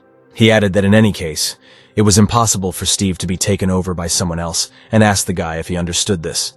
The guy said that in the morning a special group of his people went to the country where Steve lives, however. He was clearly scared and added that the sky was a bit turbulent at the moment. But the man did not understand what they were talking about and asked why. A huge airliner flew across the sky, cutting through the clouds against the backdrop of the azure sky.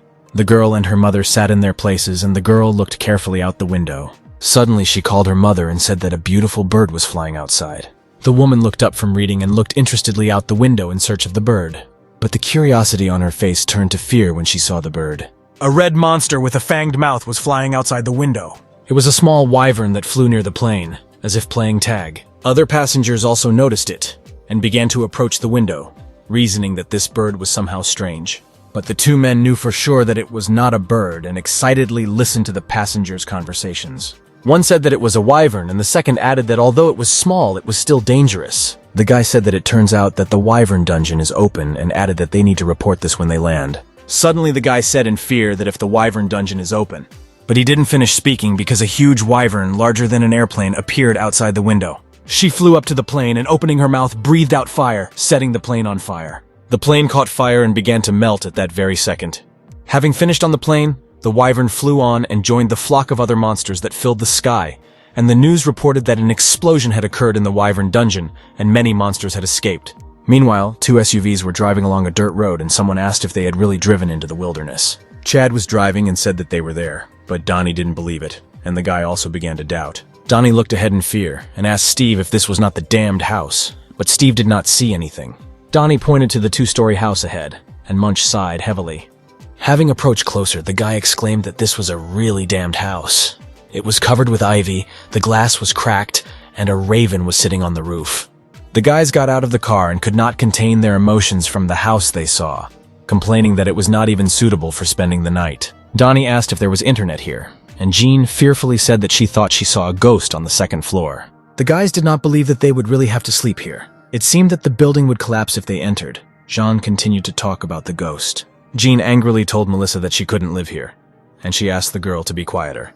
Melissa turned to Steve and asked if it was unusual for them because they expected something different. The girl with a wide smile said that restoration work would begin here tomorrow, but Steve said that he didn't need anything. He liked everything anyway and asked if it was possible to settle down. Jean grabbed the guy by the jacket and pulled him slightly towards her, asking if he had gone crazy. But Melissa intervened in the conversation, saying that people with wild instincts have a special point of view and suggested marking the territory. Steve did not understand the proposal, and the girls said that they could do whatever they wanted on their territory. Steve liked this proposal and his hand began to glow. Fireflies began to gather around our hero and everyone else just watched warily. Melissa asked in surprise what it was, and John calmly replied that it was the tree spirit.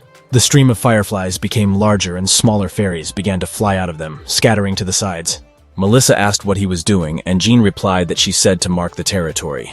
Little fairies scattered around the perimeter and began to throw seeds into the ground, from which shoots immediately began to sprout. Trees began to grow from these shoots at incredible speed. The guys from Steve's clan watched with delight at the speed, and Chad said that huge trees grew in an instant. The guys did not believe in the reality of what was happening, and someone said that now they have a fence. The spirits began to return, and Steve said at length that the job was done.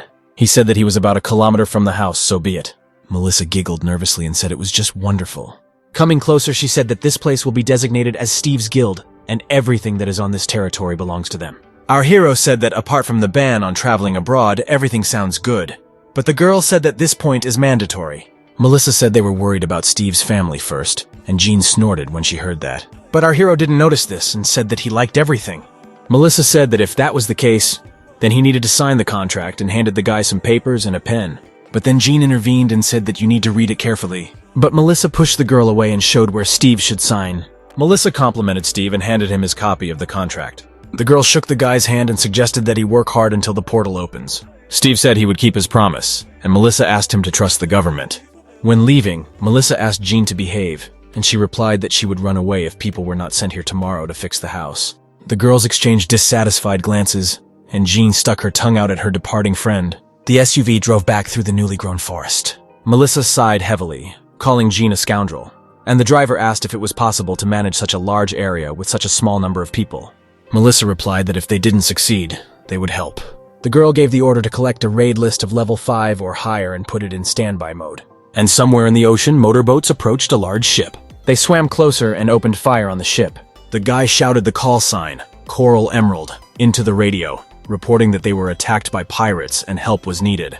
Another ship reported that it had received the coordinates of the Coral Emerald and added that help would arrive in 2 hours and asked to turn off the engine when the pirates were on board. The pirates swam close to the ship and began to rise.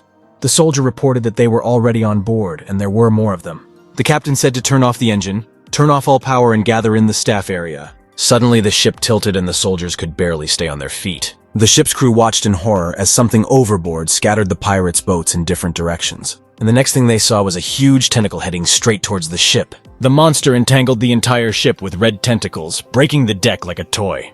The ship's crew flew in different directions, and glass rained down on them like hail. In a matter of seconds, the monster squeezed the ship with its tentacles, breaking it into pieces, and some survivors fell into the water. But an open mouth with huge teeth awaited them in the water. Compared to the size of the mouth, the man looked like a tiny grain of sand, and it was impossible to escape. And while a huge monster with tentacles was dragging the remains of the ship to the bottom, a monster that looked like a shark with many tails swam forward. The shark returned to the pack, where there were dozens or even hundreds of the same monsters. Soon a support ship arrived at this place, along with a helicopter.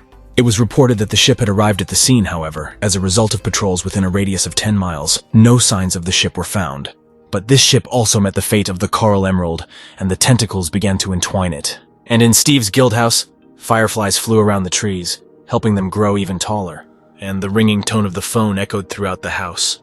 The sound came from the room where Jean was fast asleep. The girl sleepily answered the call without opening her eyes. Melissa, who called the girl, said that she seemed to have a taste of life. The girl sleepily scratched her stomach and asked what she needed. She was already at work. Melissa directly asked if she was with Steve or not. But Jean only mumbled sleepily that she didn't know without opening her eyes. Melissa lost her temper and screamed that the sun was already up and she wasn't going to get up. The girl looked angrily at the phone as if this could convey her mood to Jean, who hung up. After making coffee, Jean went out onto the balcony, looking at the giant trees. The girl sipped coffee from a mug, thinking that Steve had planted a lot of things here.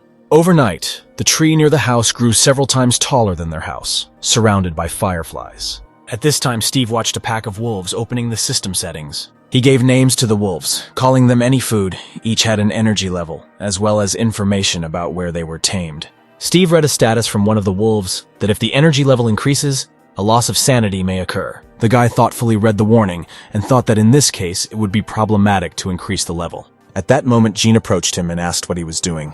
Steve said that he was naming new members, and Jean asked in surprise if he was talking about wolves. Yawning, the girl said that she had to wake her up and asked why he went out alone. Peku ran up to them. Who had become bigger, Jean said that he was growing quickly and asked about the younger ones. Steve replied that they had left for breakfast and were probably at the dungeon now. Jean also praised her diligence, especially in such heat. Our hero pointed to the forest and asked the girl if she wanted to take a walk. Jean tilted her head to the side in surprise, asking the guy again. In an instant, Steve turned into a huge white beast and extended his hand to her. John easily jumped on his back, and the guy said that now he would show her something. The girl smiled and asked if he really wanted to brag about his achievements to her. But Steve did not answer her question and asked her to hold on tight. Our hero in the form of a beast rushed forward, as usual, with incredible speed. Jean could barely stay on Steve's back and asked him to go slower. The wolves rushed after them, trying to catch up with the guys, and Jean screamed that she had lost her shoes. In the forest where Steve's guild settled, several journalists pitched tents when they heard the howling of wolves. One of them said that there was nothing to fish here, adding that in addition it was very hot here. Another guy said that the company ordered him to get at least something, and complained that he had not seen a salary for more than a month. He turned to the other guys and asked if there were anyone here who had already been in this forest. Another partner pointed to many cameras and said that they belonged to the military police. But before they arrived, they would be eaten by wolves. Another guy said that it is impossible to predict when the portal will open, so it's not like journalists and influential people were not allowed in here. Suddenly, the SUV that Steve bought for Chad appeared on the road. The journalists learned that it was Steve's car and began excitedly looking for him. The car rushed past the journalists without stopping. Chad said that even the heat doesn't stop journalists, and Donnie wondered whose channel it was, his or Steve's. He read the comments under the video. Some were discussing Steve and were surprised that he was only level F, while others were discussing the fight between Hiro and Mikhail. Suddenly, Donnie exclaimed in surprise. But when Chad asked what happened, he embarrassedly replied that it was nothing. Donnie watched intently as several of the largest countries sent large donations, totaling 4 billion. The guy thought that most of the donations come from Europe and could not decide whether to tell Steve about this or not. Suddenly, the car caught up with a wolf pack. Led by Steve and Donnie shouted to him in surprise. Jean noticed the guy's car and waved to them while sitting astride Steve. Donnie waved back and called her brother's little wife, surprising Chad with this phrase. Jean, in response to such words, threatened Donnie with her fist, narrowing her eyes angrily. The boy smiled cheerfully and said that they go to the same toilet, eat and sleep in the same house. He looked with resentment at how Jean sat astride Steve and said that he had never ridden them like that. And at the same time, our hero was picking up speed, overtaking an SUV, which surprised the guys. Donnie fervently asked Chad to push himself, and he replied that they would not lose. Chad shifted the gear into sport mode and pressed the gas pedal to the floor. The car pulled ahead, slightly overtaking the wolf. Donnie shouted that whoever was last would buy dinner, and added that the speed of light was against the rules. Suddenly, Jean felt something and called out to Steve excitedly. Steve was calm and only asked the girl if she felt it. The girl's eyes shone blue and she said that a crack had been discovered within a radius of 200 meters. Jean remembered the conversation at the hospital when Steve snuck up on her. She was tired and her eyes were drooping, but Jean still asked which planet she was from. Steve looked out the window and without turning around said that he was from the planet of the animal kingdom. Jean asked if there really was anyone on this planet except animals. Steve said that looking back he realized that it was a beautiful and romantic place, surrounded by more than 700 times the energy. Jean was shocked when she heard about the energy of 700. The guy continued by saying that this is a realm of eternal survival, where the battle for dominance is eternal, and whoever was their leader had to get a minimum of U grade. And even after he became their leader, he still thought he had to accept their challenge. Jean thought that if this was a portal bridge, then it would be possible to enter and exit it without restrictions. And if the aliens were warlike, then soon this place would become a battlefield. The girl fearfully imagined that a war could begin against animals of Class C and higher. At this time, Melissa and her boss were sitting in a cafe, and he asked if Steve's planet was friendly. The girl said that the risk was high, but the man replied that he was talking about something else. Raising his glass, the man said that on that planet Steve was a king. Jean, horrified, asked Steve how he couldn't do this. She said that he was the king there, so why couldn't he? To which Steve replied that if they saw that he was not so strong, wouldn't they want to kill him? John cursed and asked in frustration how this happened. The girl ordered Steve to run at full speed into the northeastern field, away from the city. Our hero rushed in the direction where Jean pointed, raising columns of dust. Chad asked in surprise where the guys rushed, and Donnie ordered to go after them. A huge blue lightning flashed in the sky. Jean shouted that it had begun. Space was beginning to bend. In the office, Melissa answered Jean's call and asked what happened. They were already near the lightning, and Jean told Melissa that a portal was forming in front of them. The girl was surprised, and not believing it, asked again. Jean shouted to send the portal's location to the backup unit. Several military vehicles were already rushing to the indicated location. The vehicles stopped and installed rocket launchers, and the chief reported that the brigade alone was ready for shelling. Approaching the portal, Steve said that this was not the planet he was on. This was an ordinary portal? Jean asked in surprise why he was so sure of this. Steve came closer to the portal and said that he felt that it was not the place from which he came. Jean speculated that it was because of the space portal that repatriates sometimes pass through, so he could feel it. But then the girl remembered that when Steve returned from the planet, the energy level of this portal exceeded even the level of the bridge portal. But then she thought that the device was broken. Out loud, Jean said that now the energy of the portal is not as oppressive as it was that time. And Steve said that this is a portal to the dungeon. Journalists also saw lightning. One asked if it was a spatial wave, and the second confirmed the observation. Immediately, the cars of the awakened bureau rushed past the journalists. And then helicopters flew in, surprising the journalists even more. One of the journalists said in surprise whether a portal to a new planet was really opening. The lightning began to grow more and more, forming a ball. The guys ran to the portal and Steve took on his human form. Jean looked at the portal, wondering if it really led to the dungeon. Suddenly, Jean thought that Steve could outperform her, the better one in terms of perception, although he was not even a professional. An SUV drove up to the portal, and an admiring wow was heard from it. Donnie ran to the guys, asking if this was a portal to a new planet. But they didn't have time to say a word when 2 cars from the Bureau drove up to the portal. The military got out of the cars with suitcases and said that they were the 11th team and would now install the equipment. The guys asked what it was for, and Jean replied that it calculates the dungeon level and time. Jean and Steve watched with interest as one of the soldiers set up the equipment. The number 4280 appeared on the screen, which greatly surprised Jean. The soldier said that this was a 4th level dungeon and added that its level was not that high. Jean sighed in disappointment, and Steve smiled contentedly, saying that he was enough. But Melissa was the most disappointed when she heard about the dungeon level. The material from the bracelet began to cover Jean's hand when she said that about Steve's words. He said that this was not where he was and they would have to go and check. But the boss was furious when he heard that the dungeon was the 4th level. Melissa said that this is not yet certain, and they need to first go and check if this dungeon is a return location. The boss said with disappointment that they spent a lot of money on this. The girl repeated that this is not yet accurate, and the skills that Steve shows are definitely not level 4. The boss said that if the first portal that opens after a person returns is a dungeon, then he returned from the dungeon and asked if she knew which people trusted them and invested in them. Melissa asked if they didn't invest in probability, and Steve is unusual, and his price is high. The boss said that if he came out of the dungeon, the company's shares would rise and asked for time. In response, Melissa just sighed heavily. And he added that if they cannot satisfy those who invested, then both of them will have problems.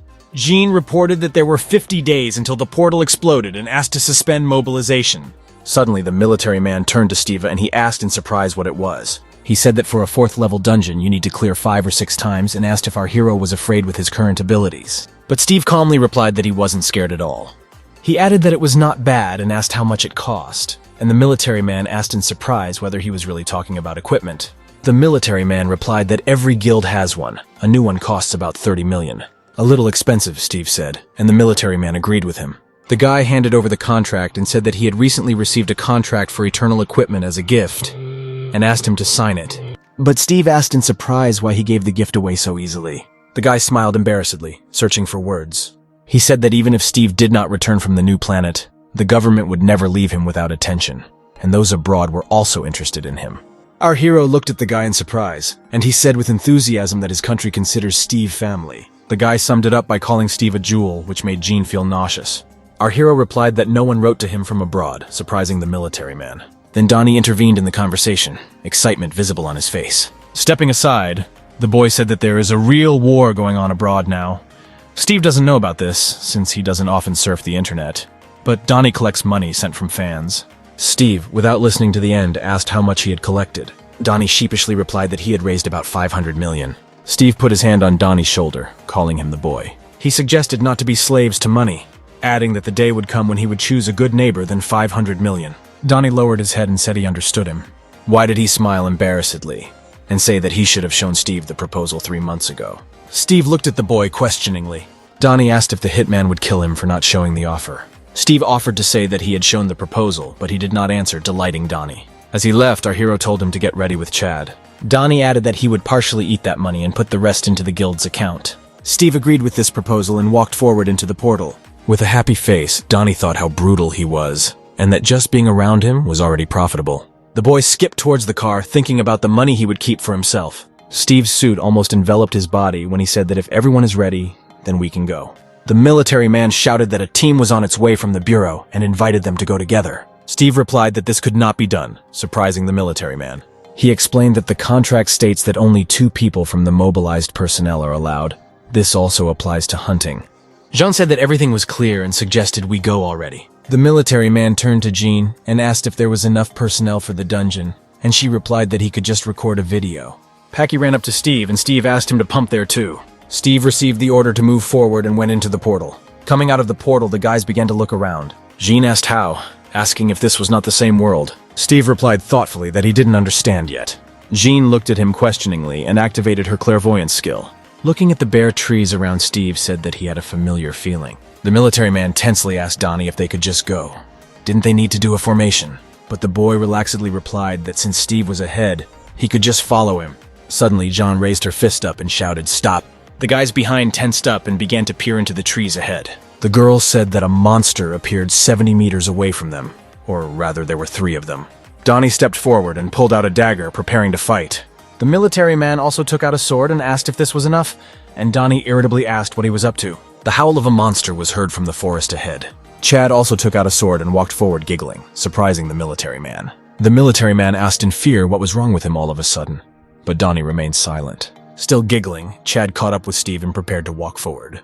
But seeing his younger brother, our hero hit him on the neck with the edge of his hand.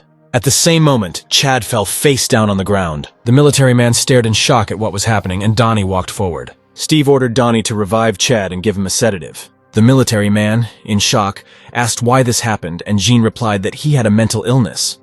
When he takes a sword in his hands, he turns into a psychopath. Donnie tried to give Chad some medicine and brought him back to his senses. Meanwhile, Steve, who was walking ahead, was looking forward intently. He told everyone to stand behind him and took out his dagger. At that moment, a monster appeared from the forest and roared loudly. 3 lizard-like monsters with spears in their hands came out of the forest. Donnie shouted that these were lizard people, and Jean ordered to take a defensive stand. Steve rushed forward, clutching a glowing dagger.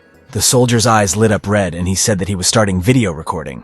Our hero approached the monsters, and the 3 of them attacked him. Steve easily took off the head of the first monster with one blow of his dagger. He also easily cut the second monster in half, as if cutting paper. Steve stabbed the third monster in the stomach. Our hero stopped after finishing off the monsters and received a message that he had been awarded 84 experience points. The rest of the squad stood in a circle, protecting their backs, and they all looked in surprise at Steve, who had already finished dealing with the lizards. The military man looked at Steve in shock, wondering if such speed was real.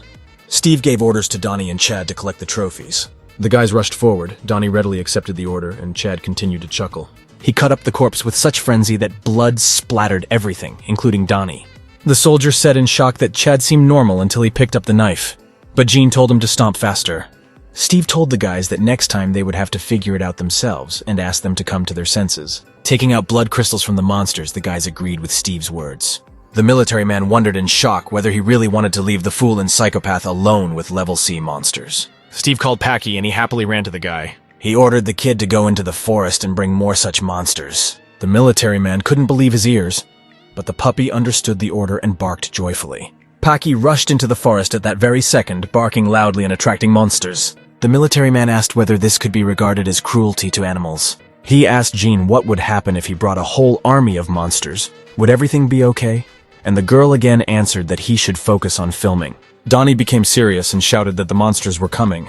Grunting and unintelligible sounds were heard from the depths of the forest. Hearing them, Chad began to giggle even louder, baring his teeth in a crazy smile. The soldier thought in horror that he was having another seizure. Donnie ran to Chada, offering to drink another sedative. But the guy didn't hear him anymore. He rushed forward towards the monsters, laughing loudly. Steve turned back and loudly called out to Donnie, warning him that the monsters were approaching. The guy understood this and eagerly rushed forward. Packy rushed back from the forest, and the grunting of the monsters became louder. Chad rushed forward and threw a dagger forward, surprising Steve, followed by a spear. The spear stuck into the ground next to Packy, and he barked loudly. And Chala's dagger hit the head of one of the running monsters. The lizard with the daggers in its head fell, and the remaining monster shouted something in its language, preparing to strike. And Chad was already rushing to meet him, with 2 shining daggers in his hands. He ran up close to the lizard and swung his daggers, and the monster raised his spear. Then Steve arrived and pushed away the monster's hand, which had a spear in it.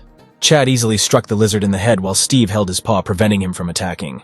And next to him, Packy grabbed the monster with his teeth, which increased the level and power of his jaws. Suddenly, the military man shouted in fear that there was danger near the guys. A toothy jaw dropped open next to Chad, who was engrossed in killing another monster. Steve and Chad were just turning back when a glowing bolt of lightning pierced the monster's head. It was Donnie. He was holding a sniper rifle in his hands and covering the guys. He fired a burst from his rifle, and multiple bolts pierced the monster. Chad swung his hand with a scream and made 2 cuts in the monster's body. In the next second, the monster's body fell into 3 pieces, and Chad's level increased to E1. The guy continued to smile madly as blood gushed out of the monster's body. Donnie also raised the level to E9 and was incredibly happy about it. The military man asked in surprise whether this was definitely a 4th level dungeon, and Jean asked if he really thought it was a 3rd level dungeon. Donnie exclaimed contentedly that he wasn't worried at all, and Chad continued to giggle. Jean told the military man that stop talking, we need to record a video.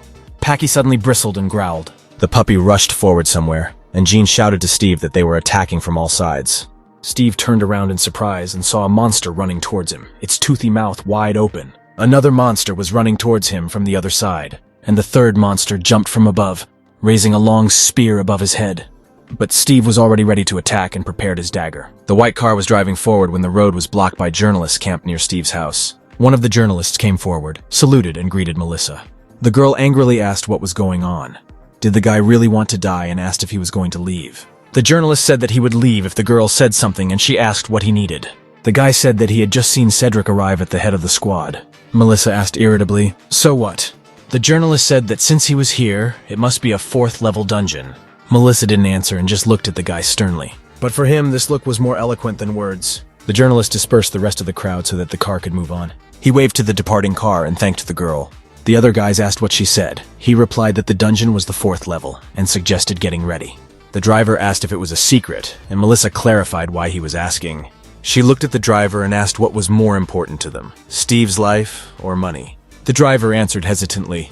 Steve and the girl answered the same thing. She said that if she just caught Steve returning from the dungeon, then those flies would no longer bother her. The driver excitedly asked if everything would be okay with her because the boss had told others. To which Melissa replied that this is why they must find the breach now. And at this time, squad number 13 gathered at the portal and reported that they were ready to enter. A tall, muscular man with white hair looked the squad over carefully. He asked the soldiers if everyone was equipped, and they answered in unison, yes. The man smiled cheerfully and said that if so, then it was time for them to have a little fun. Suddenly, an employee came running to them and said that the order had been given to wait. Cedric was unhappy with this news and asked why this was. A car drove up to the portal and a girl headed towards the squad. Melissa greeted Cedric with a polite smile, but the guy was hostile and, without answering the pleasantries, asked what it meant. The girl calmly replied that entry into the dungeon is currently prohibited, and she added that until they received a message from Steve, unauthorized entry was prohibited. Cedric got angry at these words and asked what unauthorized meant. He said menacingly that they actually dropped what they were doing and rushed here. Melissa was still calm and replied that it happened that way. The man said that there was definitely a reconnaissance clause in the contract, and asked whether it made sense to allow the team in without a raid. Melissa smiled slyly and said that now it makes sense to add a couple more points. The girl smiled and said that she was here so that no one would get their hands dirty, and she was here on behalf of the boss. Cedric swore angrily and asked why everything was so difficult. Melissa smiled peacefully and suggested continuing the conversation in the car. Looking at the article about Steve returning from the 3rd level dungeon, the boss asked the chairman not to worry. He spoke on the phone and answered the minister that it was a misunderstanding and that more time was needed. Having finished this conversation, the phone immediately rang again. The boss grabbed his head and said that he could die like that. He shouted loudly, asking if Melissa had been contacted. But despite the commotion over the portal, the sun shone brightly in the azure sky in the city. The doctor was sitting in his office and moving his mouse across the table. He opened an article that said that Steve had returned from the dungeon and they regretted his unfulfilled dream of a new planet. The doctor was surprised at the 4th level and asked if this was a sabotage. Reading the article, the doctor said that this guy didn't have a life, but some kind of TV series. He remembered the guy's story.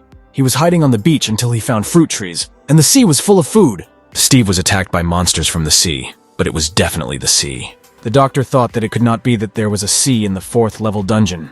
The earth was collapsing, and the doctor thought about the appearance of a dungeon. That it could appear due to the split of the planet itself. He remembered when Steve broke the door handle, burst into the office and asked the doctor to find his brother. He then agreed, but said that in return he would have one condition. And the condition was a story about how Steve became the king of wolves, right up to the war with the gorillas. He promised that he would let him know if his brother was found. An ordinary level F repatriate said that he was the king of the planet for 500 years. Who would believe him? The doctor thought that he seemed to have missed something interesting due to a hasty judgment. Meanwhile, our hero was cutting down monsters left and right, soaring high above the ground. He dealt with monsters in flight, chopping off heads, cutting necks, and ripping open bellies. And when he landed, all the monsters were already lying on the ground. The military man was shocked by this speed, and that all the attackers were on the same team. Steve turned to the guys and asked them to stand up, ordering them to collect their loot. When the prey was finished, the detachment moved on and stopped, looking around the area. Jean said it was suspiciously beautiful, and Donnie said the stones sparkled like diamonds, but the atmosphere was dull. I looked around. Steve said that this was definitely a new place, but for some reason it looked familiar. The guys approached the stone and were surprised to notice that there was an inscription on it in their native language. It was carved on the stone. There is no turning back, the territory of leopards. Steve looked around in surprise, as if trying to remember something. Jean asked if Donnie was joking, and he fearfully replied that he was not, asking why she decided that. The girl narrowed her eyes in disbelief, but did not say anything more. She turned to the military man and asked if he was recording, and the guy replied, "It's over." Jean asked tensely where their writing came from. Turning around, she noticed that Steve had gone somewhere up, along the stones. She ordered the rest of the guys to move forward. The squad moved on, following Steve, climbing up the rocks. Our hero had already stood up and froze near the entrance to the cave. There was a look of confusion on his face as he looked ahead. The guys were shocked that there was a cave in such a place, and the military man was worried that someone would jump out of it. Steve called upon the spirit of the tree, and thousands of fireflies flew forward from his body. The guys froze in shock, and Donnie exclaimed, "What is this?" Fireflies settled on the walls of the cave, which were completely covered with writing. The guys were shocked that all the inscriptions were in their language, and decided that their relative lived here. Donnie read the entry, "I want to eat chicken. I want to eat soup," and asked if the underground Robinson Crusoe really lived here. The military man tensely read the inscription, "I want to see the man." Suddenly both guys froze when they saw another entry. "How I want a woman, I really want affection." The military man said that this pervert wrote a whole novel here. The guys looked at the inscriptions and decided that he was full of desire, and the military man said that he could no longer read it. They laughed, and Donnie asked what kind of burning mushrooms he was drawing. The next inscription read, "I want to see the faces of even those I hate. I want to see the hated father and mother and younger brother Chad." Donnie said in surprise that Chad's name was there. And at that time, the younger brother read another inscription. Steve was here. The military man and Donnie immediately realized who wrote it, and their fun immediately disappeared. Jean, who had been watching what was happening, then turned around confidently. She looked at Steve, who had not made a sound all this time, studying the inscriptions. Donnie said that these were like the drawings of ancient people, and the military man added that the creator had good drawing skills. Jean walked up to Steve and asked him if this was where he was, but our hero did not answer. He looked forward in shock at the drawings. The inscription read, 500 years have passed since I became a ruler. For the last 100 years, Kuro could not defeat Steve. And there was also an Akarta in the picture. Steve vividly remembered Kuro, the huge black tiger he had fought. Our hero saw as now the yellow eyes of the enemy with whom he had fought for many years. Jean asked the guy how he was, but Steve only looked in shock at another drawing. There was a record of the Third Moon War. The Gorilla Jack clan rebelled, and when the third moon rose, the battle would begin. He remembered the last battle with a huge gorilla, and the thought that this time only one would survive. Steve simply couldn't believe his eyes looking at the drawings. Donnie continued to explore the cave and said that there were knives here. The guys looked at the shining blades, forged from stone, and therefore they were not artifacts. Suddenly, Steve rushed towards the exit of the cave, surprising the guys. Donnie shouted to Steve excitedly, asking where he ran off to. And Jean was already rushing after him, trying to stop him or at least catch up. Donnie shouted that Steve was offended because the military man was laughing at the drawings, but the guy replied that they laughed together. And Steve rushed up, running straight up the steep cliff. Our hero climbed to the top of the mountain and examined the area around. He simply could not believe his eyes and wondered in surprise what had happened here. Jean climbed the mountain where our hero stood and called him by name. Rising, she asked what was there, whether this was the place where he once lived. Steve replied that it seemed so, but something was wrong, and Jean asked what exactly. The guy pointed in one direction and said that there used to be a snowy mountain there. He pointed in the other direction and said there were fruit trees there. Then he pointed to a place where there was fog and said that there was a sea there. John was truly surprised when she heard about the sea in the dungeon. Steve said that this sea was called the Sea of Roar and it was truly dangerous. The girl could not believe that there could be a sea in the 4th level dungeon. She asked about the writing on the wall. Didn't he leave it? And Steve said it was his writing. These were Steve's attempts not to forget about civilization. He wrote them while hiding from animals. He recalled how he took notes, and even when he changed his habitat, he returned to this cave and wrote. Jean asked if lizard men existed back then, and Steve replied that they didn't exist then. The girl asked what happened to his animal friends. Steve looked thoughtfully into the distance and repeated the girl's words, "My friends." The guy said that this was leopard territory and they wouldn't leave because of some lizard men. In response, Jean pointed into the distance and asked if he could see the fog there. She said that there, just beyond the mountains, was the end of the dungeon, the most ordinary dead end. Steve was sincerely shocked by these words, not believing that where there used to be a sea was now a dead end. Suddenly, they both heard a noise below, and Jean shouted that a lizard man was approaching. Jean activated her clairvoyance skill and said that they were approaching. The girl counted the number of approaching monsters. There were more than 80 of them. The guys climbed to the top where Jean and Steve stood. Donnie said that if they weren't next to them, they would die. Jean screamed that 102 lizards were rising towards them. The girl was indignant that they were all rising at once and took out her sword. And at the very bottom stood the largest red lizard, and she shouted that he was the king of the lizards. The lizard grinned its mouth angrily, and on its head was some kind of animal, like a mask. Taking a closer look at the skull, Steve thought that it looked very similar to the skull of a leopard. Suddenly, our hero told Jean to be with the others. And without waiting for an answer, he jumped down from the top of the mountain, surprising Jean. The girl shouted from above, asking what he was up to, but there was no answer. Meanwhile, in the city, Grandma was feeding a pigeon and with a smile asked him if it was good to peck food like that. Suddenly, the dove began to shine with a blue light and lightning appeared around it, which greatly surprised the granny. And Jean stared at Steve in surprise, not believing her eyes. Instead of arms, Steve grew huge wings and flew down towards the rising monsters. Seeing Steve, the king of the monsters swung his huge spear, aiming at the guy. The spear flew past Steve and he went down to the king of the monsters, stopping next to him.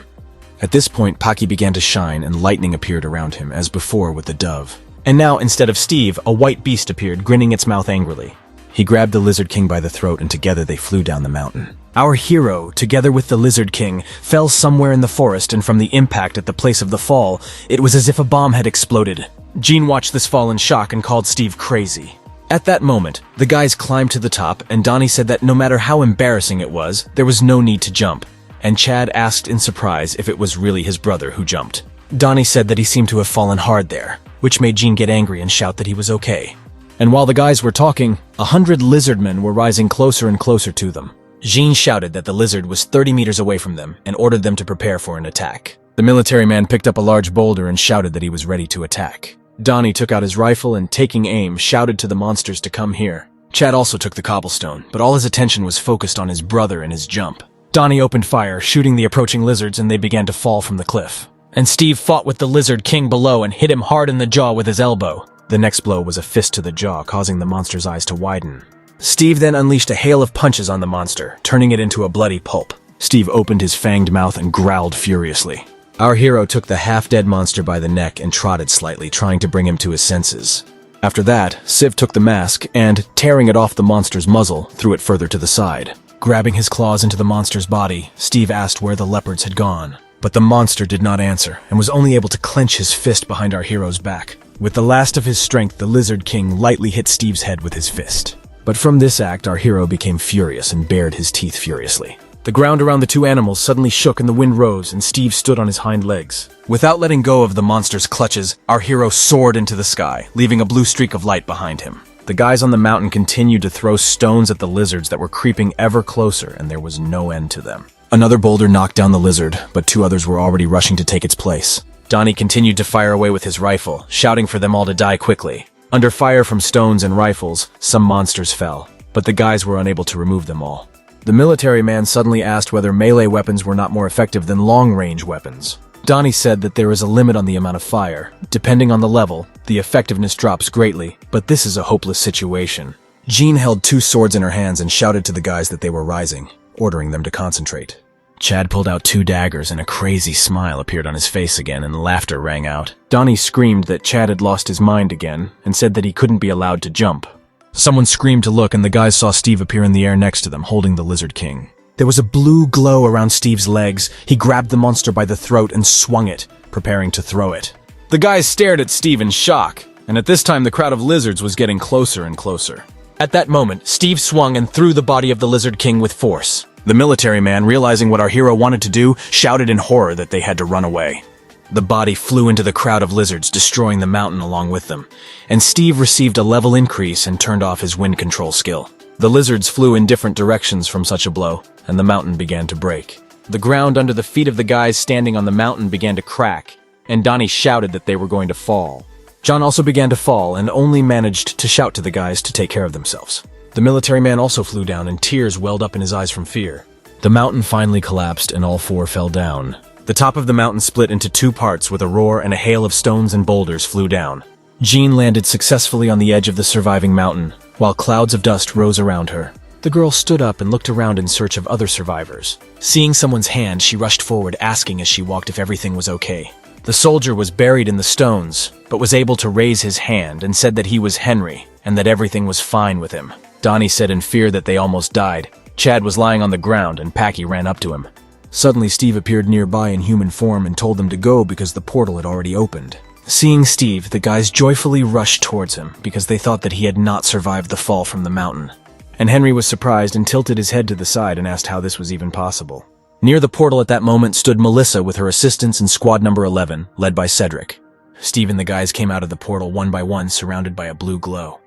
Seeing the guys, Melissa smiled and said that they were going out. Steve's clan left the portal in deathly silence, and the military near the portal looked at them carefully. Steve was silent and looked thoughtfully to the side. There was confusion on the guy's usually serious face. Cedric, seeing our hero, asked if he was Steve and added that he could barely drag his feet. But Melissa ignored the guy's words and called out to Steve, coming closer. Steve looked at Melissa with the same confused look. The girl came closer to him and greeted him. She wanted to say something else but did not have time. In front of everyone, Steve turned into a dove and flew away, under the gaze of everyone. The squad looked after Steve in amazement, and one guy asked if Steve had really turned into a dove. Another guy said that he also thought it was his imagination, and Cedric added that it would probably be delicious to fry him. Melissa asked if he wasn't turning into a dog, and Jean just sighed heavily. She asked Jean what happened, and the girl replied that if Melissa came to negotiate, then it was better to go. The brunette frowned and asked what was wrong with the video. Jean called Henry and told him to take Melissa and return to headquarters. But the girl said that the blonde should go too, and she was surprised by these words. Melissa said Steve's surveillance has now been completed and her deportation order has been issued. Jean instantly became furious and screamed where she was being sent this time. Melissa replied, "She's going on a field offensive near the midline. Things are serious there." Hearing the place where she was being sent, Jean clenched her teeth in surprise, but did not object. Henry told the guys that 4 people would remain with them to operate the portal, and this number of people should be enough. Chad shook the guy's hand and said that he would treat them like guests, while Henry advised him to hire staff as soon as possible. The guy thanked the military man for his advice and smiled kindly at him. Henry smiled a slightly nervous smile in response and wondered what Chad's true face was. And next to him, Cedric shouted in surprise what kind of return we were talking about. He said that Melissa kept insisting that she needed to talk to Steve, to which the girl replied that they had better return to headquarters today and begin negotiations on the squad's salary. Heading to the car, the girl said that the boss was waiting for them, inviting them to go. But Cedric shouted that that wasn't the problem and asked if Steve didn't want to talk to them.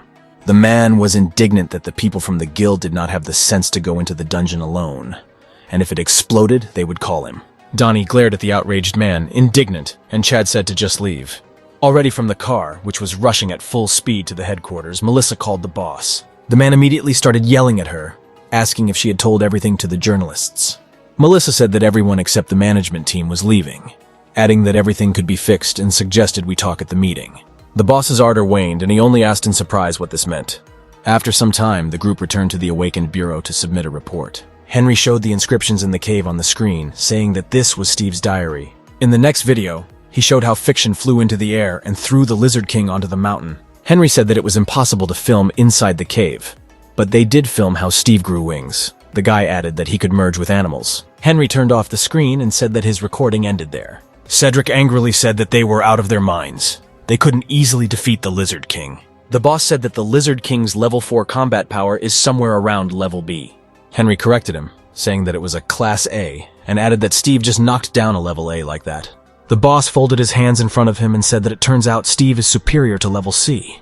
Jin reported that the current E-level spatial energy, C plus combat power, after transformation depends on the power of the animal, but is assessed as the weakest SSS level. It was also confirmed that his level increase depends on the removal of restrictions.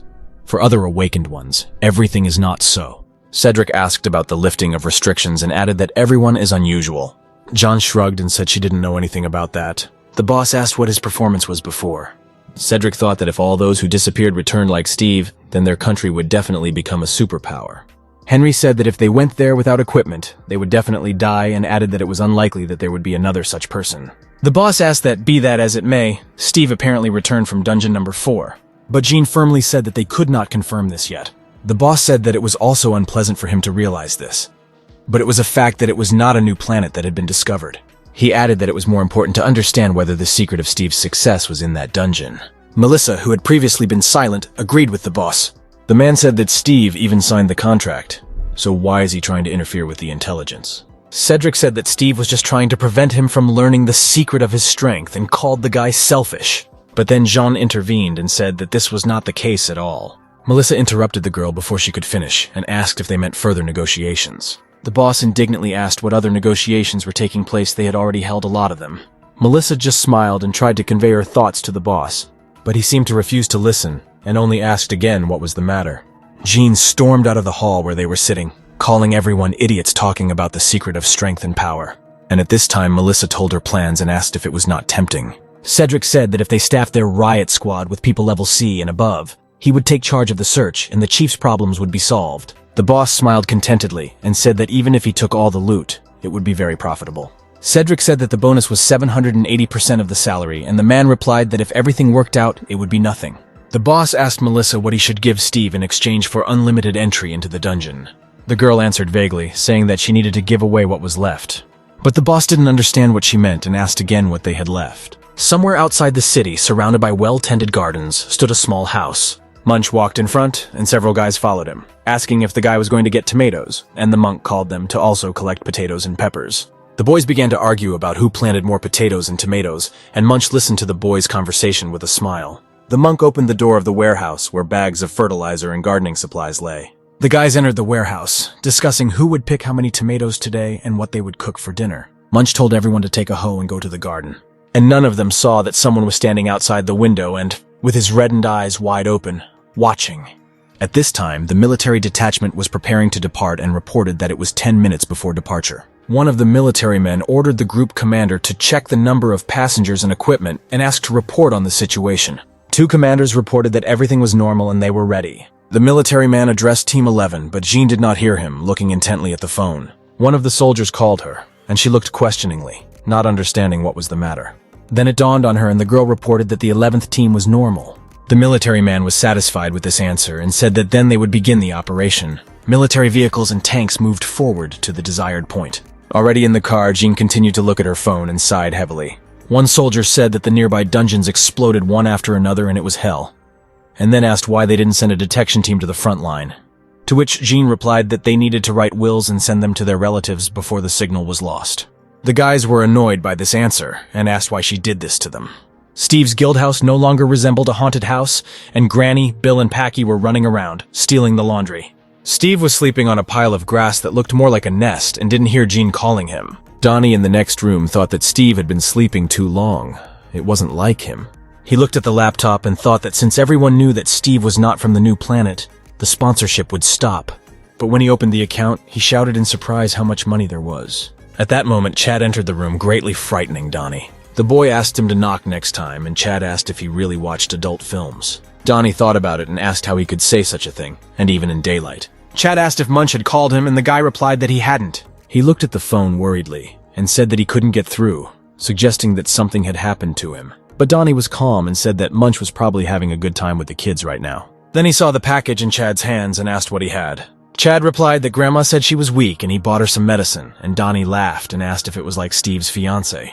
The boy asked if it seemed to him that our hero had been sleeping too long, and Chad replied that he just wanted to wake him up. And Steve had already woken up and was sitting on the floor, thinking about what happened in the dungeon. He thought that he would be able to see his friends if the portal opened, but his world turned out to be just a grain of sand. He recalled that he did not meet any friends there, but he saw some infected monsters. Our hero remembered with longing the family of red wolves and how fun they hunted together. He also remembered the huge black tiger Kuro, with whom he fought many times for territory. I also remembered Jack, the giant gorilla. It was in the midst of their battle that Steve returned to Earth. With a smile, Steve wondered where they were. Where had they gone? Had they really moved to other places because they were frightened by the big snake? Our hero settled on the thought that no matter what, if they were destined to happen, they would definitely meet again. At that moment, Chad entered the room, and seeing that Steve had woken up, he called him for lunch. The guy agreed and added that while he was sleeping, he didn't even realize how hungry he was. His phone rang again, and Londi was displayed on the screen. But Steve did not hear the call and left the room. The guys were sitting at a set table when Steve asked where Blondie had gone because she loves lobsters. The guys were surprised to hear this, and suddenly something occurred to Donnie, which made him stare at Steve in surprise. Our hero looked at Donnie confusedly and asked what he said. Squinting, the boy asked if Steve really didn't know the girl's name. Our hero was puzzled by this question, and asked in response if her name was not Blondie. Donnie couldn't believe Steve was serious, and said that her name was actually Jean. The guy obviously heard this name for the first time, and Donnie asked in surprise if they hadn't met. Steve asked what exactly the boy was talking about. They met to have offspring. Donnie looked at Steve in shock, deciding that his head was all about hunting an offspring. Chad changed the topic of conversation and said that she had gone to the region on a mission. He said that Jean could not reach Steve and called him, and also said that they needed to take a person to the guild. Our hero was not happy to hear this proposal, and asked if this was necessary. Chad replied that this is necessary. They need someone to operate the measuring equipment, because they do not know where and how the portal will explode. Steve turned to Donnie and asked if he had anyone in mind. The boy said that maybe one of his friends, with whom he practiced boxing or his YouTube subscriptions, would respond. Donnie asked if Steve had anyone as an example, but then remembered that he had recently returned. Sinking his teeth into the lobster shell, our hero asked if he had heard from Munch. Chad was surprised that he didn't answer him either, and added that the monks took the children from the orphanage and should now be in the city. Donnie also dialed Munch's number and said that he still wasn't answering, adding that it wasn't like him. Military equipment rushed through the destroyed city to its destination. The guys in the car heard an announcement that they were entering the red zone of Necroville and were asked to turn off their communication devices. Jean was holding the phone in her hands when the guys around them began to discuss the red zone, which was not on the map. The girl pressed the shutdown button without reaching Steve, and the screen went black. Just at that moment, Steve picked up his phone and saw the missed calls from Blondie. He immediately called her back, and the voice responded that the subscriber was out of range. Cars raced through the forest, and zombie-like monsters roamed among the trees. And only one of the monsters carefully watched the military, staring at them with red eyes. Our hero stood in the room and listened to the beeps on the phone, but he didn't even suspect that at the other end of the line the phone was lying in a pool of blood. Steve said he wasn't answering and put the phone away, starting to worry. Melissa and Cedric drove up to Steve's guild house, and she called Chad and asked if they could see Steve. The white-haired man smiled, looking to the side, and said that this is a man and a dog. Steve sat not far from them under a tree with his head thrown back. They sat down to talk at the table, and our hero asked in surprise about what research. He asked, "This is not the planet they have been looking for so long, so why are they so obsessed with research?" Melissa replied that they wanted to know what the secret of Steve's strength was, and the answer was there. The guy replied that if you train for 1,000 years, everything will work out, and asked why they didn't believe. Cedric asked not to behave like that among his fellow countrymen, and added that this was not just like that, but to stop the national crisis. The man said that the number of dungeons on the 6th level is increasing, and the time and passage is decreasing. The number of infected people has increased sharply, and there is a shortage of food. He added that it was critical to train high-level people like Steve. Steve noticed the words about the infected and asked what kind of infection it was. It turns out that after the cataclysm, an unknown virus began to spread. Infecting people living near the dungeons, these infected do not die, but attack and infect people and animals. These infected are called necrovilles. They look like zombies with red eyes. The girl showed the map, saying that the red dots are their zones. If they increase, it will be more difficult to block the breakthrough into the dungeon. Melissa added that according to assumptions, this virus came from the portals, but the infection rate is so high that it is difficult to respond in time. Steve listened and said that there were 2 gifts in exchange for permission to explore the dungeon and unlimited hunting. The girl said that first, they will raise the level of Steve's guild to level 5. Our hero asked if this meant they could go to level 5 dungeons, and the girl confirmed this. Melissa narrowed her eyes slyly and asked, "Attractive, isn't it?" Steve didn't answer and asked what the second gift was. The girl said that the second gift is territory. Steve was surprised by such a gift. She showed a map, adding that this place was north of their territory, and asked if they could. Steve looked at the map and said if this field was abandoned. He asked if they were talking about defending the city from the west. Melissa showed a map and said that except for a few cities, the rest of the land was abandoned and turned into fields. Those who remained on the fields after the cataclysm moved in search of a safe place, and there was not enough space in the cities to accommodate them. Steve smiled cheerfully and asked if they really wanted to place them in the office. Melissa replied that if people came, they would be able to rebuild the city, clear out the dungeons, and be able to cultivate the fields. And if the guild was recognized as being in charge of the attack, then make a serious profit. She said that for now it would be possible to use modular versions to prepare, and if a portal opened with more time, the guild would hit the jackpot. Steve liked these prospects and replied that the conditions were not bad. Afterwards, he asked a question about what is happening in the neighboring country. Cedric said that most of the victims of the cataclysm were there. There was a coup. The system collapsed. The survivors live in groups. The situation is out of control. Isn't it just a matter of time before they run south? All 3 were solemnly silent with sly smiles on their faces, and Steve wondered if he was lying now or they were.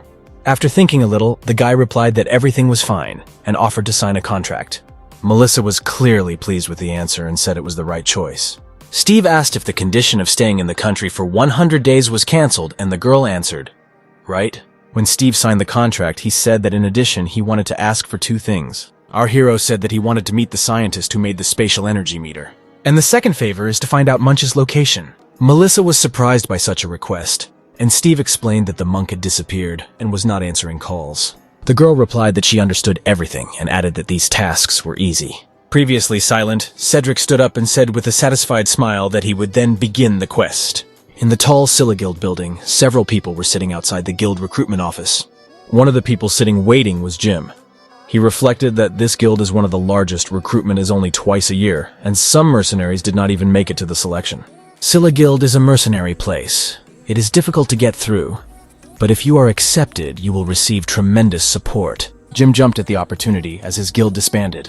He received a message that he had passed the test and thought that wandering around small clans and all his efforts were not in vain. But Jin was very nervous as he sat waiting and thought that this was not the end. He reflected that out of the 50 candidates who made it through the final screening, only 10 were chosen. He decided that he should not lose confidence. Perhaps this was his only chance. His thoughts were interrupted by an incoming message and he stared in surprise at the phone screen. One of the people on the committee told the candidates that this was a great job and they could quit. The elderly man said that this time the recruitment was extremely bad and only criminals came. Another added that any kid could do better than them. And Morris said that this swordsman was not bad, looking at the profile. It was Jim's profile, and all the men from the commission confirmed that he was really not bad. The elderly man was surprised that in 3 years, Jin had only reached level E. Morris said he could be promoted and added that he would personally train him. The man ordered the next ones to be called, and the guy at the entrance went to invite them. He went out into the corridor and invited candidates from 46th to 50th. But sitting opposite the commission members were not 5, but only 4 candidates. The man asked why there were 4 of them, and Morris asked where Jim was. One of the candidates replied that he suddenly ran out. In fact, Jim received a message that read, "If you want to join my guild, then come to the specified address in the city of Steveland." Jim immediately rushed away from the building, because there's no need to even think about it. Because this is a message from the savior, and the hottest guy in the country. Military vehicles continued to drive in the red zone, past those infected with Necroville. The driver was looking at the screens and turned around, and told the boss to look at them. The guy mocked, because they said that they had experience with missile defense, but they themselves ran in different directions out of fear. The boy said that nothing was clear yet, and suggested that the sergeant put them down, as he once had put down 2,000. The sergeant replied that they should stick to the standard course, because if they went the other way, they would not be able to get to the right place in time. Suddenly, the boy behind the wheel fell silent and called the sergeant. On the road ahead, someone or something blocked the path of military vehicles. The sergeant immediately tensed up and, cursing, asked what it was. Having approached closer, they examined several infected people who were devouring a huge bear. Seeing the light from the headlights, one of the infected turned around and looked angrily at the car with red eyes. The sergeant said that they would turn them into dust with a Proton rocket, but the driver replied that this would make everyone angry. But the sergeant said that they had little time and a little further there was already a combat zone. The driver did not argue and pressed a button on the dashboard, which set the rocket launcher on the roof of the car into motion. The sergeant gave the order to shoot and 4 rockets flew into the crowd of infected people. The monsters turned their heads towards the cars, and at that moment the missiles flew, tearing them into pieces. And the tanks rushed forward, crushing the monsters and tearing them to pieces. The surviving monsters saw this attack and began to growl, attracting other zombies.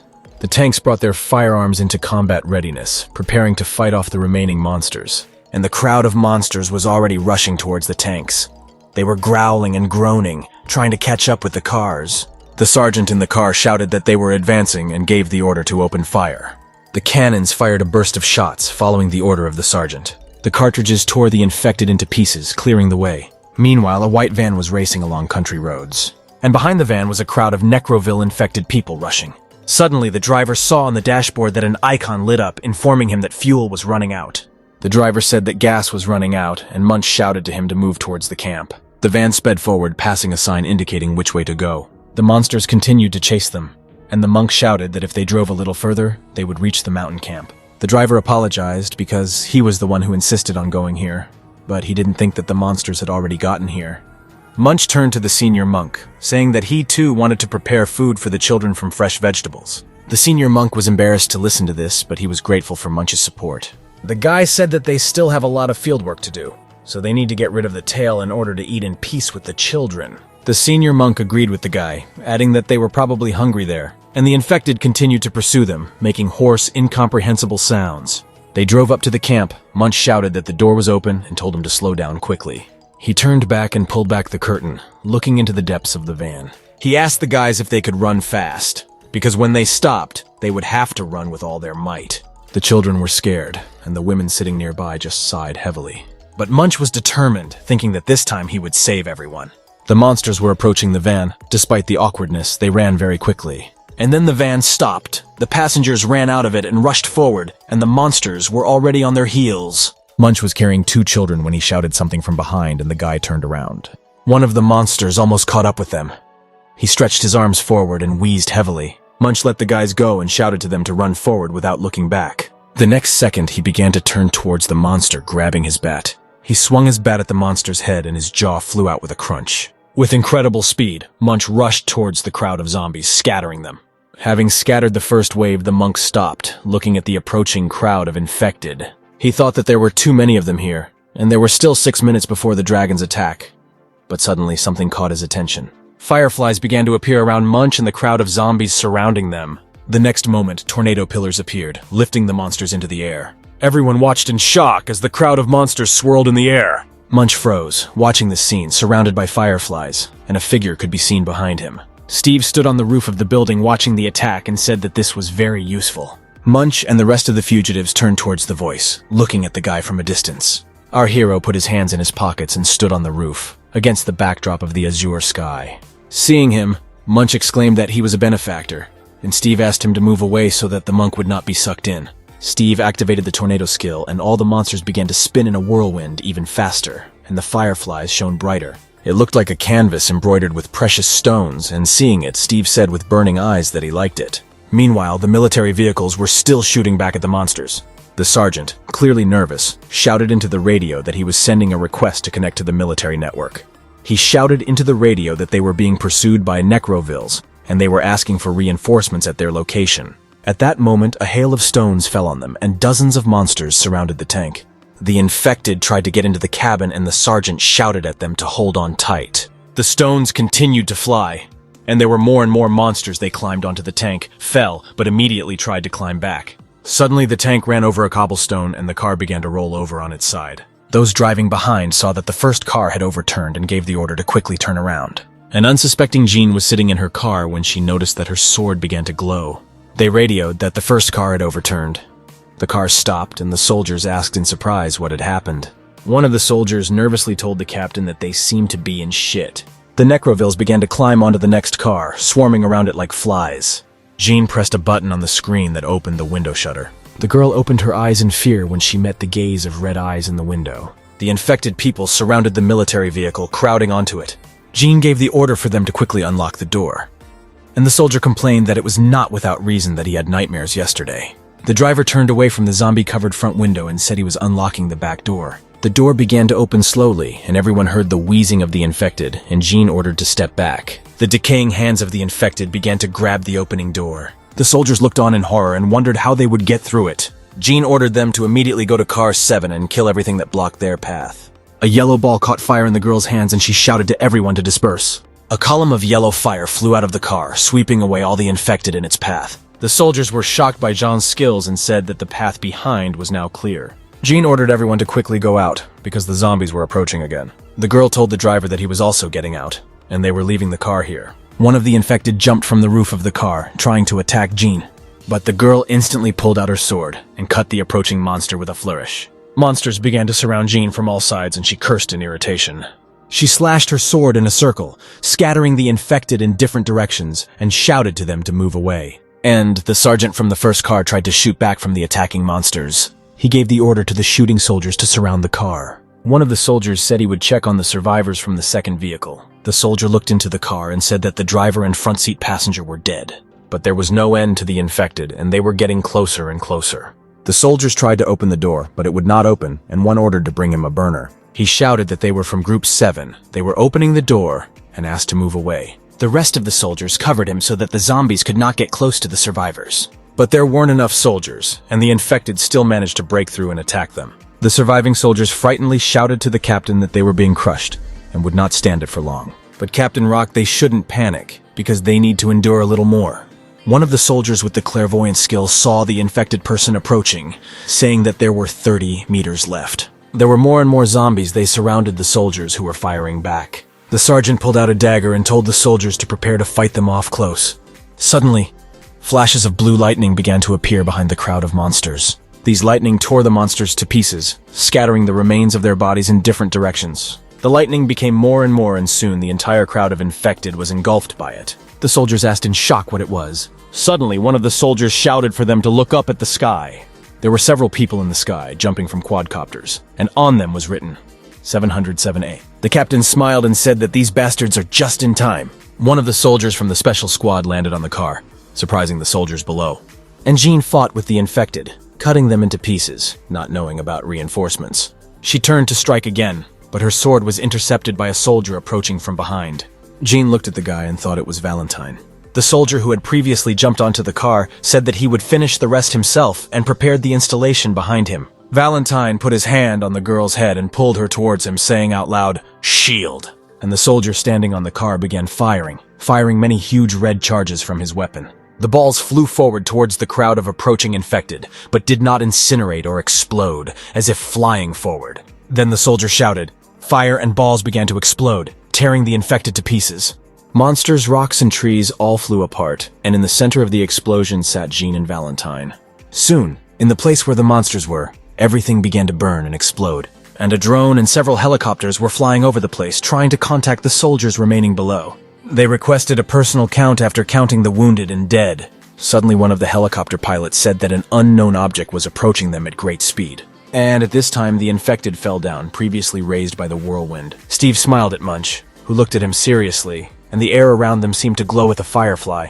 The bodies of the infected fell around Munch like a hail of zombies, and the orphans looked at what was happening with a mixed feeling of delight and fear. Seeing that there were no more monsters left, the children rushed towards Munch, screaming loudly that all the monsters were dead. Steve smiled and told Munch that it was fun. Now it was time for them to go home. The monk turned to Steve, calling him a benefactor and asking how he found them. Then the other monks and children saw Steve and asked who he was. Munch, with a satisfied smile, began to say that he asked to welcome this, but did not finish. One of the surviving infected clung to his leg, gnawing at the flesh. Munch looked down in horror, watching the zombie bite into his leg. And at this time, a new portal opened in a neighboring country. The road collapsed along with the cars. A huge monster came out of the portal, causing panic among the residents. The running woman fell and the stroller with the sleeping child rolled away. The stroller was stopped by Hiro, who arrived in time at the site where the portal opened. All the residents shouted the guy's name in delight, glad that he had come to their aid. And the monster began to be surrounded by men in black suits with swords in their hands. The monster raised its head up and released several fireballs. One of the men activated his stealth skill, and his swords were engulfed in black flames. At that moment, a fireball flew up to the guy and exploded right next to him. And the monster continued to release fireballs that exploded and destroyed everything around. But in place of one man in black, several more appeared, and someone shouted that they were clones. And while they distracted the monster's attention, Hiro got closer and cut him in half. The guy swung his swords easily as if he knew where to aim next. Hiro delivered a series of cutting blows, and the monster, cut into several pieces, began to settle to the ground. As a result, the monster collapsed to the ground, and its body fell apart into several parts. People who saw the victory rejoiced and loudly shouted the name of their hero, Hiro.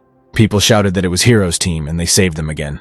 Military vehicles were rushing towards the portal, and the news reported that a huge monster had emerged from the portal, wreaking havoc, but large casualties were avoided thanks to Hiro's team.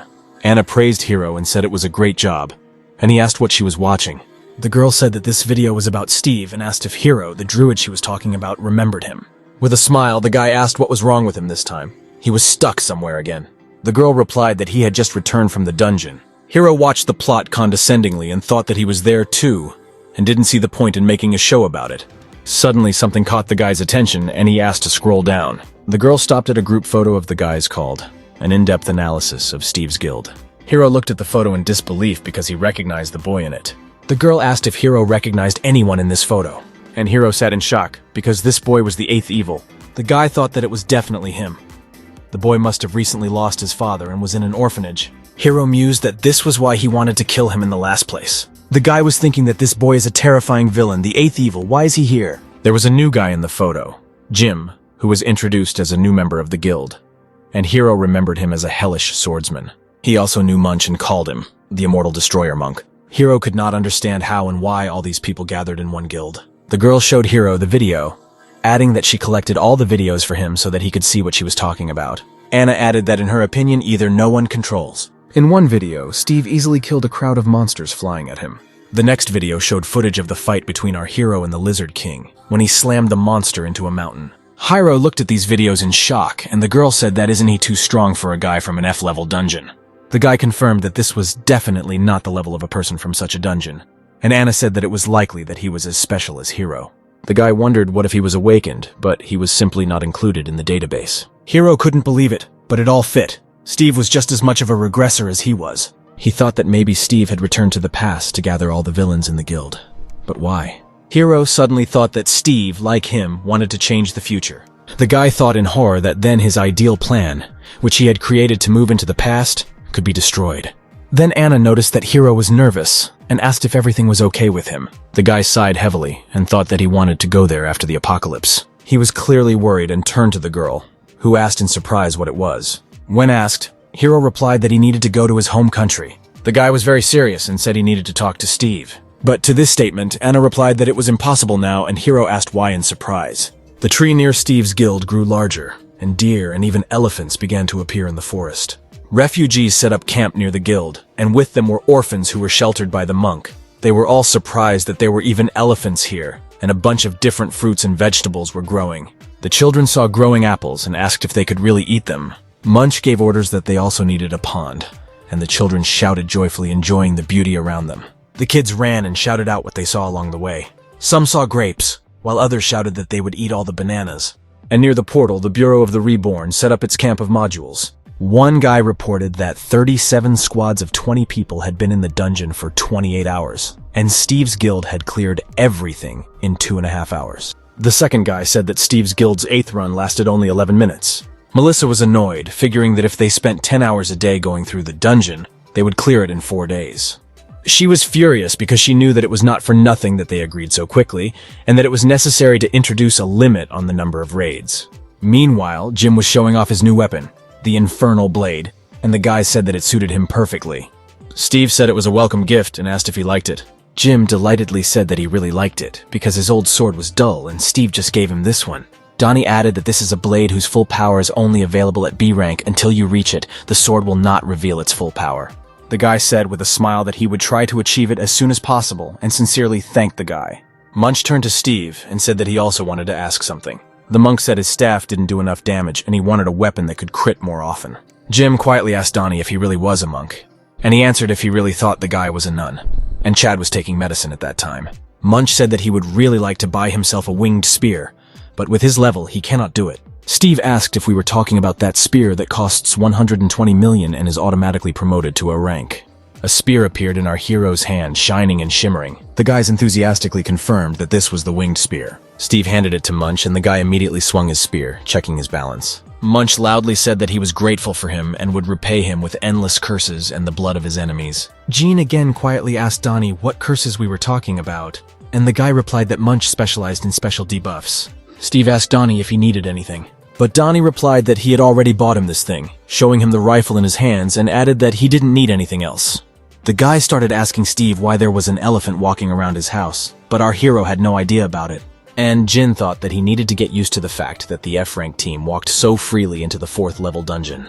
Steve turned to his brother and asked him about the medications. Jim again asked why, and Donnie replied that otherwise he would have to force them to take them. 2 blades appeared in Chad's hands, shrouded in a blue glow. The crazy smile on his face became more meaningful, and the guy said, "Let's start." Meanwhile, Hiro was waiting for an answer to his question, why they couldn't get to his home country. Anna replied that all air travel is now closed, but Irov was the first to hear about it and asked what it meant. The girl showed the news on the tablet, saying that it appeared recently. The article included information about a wyvern nest being broken and that a passenger plane had been shot down. Anna added that this applies not only to air travel, waterways are also closed, showing an article about a ship disappearing at sea. Hiro stared at the article in surprise, mentally asking why the wyverns had broken out now. At that moment, the minister called him, saying that the matter was urgent. The minister said that his group urgently needed to leave because the 7th level dungeon had recently opened. Hiro did not believe what he heard, not understanding how the 7th level dungeon could open. Anna was also surprised, saying that according to his predictions, the dungeon should not open for another 5 months. Looking thoughtfully at the phone screen, Hiro decided that events had changed. Looking at the notes about the time when the events began, he thought that the wyverns would only break out in 3 months, and the military would need a month to deal with them. But if they don't manage to close the 7th level dungeon now, then a crisis will begin in the world. Hiro thought that everything was mixed up, and if everything went at this rate, he would not have time to prepare. He decided that only Steve could be the reason he must have returned from the future, and if so, then all the people around him could become exceptional individuals. Hiro thought that there was only one time stone and asked himself, did Steve also go back 20 years ago, or is he from another time? Then he can know about it and its future. The guy decided that he could no longer ignore Steve and had to meet him as soon as possible. And if Steve's goals are different from Hiro's, then he will have to get rid of our hero for the sake of humanity. Hiro turned to Anna and said that they would first go to the 7th level dungeon. The girl responded by saying that she would continue to collect data about Steve. And our hero was in the dungeon at that time and asked Munch to collect monsters. The monk began to beat the bowl and quietly mutter a prayer. But Donnie ran up to him and shouted to him to press the cup harder and pray louder. Jim was embarrassed by this battle tactic, but he still reached for his sword early. Donnie, who was looking through the scope of his rifle, shouted to the guys that the enemies were approaching. The whole squad was looking intently into the depths of the forest when the guy shouted that it was 40 meters. Chad pulled out his blades, chuckling quietly, and Jim drew his sword when Donnie said that the enemies were 30 meters away. Finally, a crowd of lizardmen appeared, running towards our guys, waving spears. Donnie shouted that there were 125 lizardmen ahead. Steve summoned the spirits and they flew forward towards the monsters from his hands. Steve released the spirits with one hand and activated the tornado skill with the other, causing the lizardmen to be lifted into the water and spun in the air. Donnie shouted that he was the only one who managed to get out, but immediately shot him with one precise shot. The boy shot back cheerfully, saying that he had already earned 13 points. But there were more and more monsters, and Donnie shouted that there were already too many of them. Here Munch activated his dragon breakthrough skill, and a huge blue dragon lifted a crowd of monsters into the sky. But the monsters began to fall and Chad entered the battle, rushing towards the fallen monsters. Donnie turned to Jim and asked why he was standing like a pillar, forward, hunting. And Jim really froze and only Donnie's words pulled him out of his stupor. There were more and more lizardmen, and they looked at the guys angrily, preparing to attack. Donnie shot back at them, screaming for them to die. And Chad cut monsters with daggers, cutting off their hands. Suddenly, one of the monsters came almost close to Donnie, aiming a spear at his head. But Jim came to his aid. He cut the spear and cut off the monster's head. Donnie thanked the guy for saving him with a smile, but turned around and saw that Gene was finishing off the monster in shock. But when the second monster ran up to them, Jim concentrated and easily cut off its head. Donnie thought in surprise that the infernal blade was killing monsters. The boy thought he was on a completely different level looking at Jim. Jin remembered the past when he decided to join a big guild and went for an interview at the Scylla Guild. He thought that no other guild would send an E-rank swordsman to the 4th level dungeon. And with a satisfied smile, he realized that everything was different in Steve's guild. Suddenly, a huge lizardman appeared next to Jim and growled right in his face. Looking at the mask on the monster's head, Jim immediately realized that he was the king of the lizardmen. At that moment, Chad arrived in time, striking the monster from behind, cutting off his arm. And Jim seemed to have gathered all his strength into the tip of the blade and swung it with a scream. He dealt a series of blows to the monster, and its body immediately shattered into pieces, surprising the guy. Everyone was surprised by this attack and silently watched as blood flowed out of the headless body of the Lizard King. But Jim was most surprised. He could not believe that he had beheaded the Lizard King with one blow. But Donnie suddenly plaintively asked why it was necessary to kill him like that right away. The boy sadly said that now he will have to throw all the bloody crystals here again.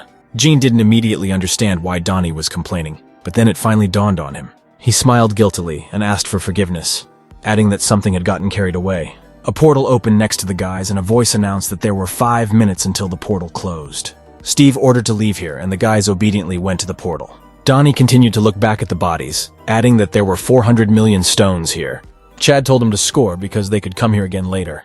Donnie said he wanted to eat those fish pies and suggested that Chad go and eat them. Because of these conversations, no one noticed that the monk suddenly slowed down and began to sweat because his bitten leg hurt. And at this time, another group was clearing the dungeon.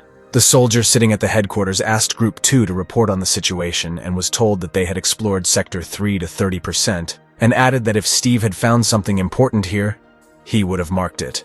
The soldier also reported that they had checked all the cave drawings and were moving to the next sector.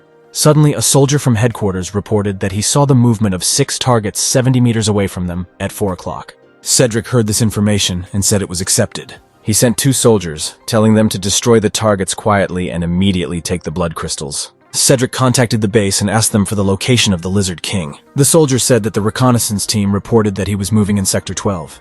The soldier replied that he understood everything and sighed heavily, putting down his mug of coffee. He wondered when they would find anything valuable if they were going through the dungeon so slowly. Suddenly, the soldier heard strange sounds and turned around to see what was happening. Another soldier reported that 8 lizardmen were moving towards the base, 70 meters away. The guy was clearly prepared for the fact that the monsters might try to attack them, and asked if they could see him. He looked to the side where a red dot was burning in the bushes. The guy held the remote control in his hands and said that if the monsters came closer, he would turn them into minced meat. Suddenly something sticky dripped onto the guy's face and he looked up in surprise. And on the roof sat the Lizard King and grinned his mouth, looking down at the soldiers. Meanwhile, Cedric's squad smashed the lizard men and took out bloody crystals from them. Suddenly, Cedric heard something and turned sharply towards the headquarters, asking what happened. The detachment heard a radio broadcast that the headquarters was attacked and it was necessary to immediately begin defense. And at that second, an explosion occurred there. Cedric cursed and ran towards the explosion, and the rest of the soldiers ran after him. More lizardmen ran towards him and the man swung his axe, preparing to strike. Cedric cut through the monsters with ease, rushing to the aid of the headquarters. He loudly ordered everyone to quickly run to the base. They must be in time. Group 707A helicopters and drones circled the landing site. A new group of infected people was approaching the soldiers. One soldier said that the Necrovilles were retreating. The second shouted that the victims needed to be taken away from here by helicopter. The soldiers tried to prevent the infected from escaping and shot everyone in sight. Valentine told Jean that they received an SOS signal while flying on a mission and apparently arrived just in time.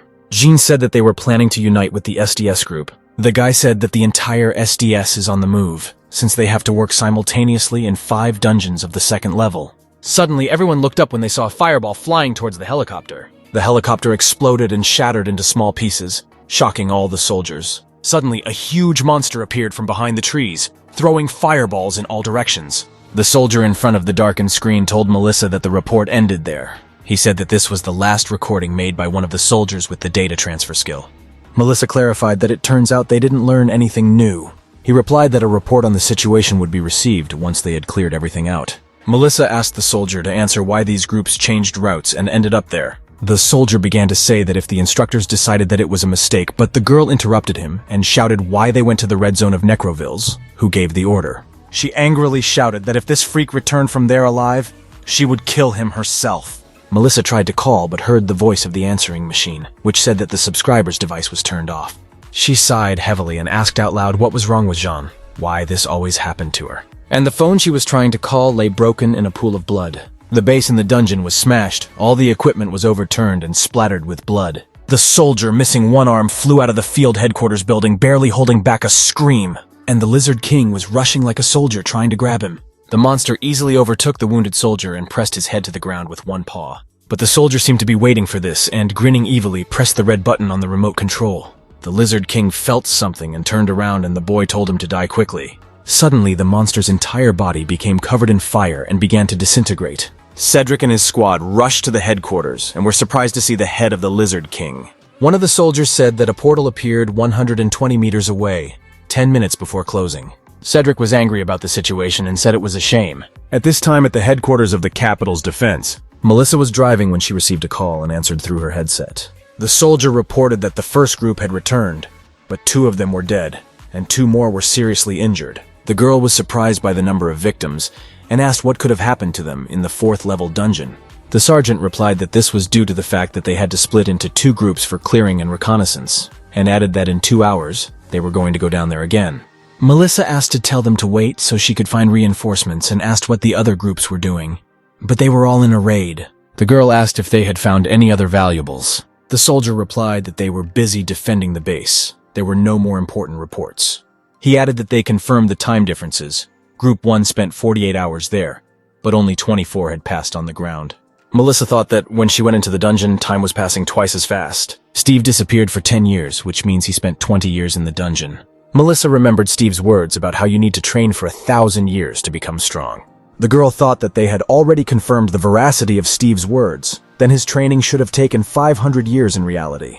Melissa wondered how Steve could have spent 1,000 years there. She said out loud that Steve's guild was ahead of them too much. Even if they increased the number of mercenaries, they would need to quickly catch up with the guy. The guy said that Steve's group had finished clearing the dungeon 50 times in 7 hours. They reported that they were leaving the dungeon on this island. They head to the Awoken Bureau to update the files of their warriors, and Melissa was shocked that they were leaving. And at this time, Chad was driving. His level increased to E0. The guys were sleeping in the back seat. Their levels also increased.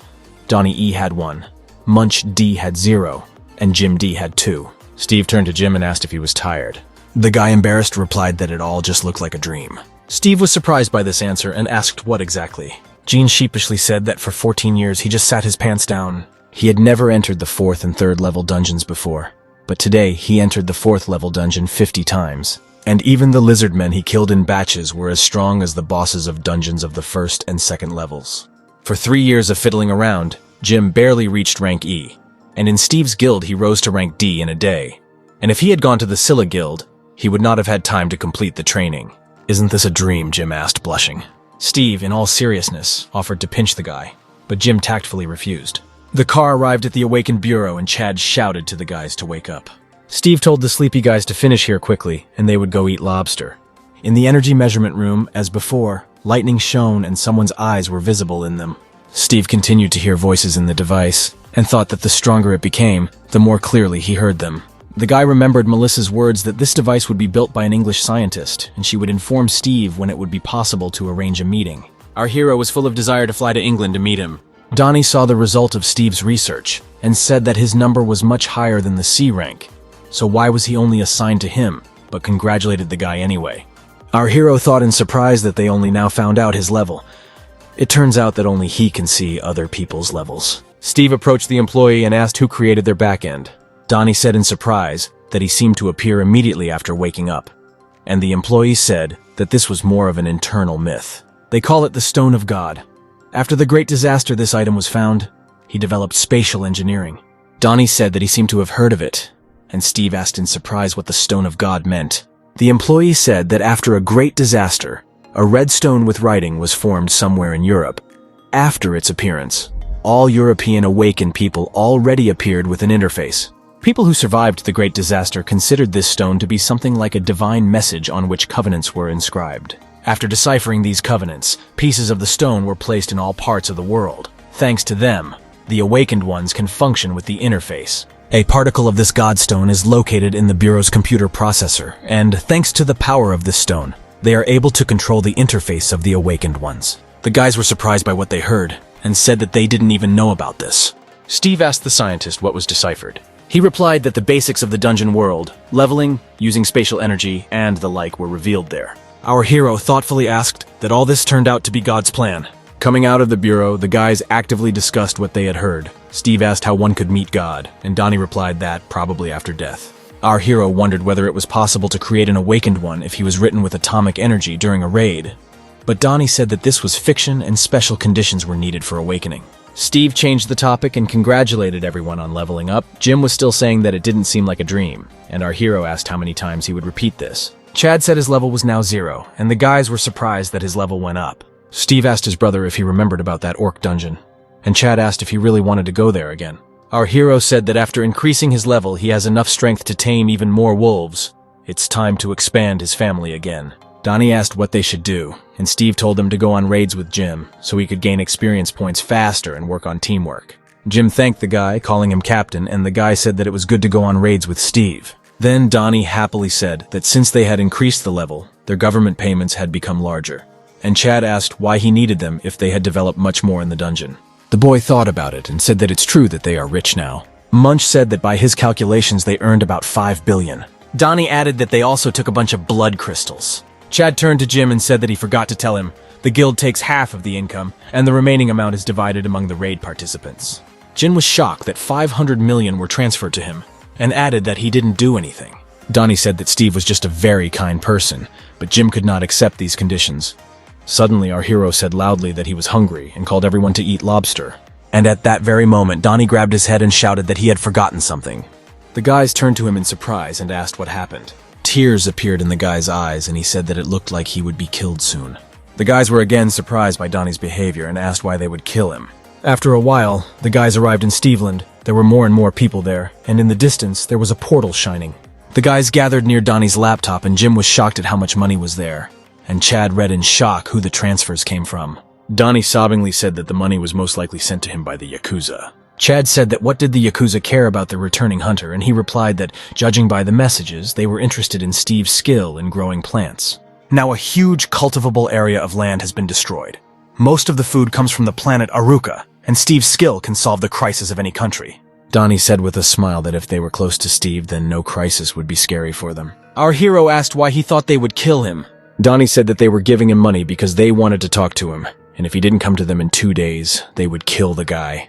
Steve said seriously that he had already said that he would not go to them. The boys said that they were keeping up, and one day Donnie wrote something to them. He texted while drunk, saying that Steve didn't have enough money to meet him. Jim tisked in shock, and Steve calmly asked what was needed from him. Donnie asked to record a video message for the sponsors, otherwise they would do something bad to the boy. Our hero immediately agreed to this request. The boy jumped up and bowed to Steve, thanking him, and promising that he would send all the money for the benefit of the guild. With tears in his eyes, he added that he should also change the name of the channel to Steve's Guild. Our hero asked to finish this quickly and go eat lobster. The guys also supported Steve's request, saying that they were very hungry. Donnie set up the camera and started recording. He said hello and introduced himself. He pulled Steve towards him and introduced him as the man they had been waiting for so long, and said that he personally wanted to say something to the sponsors.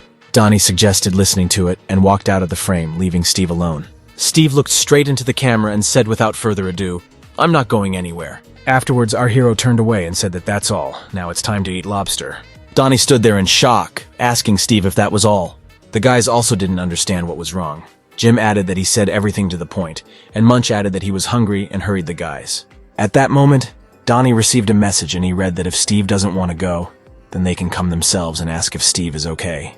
The guys turned around in surprise when they heard such a proposal. Donnie said that they were ready to meet them here, and that they wanted to have a serious talk with Steve. Our hero asked to tell them that he doesn't mind. As he left, Steve said that who would stop them if they decided to come here. Arriving at the cafe, Chad asked what country they wrote from, and Donnie replied that it seemed from the country where Hero had gone. And the guys didn't even notice that the man at the next table was carefully watching them. Night was slowly falling on the city, and cars were rushing along the busy road. In one of the cars, a guy talked to the boss and said that he was on his way. After ending the call, the guy grimaced angrily and said that this old man had gotten to him. He turned to the driver and said that he was very tired today, so they were going to the club. The man was called again and he answered the call with displeasure.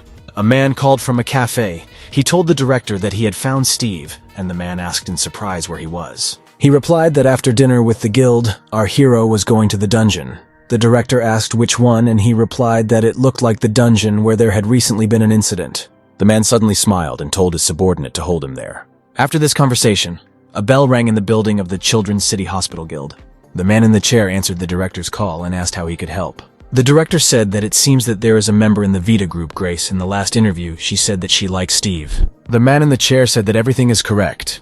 He is right. The director said that they would soon release a new song, and said that this time he was thinking of making an advertisement based on the scandal. The man frowned and asked if this was really about black PR. The director turned to the driver and said that he needed to turn around to pick up a client. The driver turned the car sharply and rushed in the right direction. The man in the car received another call and greeted the calling chairman. The chairman yelled at him, calling him a little freak and asking why he wasn't here yet. The man replied that he was now giving all his strength to the Children's Hospital Group and asked why he was swearing. The chairman shouted again and asked if he was plotting something against him again. He shouted for the man to quickly go to him and added that if he went anywhere else, he would not live. The man told him not to worry because he was his son and the deputy of the DSS Corporation. He promised that this time he would definitely be able to do something for the benefit of the corporation. But the man did not understand anything and shouted what he was talking about. With a satisfied grin, the man replied that he wanted to recruit Steve. The chairman shouted again, asking if he really thought everything was that simple, and added that he had already sent a manager there.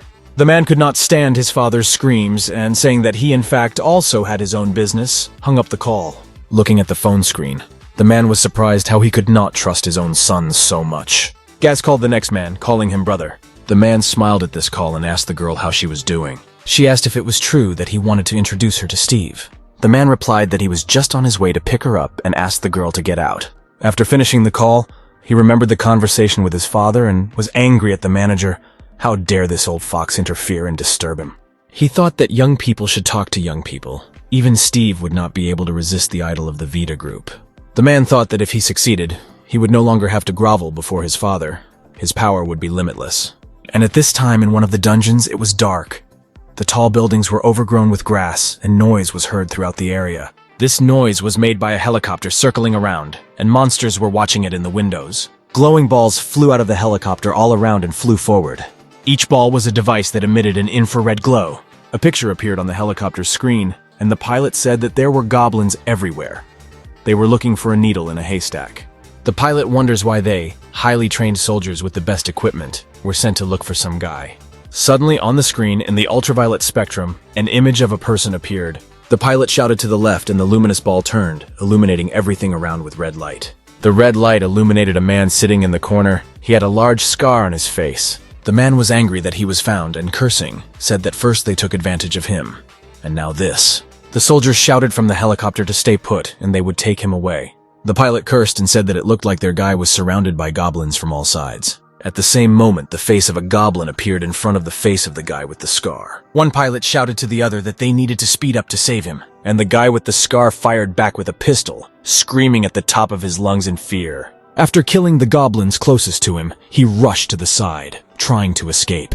But the goblins did not want to let go of their prey and ran after the guy, catching up with him. And outside the window, the helicopter flew closer to the place where the fugitive was. The guy ran forward with all his might, but the goblin caught up with him swinging an axe. The guy turned around and fired a few more shots, stopping the chase. He ran up the stairs and continued to shoot, preventing the goblins from getting up. But bad luck overtook the guy. He tripped and fell to the floor.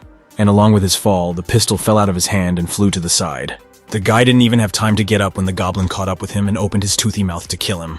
And at that very moment, the goblin's head exploded from the shot. To the sound of breaking glass, a squad of soldiers broke into the windows of the building where the pursuit took place. The captain said that this was a group from the State Security Service and ordered to surround him. The guy with the scar realized that he had nowhere to run and cursed angrily. And the black car driving along the city streets rang and the screen showed a group of X. The man answered the call and heard that it was a group of X. They reported that the target had been captured. The man said it was a great job and asked to be sent to a storage location. Meanwhile, the director scolded the manager, asking what he had done. The man angrily said that he asked the manager to detain him until he arrived. The manager remembered how Steve walked to the portal to surprised voices that he was going there alone. The man called his name and the guy turned around. He handed over his business card and said that he was from the DGB company. But Steve didn't listen to him anymore, because he entered the portal and his silhouette became blurry. The manager said guiltily that Steve disappeared in the blink of an eye and went into the portal without even listening to him. The director turned away and said he didn't want to listen to anything, and the manager apologized again. He asked how long it took him to clean up last time, and the manager replied that the two of them finished it in 4 days. The man grimaced and said that it turns out he would need about 8 days alone. The director wondered if he really went there alone, calling Steve crazy, because this was a 5th-level dungeon. At this time, the car window opened, and the girl asked when she could see Steve. The director closed his eyes, standing with his back to the girl, and asked what kind of splinter she was. And Steve was already clearing the dungeon and standing on a mountain of goblin corpses. Our hero studied the characteristics. He received all the druid points, but he needed more experience points when he felt a stirring in the mountain of corpses. He smiled longly, asking if someone was still there, and activated the search skill. In the mountain of goblins, one monster was highlighted, which by some miracle turned out to be alive. Steve immediately rushed there, swinging his axe, and the goblin stared at him in surprise. The axe landed on the monster's head, tearing not only him, but also the neighboring bodies. Our hero took out a bloody stone and saw a message that he had received 23 experience points. Just what he needed. The stone disappeared from his hand and immediately appeared on the guild's large account. Now there were enough points, and Interfest offered to open a hunting spot for 5,000 points. Steve heard a message that he had opened a hunting ground. The interface opened the map and asked to select a hunting location. Our hero zoomed in on the map and discovered an area called Steve's Land. He selected his land and the system said that the hunting location was successfully selected. Next, he opened information about the tamed ones. The capacity was 100, and he had tamed 24 individuals so far, one of them a hybrid. Steve was surprised to read about the hybrid and decided that we were talking about Pecky. A new squad of orcs was approaching, and the interface offered to assign a summoning command. The orcs rushed forward, waving their weapons, wanting to kill Steve. And our hero thoughtfully chose what summoning command he would come up with, as if not noticing the huge orcs. Suddenly, he extended his hand towards a detachment of orcs. It shone with a blue glow, and the guy said, "Summoning beasts." Rays and lightning began to appear from the guy's hand, illuminating everything around. But the orcs fearlessly rushed forward towards Steve, grinning and growling. From the blue glow, a distinct wolf's mouth emerged, revealing a row of teeth. The wolves began to appear on the battlefield, one after another, which made Steve smile contentedly. Now the entire wolf pack was rushing towards the orcs, and the dove was flying over the field, as if watching the progress of the battle. Following the wolves, Steve himself rushed into battle, preparing a dagger for battle. He smiled contentedly and said that today he could fill all 100 places. Music was playing loudly in the club, and young people were dancing merrily. But the director said that today people were kind of sad and asked to invite beautiful girls here. The manager called him again, and he answered displeasedly. But when he said that Steve had already returned from the dungeon, he did not believe what he heard. The director asked if the manager was drunk, otherwise how could he return from the dungeon in 2 hours? But when he heard that Steve went into the dungeon again, he was even more surprised. The manager said that, judging by the words of the saleswoman, this is the second time he has done this, and it turns out that it takes him about 2 hours to clear the dungeon. The director found it difficult to believe this and decided that the manager was completely bad.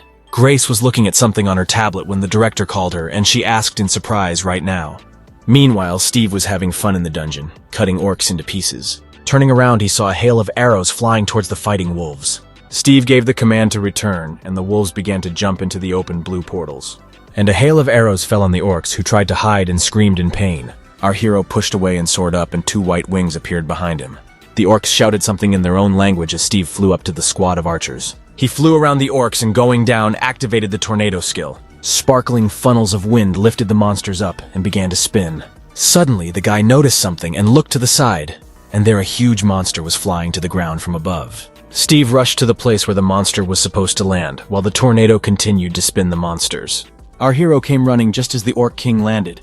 Steve said it was time for the Grey Wolves and called one of the wolves. In an instant, our hero turned into a huge white wolf and prepared to attack the Orc King. The orc said something in his own language, but Steve shouted that he didn't know their language and slammed his fist into the monster's face. The Orc King flew back, and Steve activated his tornado skill and a stream of wind caught the monster. Our hero in the form of a wolf prepared to jump and soared into the air, catching up with the orc flying upward. He hit the monster with a flourish and it flew down with incredible speed, raising a column of dust after its fall. Steve jumped onto the Orc King and finished him off with that final blow.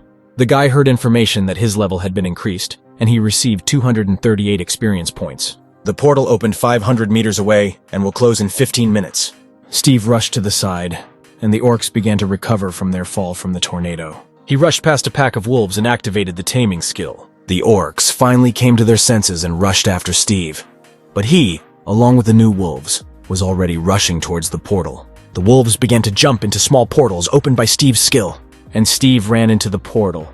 And when he came out, he was already in human form, and thought that the side effects were much different than when he was in the form of Pekka. He looked at the menu and saw that he had tamed 88 wolves, and decided that if he went there one more time, he could take all the places and increase the hunting level. Suddenly, a girl in a cap appeared in front of our hero, and Steve asked in surprise what she wanted. It was Grace. She asked our hero if he was Steve. Onlookers immediately recognized the girl and began to discuss what these two were doing together, whether they were really dating. The crowd was buzzing about their possible romance, and the manager called the director and said that they had finally met. The director happily asked if they could really catch Steve. The manager replied that Grace was making progress, and he was responding to her words. The director happily said that this is obvious, because Steve is also a guy. The girl took our hero by the arm, and the manager exclaimed that they were going to a cafe. The director replied that nothing else was expected from her, and asked her not to take her eyes off them. The man shouted to the driver to step on the gas, and he obediently increased speed. Meanwhile, Steveland was busier than usual. The director finally arrived to them and asked in surprise where he had gone. Grace sat at the table and cried, sometimes sobbing. She said that she came here with him. Steve said that he just wanted to wet his throat and immediately left. The director screamed, "How could this be?" and the girl sobbed again. Suddenly, Grace shouted that Steve refused her because she was weak and he didn't like people like that. But the director misunderstood her and asked if she had used illegal substances. The girl jumped up from her chair and slammed her hands on the table, shouting that no. She turned around and walked towards the exit, telling everything to hell and promising that she would also become a huntress. The director asked the manager what happened here. The manager relayed Steve's words that his girlfriend should be strong. The director began to get nervous and said that everything was bad. The manager said that there were suitable awakened women in their clan, and the director asked who they were talking about. He replied that, for example, she is red-haired. She is wounded and very strong. The director got angry and said where he got such interests, and why he asked where Steve was now. The manager replied that he went into the portal again, and the director grabbed his head because everything did not go according to plan. Suddenly, the manager pointed behind the director and said that Steve had already left. And our hero stood next to the portal and studied something in the interface, which was visible only to him. Steve smiled, looking ahead, and the director said that he couldn't believe it. Only a couple of minutes had passed. The director rushed towards our hero with the words that this time they could not miss him. The man ran as fast as he could towards Steve, calling his name. Our hero asked what they needed, and the director replied that they needed to talk. The director reached into the inner pocket of his jacket, trying to introduce himself. But Steve didn't listen to him and entered the portal without saying a word. The director, in bewilderment, asked if he had simply ignored him, and the manager replied that apparently yes. The man lost his temper and, swearing at Steve, was about to go to the portal, but the manager stopped him. The director asked if he saw Steve ignore him, and the manager tried to calm him down. Suddenly, someone came up to them and said, "Enough," and the director angrily asked who said it. A man stood in front of him, surrounded by guys in black suits, and the director greeted Secretary Chandler. The man said that there are too many eyes here now and suggested we leave it at that, and a crowd of onlookers began to discuss the situation. Someone asked if this was the chairman's son. Another added that he was so angry because of Steve's refusal. Someone angrily asked, "I wonder what he will do this time," and giggled disgustingly. The director thought that if everything continued like this, he would be in trouble. The man said that he was unlucky today, and the secretary suggested that he rest today, and he would finish everything. The director was angry, but still calmly said that he was in charge of this case. Chandler said he did a great job and added that he will have another opportunity to bond with Steve. The director hesitantly asked if this was true, and the secretary said that of course it was. The man said that then today he would no longer disturb him and took his leave. When leaving, the director angrily said that he was already tired of this freak. And at that time, Chandler called the chairman and said that he was waiting near the entrance to the dungeon. The chairman asked if his son Howard had done something. The secretary replied that more important than Steve's ability to clear dungeons, which exceeded all expectations. The chairman was pleased and said that that was why they were investing so much money in him. At that moment, Steve emerged from the dungeon again, surprising the secretary who was talking on the phone. Steve came out and immediately began studying the interface. He had finally tamed 100 animals, and at the second level of hunting you can take 200. Having studied everything, he figured out a plan of action and decided that it was time to rest a little and eat. Steve didn't even notice behind the interface that several people were standing in front of him. The secretary said hello, and Steve said that he was in great demand today. The man introduced himself and added that he was the secretary of the Children's State Security Service. Steve said that it seems like this guild runs the dungeon, and the man said that's exactly how it is. The secretary said that he came to apologize for an incident that happened recently. Our hero did not understand what case we were talking about and asked again. But then it finally dawned on him, and the man said that this was precisely the case when he found himself in a dungeon on the 5th level. Steve asked why they were only apologizing now, and the man said that they had taken time to prepare more than just a verbal apology. The secretary said they would also like to thank Steve. The man added that thanks to him, their dungeons had risen in price sharply. And the crowd asked with interest who this guy was and why Steve was talking to him. Chandler said that they had prepared something for Steve, but first he suggested continuing the conversation in the restaurant. Our hero liked this idea and said that he was very hungry and wanted to eat. The secretary said that the cars were already ready, and Steve added that they were good cars, and the secretary asked if he liked them. And the night at Steve's guild looked magical. The tree became even taller and fireflies were flying everywhere. The guys arrived home rejoicing at what a great day it had been. Good drinks and delicious lobster. Jean said that Munch could still be understood, but it was a pity for Chad, he never got to drink. Donnie said it would be cool to hire a driver, and the guys agreed in unison. Suddenly Donnie's face changed, cursing, and Chad asked what happened. The boy said that he was supposed to arrange a meeting with those who want to join the guild, but forgot due to drinking and food. Munch said that he had to go to the construction office today and said anxiously that maybe they would repeat this tomorrow. Donnie replied that they would repeat this every day. They would drink and eat lobsters, and he opened the chat and said that it was full of curses. The boy turned to Chad and asked if he himself should recruit new recruits. The guy said that's all true, because he still doesn't have a license and is listed in the guild as a doorman. Jim was shocked, and Munch said he needed to apply for a license first. Chad said that tomorrow you can apply for a license. Jim said that difficult times will begin, because you still need to go on raids. Chell apologized to the guys, but Donnie said that Steve would come up with something, and Munch added that the head would deal with such issues. Bill ran out to meet the guys and rushed to Dad, and Granny looked at the guys from above. Chad happily hugged his son, and Donnie was delighted with his Granny, holding a box of lobsters in his hands. Granny asked where the guys had been for so long, and they replied that they were working first, and then they stopped for a drink and brought lobsters as a gift. Steve put his hands on his stomach and said that it was great, and the secretary was glad that he liked everything. Our hero asked if this was too much for gratitude, the most expensive dishes, and also modified SUVs. Chandler replied that Steve risked his life. In such a case, there is no such thing as too much, and added that they had some other gifts. Somewhere outside the city, a muffled scream was heard in red containers with the inscription DSS. Someone frantically screamed to just kill him, spitting blood from his broken mouth. Steve asked in surprise if the apology was just an excuse to have fun, and the secretary said that he had a great sense of humor. Then Steve became serious and asked what they wanted from him. Chandler also became serious and said that they wanted an official partnership with Steve's guild.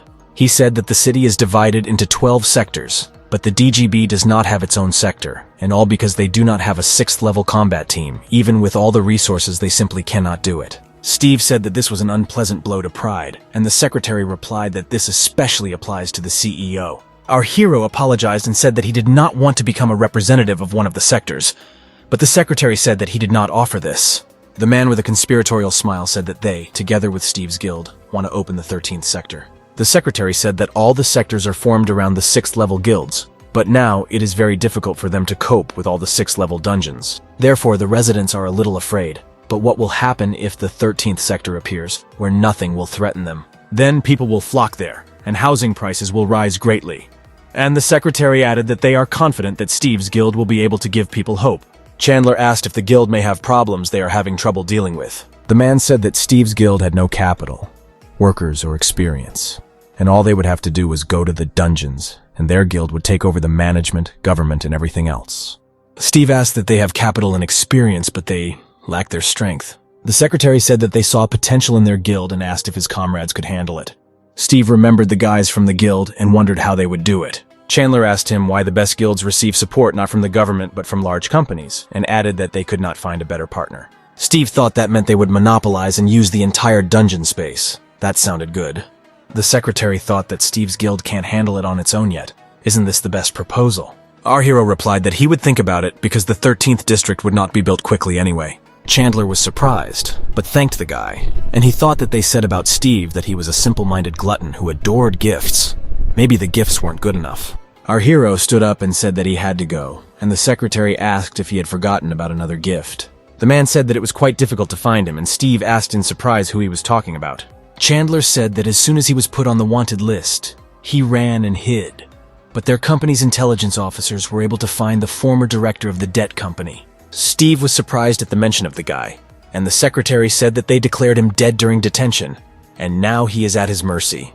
Our hero said that he had done a lot of harm to other people, and asked the secretary to deal with him as he saw fit.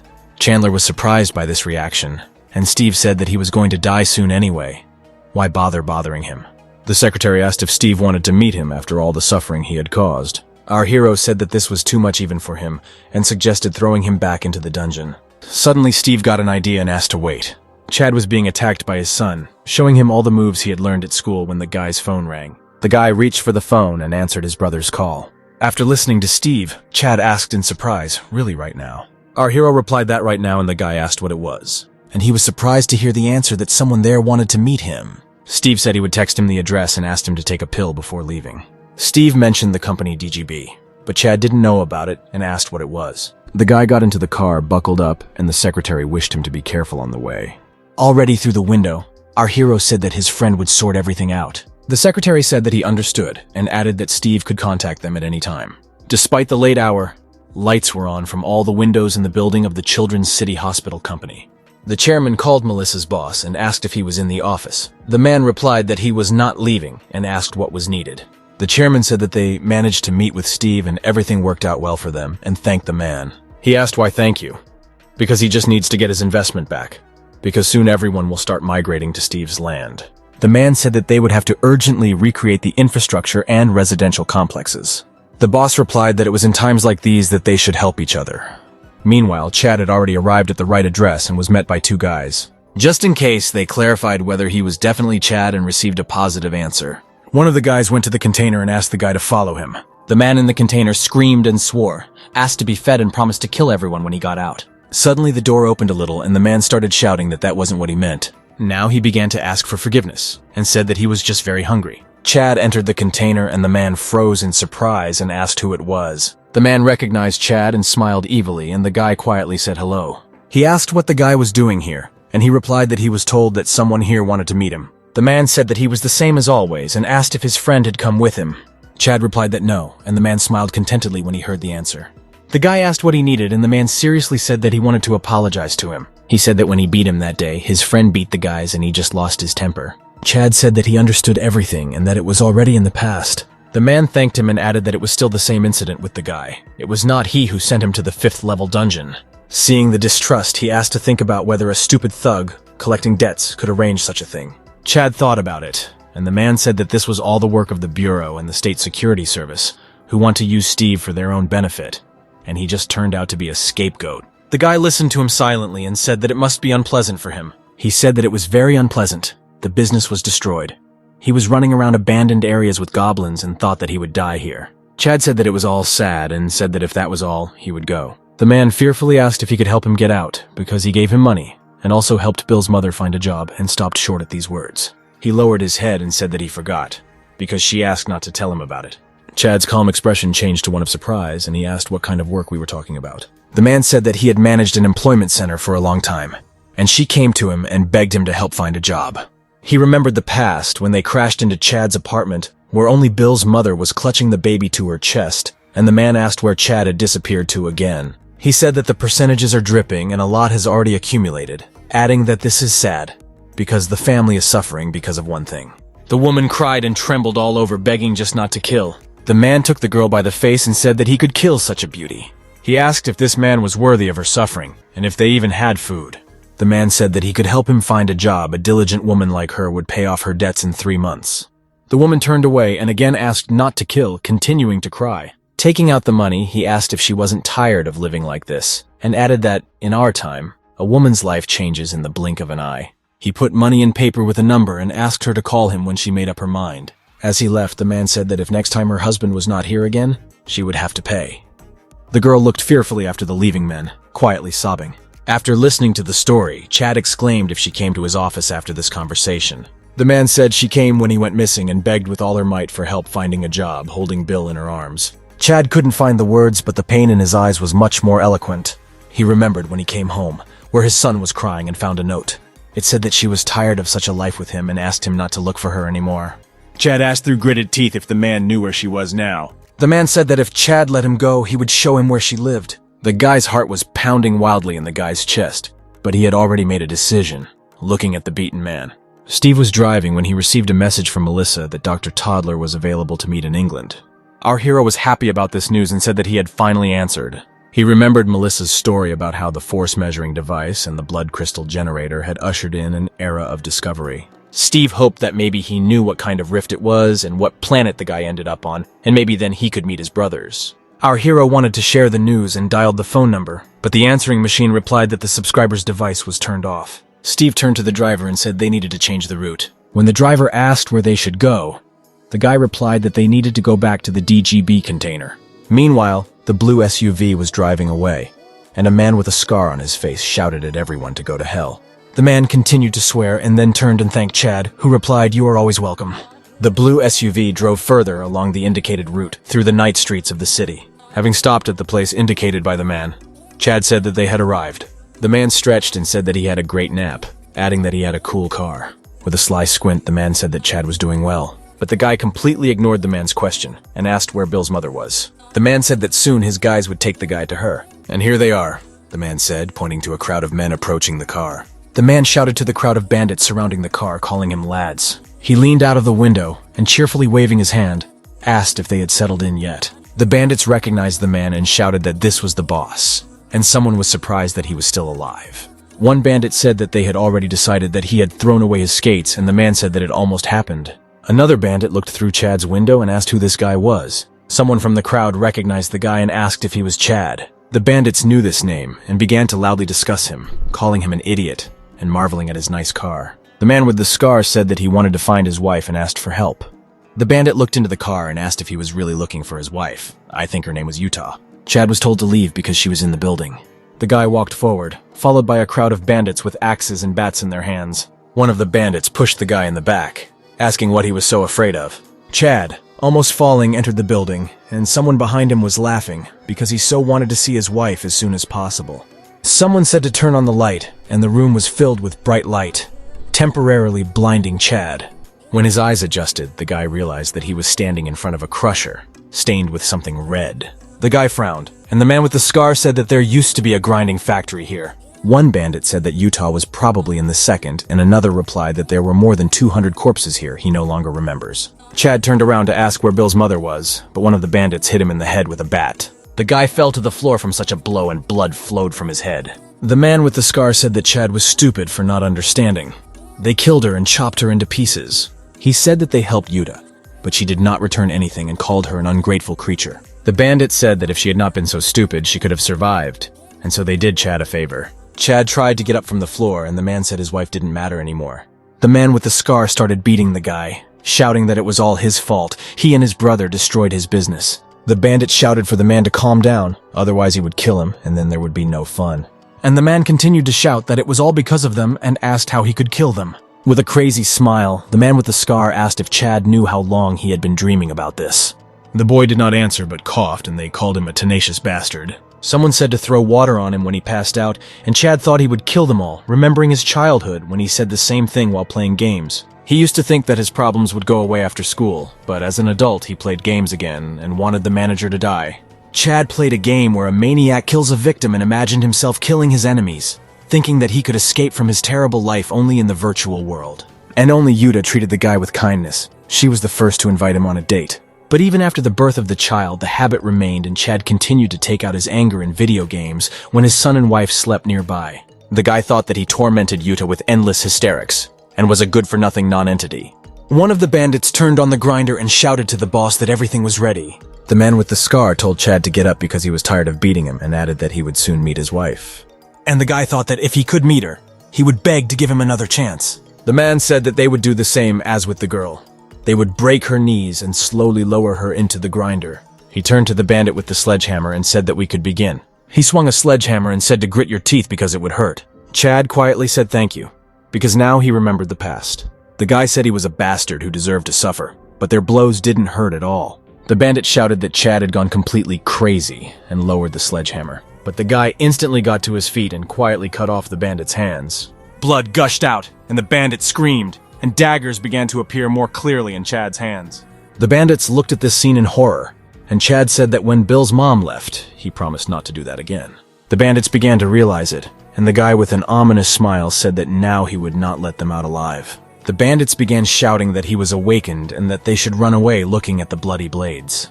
But there was no escape from Chad. He easily overtook the bandits, cutting them down. The man with a scar on his face looked in disbelief at Chad, who was killing the bandits with a smile. The guy killed another bandit in a few blows, and the smile on his face became wider. The bandits began to run out of the building screaming, and a severed head flew out after them. Chad ran out immediately after her, holding the blades tightly in his hands, and the bandits shouted, "Let's run!" But the guy caught up with them instantly and found himself behind one of the bandits. One of the bandits shouted, "Where were their snipers?" But where the snipers should have been sitting, Steve was already standing and looking down with a smile. A man in black standing next to our hero asked if his brother was okay. Steve replied that everything was fine, and asked to see to it that Chad would not have problems with the law later. One of the men responded that most of these guys are people with negative social value, so the government won't care. Chad did not see that his brother was nearby and continued to create a bloody mess of bandits. Civ smiled and said that now he had truly awakened and could handle everything on his own. And on Chad's face there was a smile, but not that crazy one, but meaningful and evil.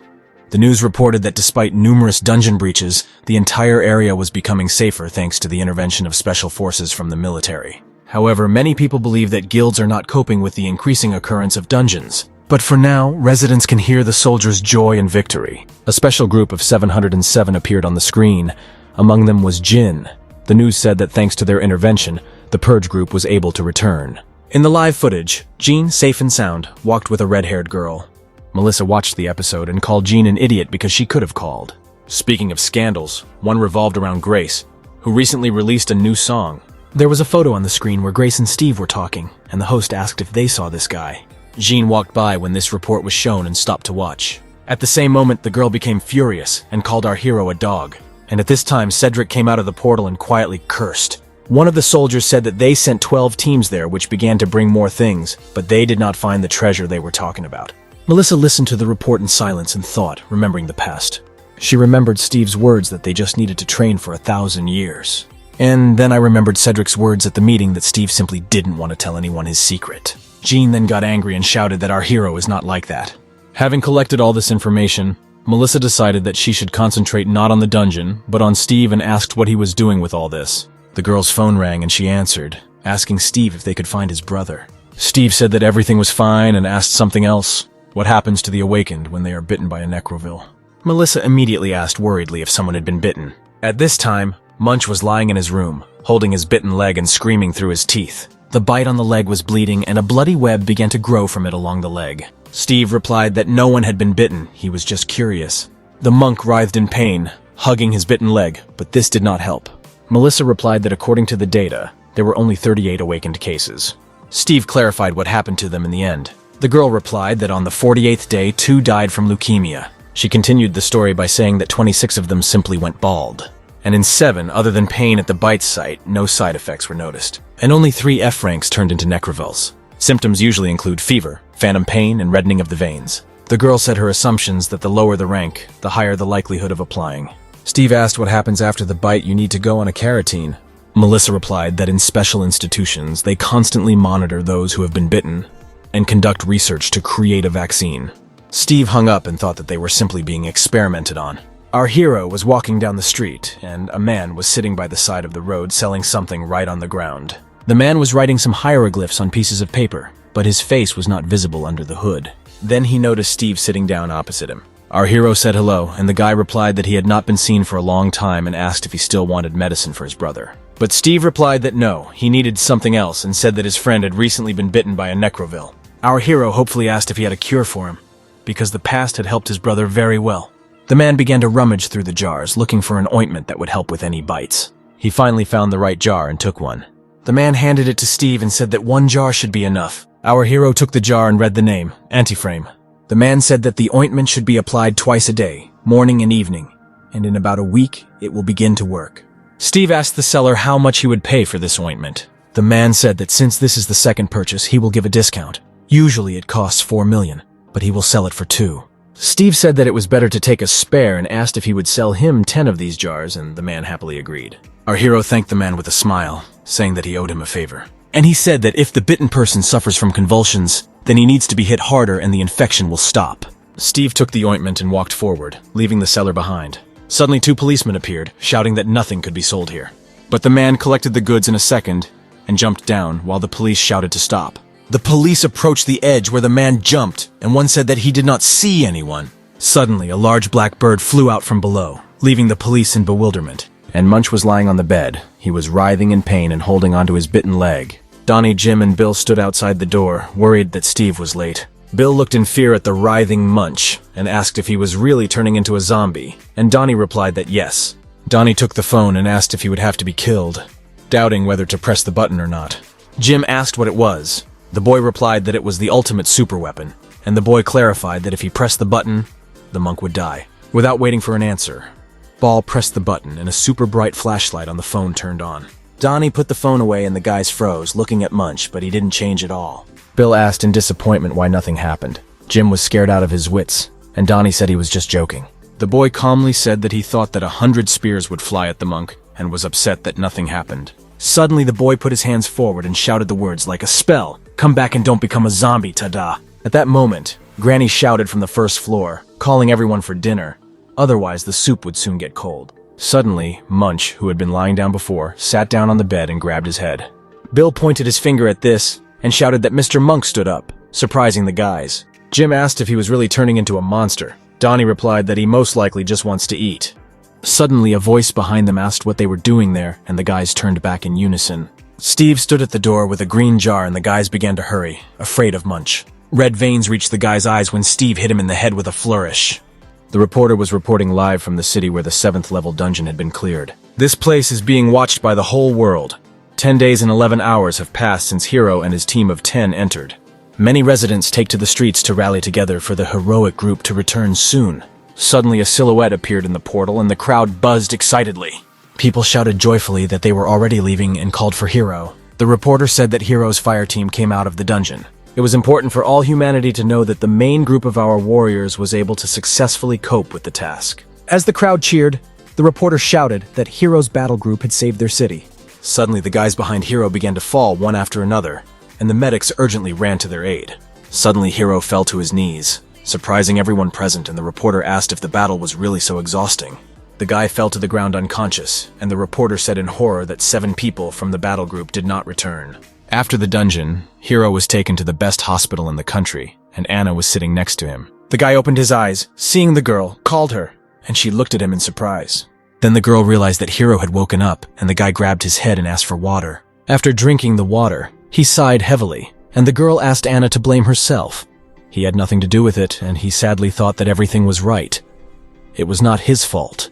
The girl said that they learned about the meeting between Steve and Doug, and added that something was fishy here.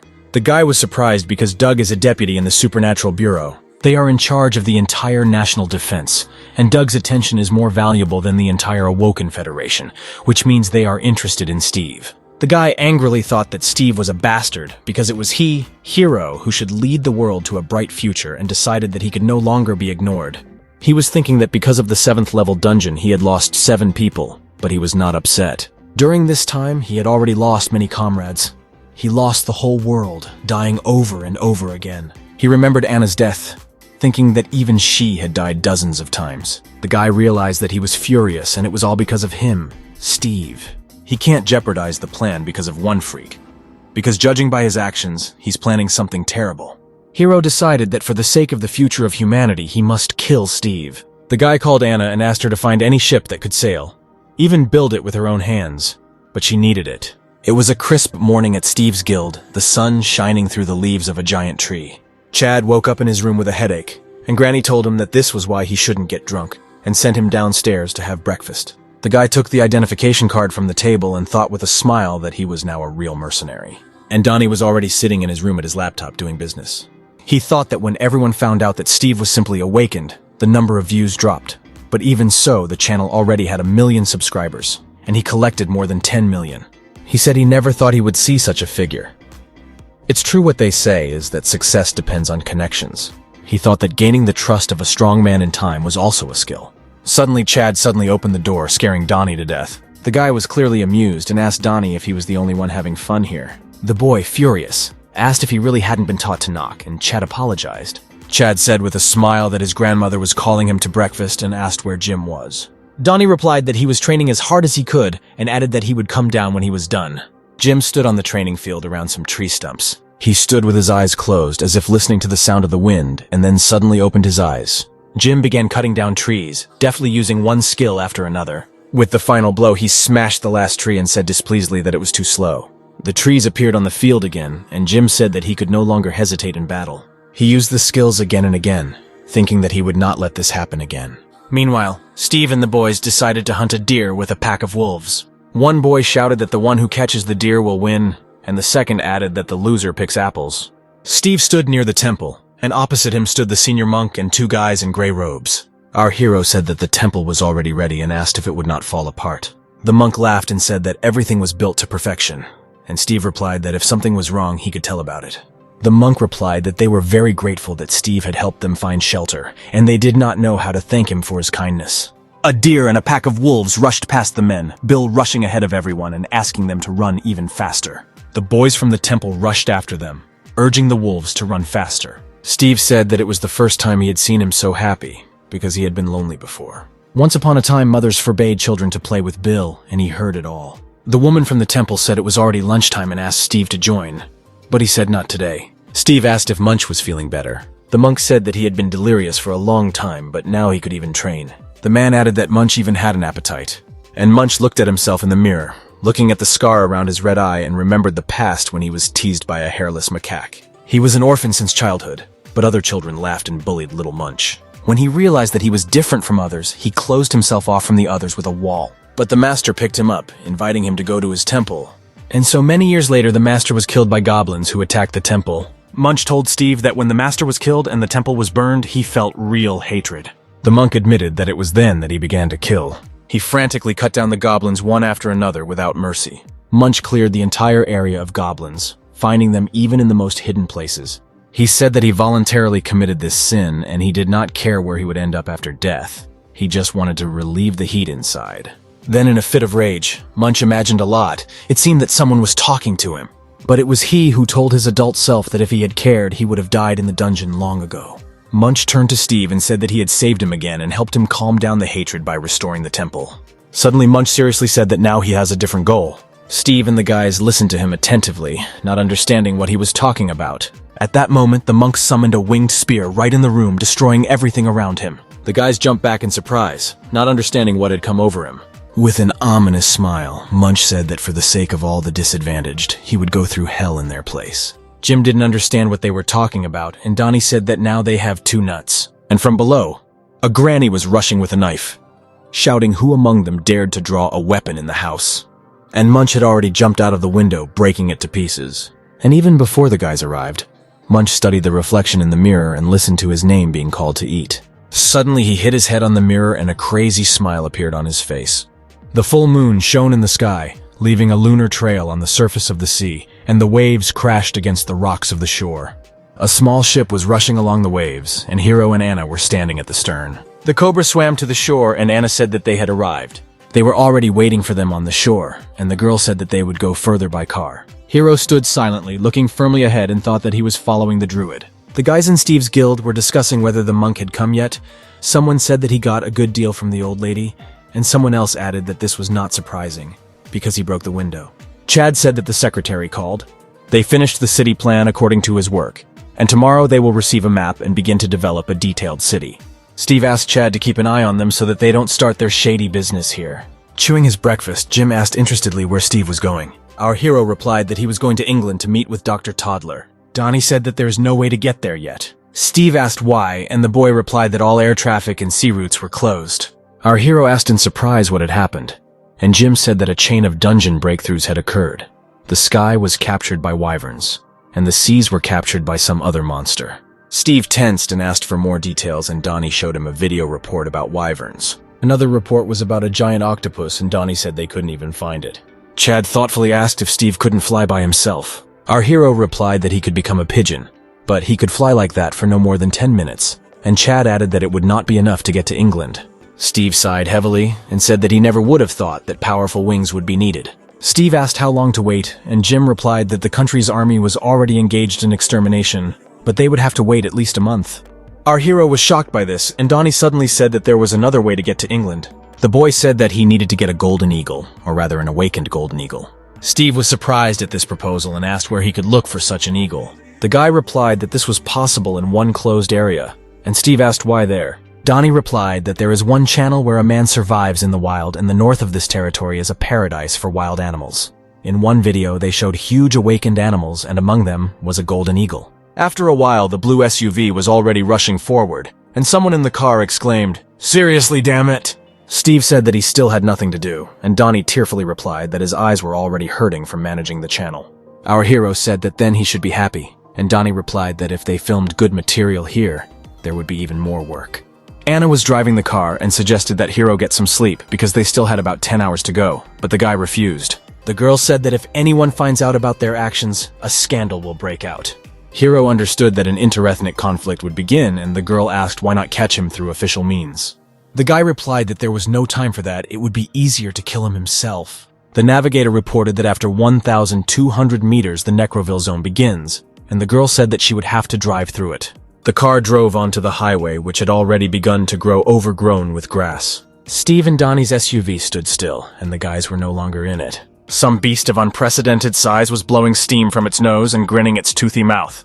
A boar of unprecedented size stood in front of Donnie and looked angrily at the boy. Steve's voice in his head asked how he felt, and a scared Donnie replied that he looked very strong. Steve kept asking what else, and the guy said that he didn't seem to like people. Our hero liked this answer and decided that he wanted and had to tame it. Suddenly, the boar rushed after Donnie and he ran forward in fear, running away. The boy immediately ran up a tree, and the boar crashed headfirst into him. From such a blow, the tree began to fall, and Donnie shouted to Steve to save him.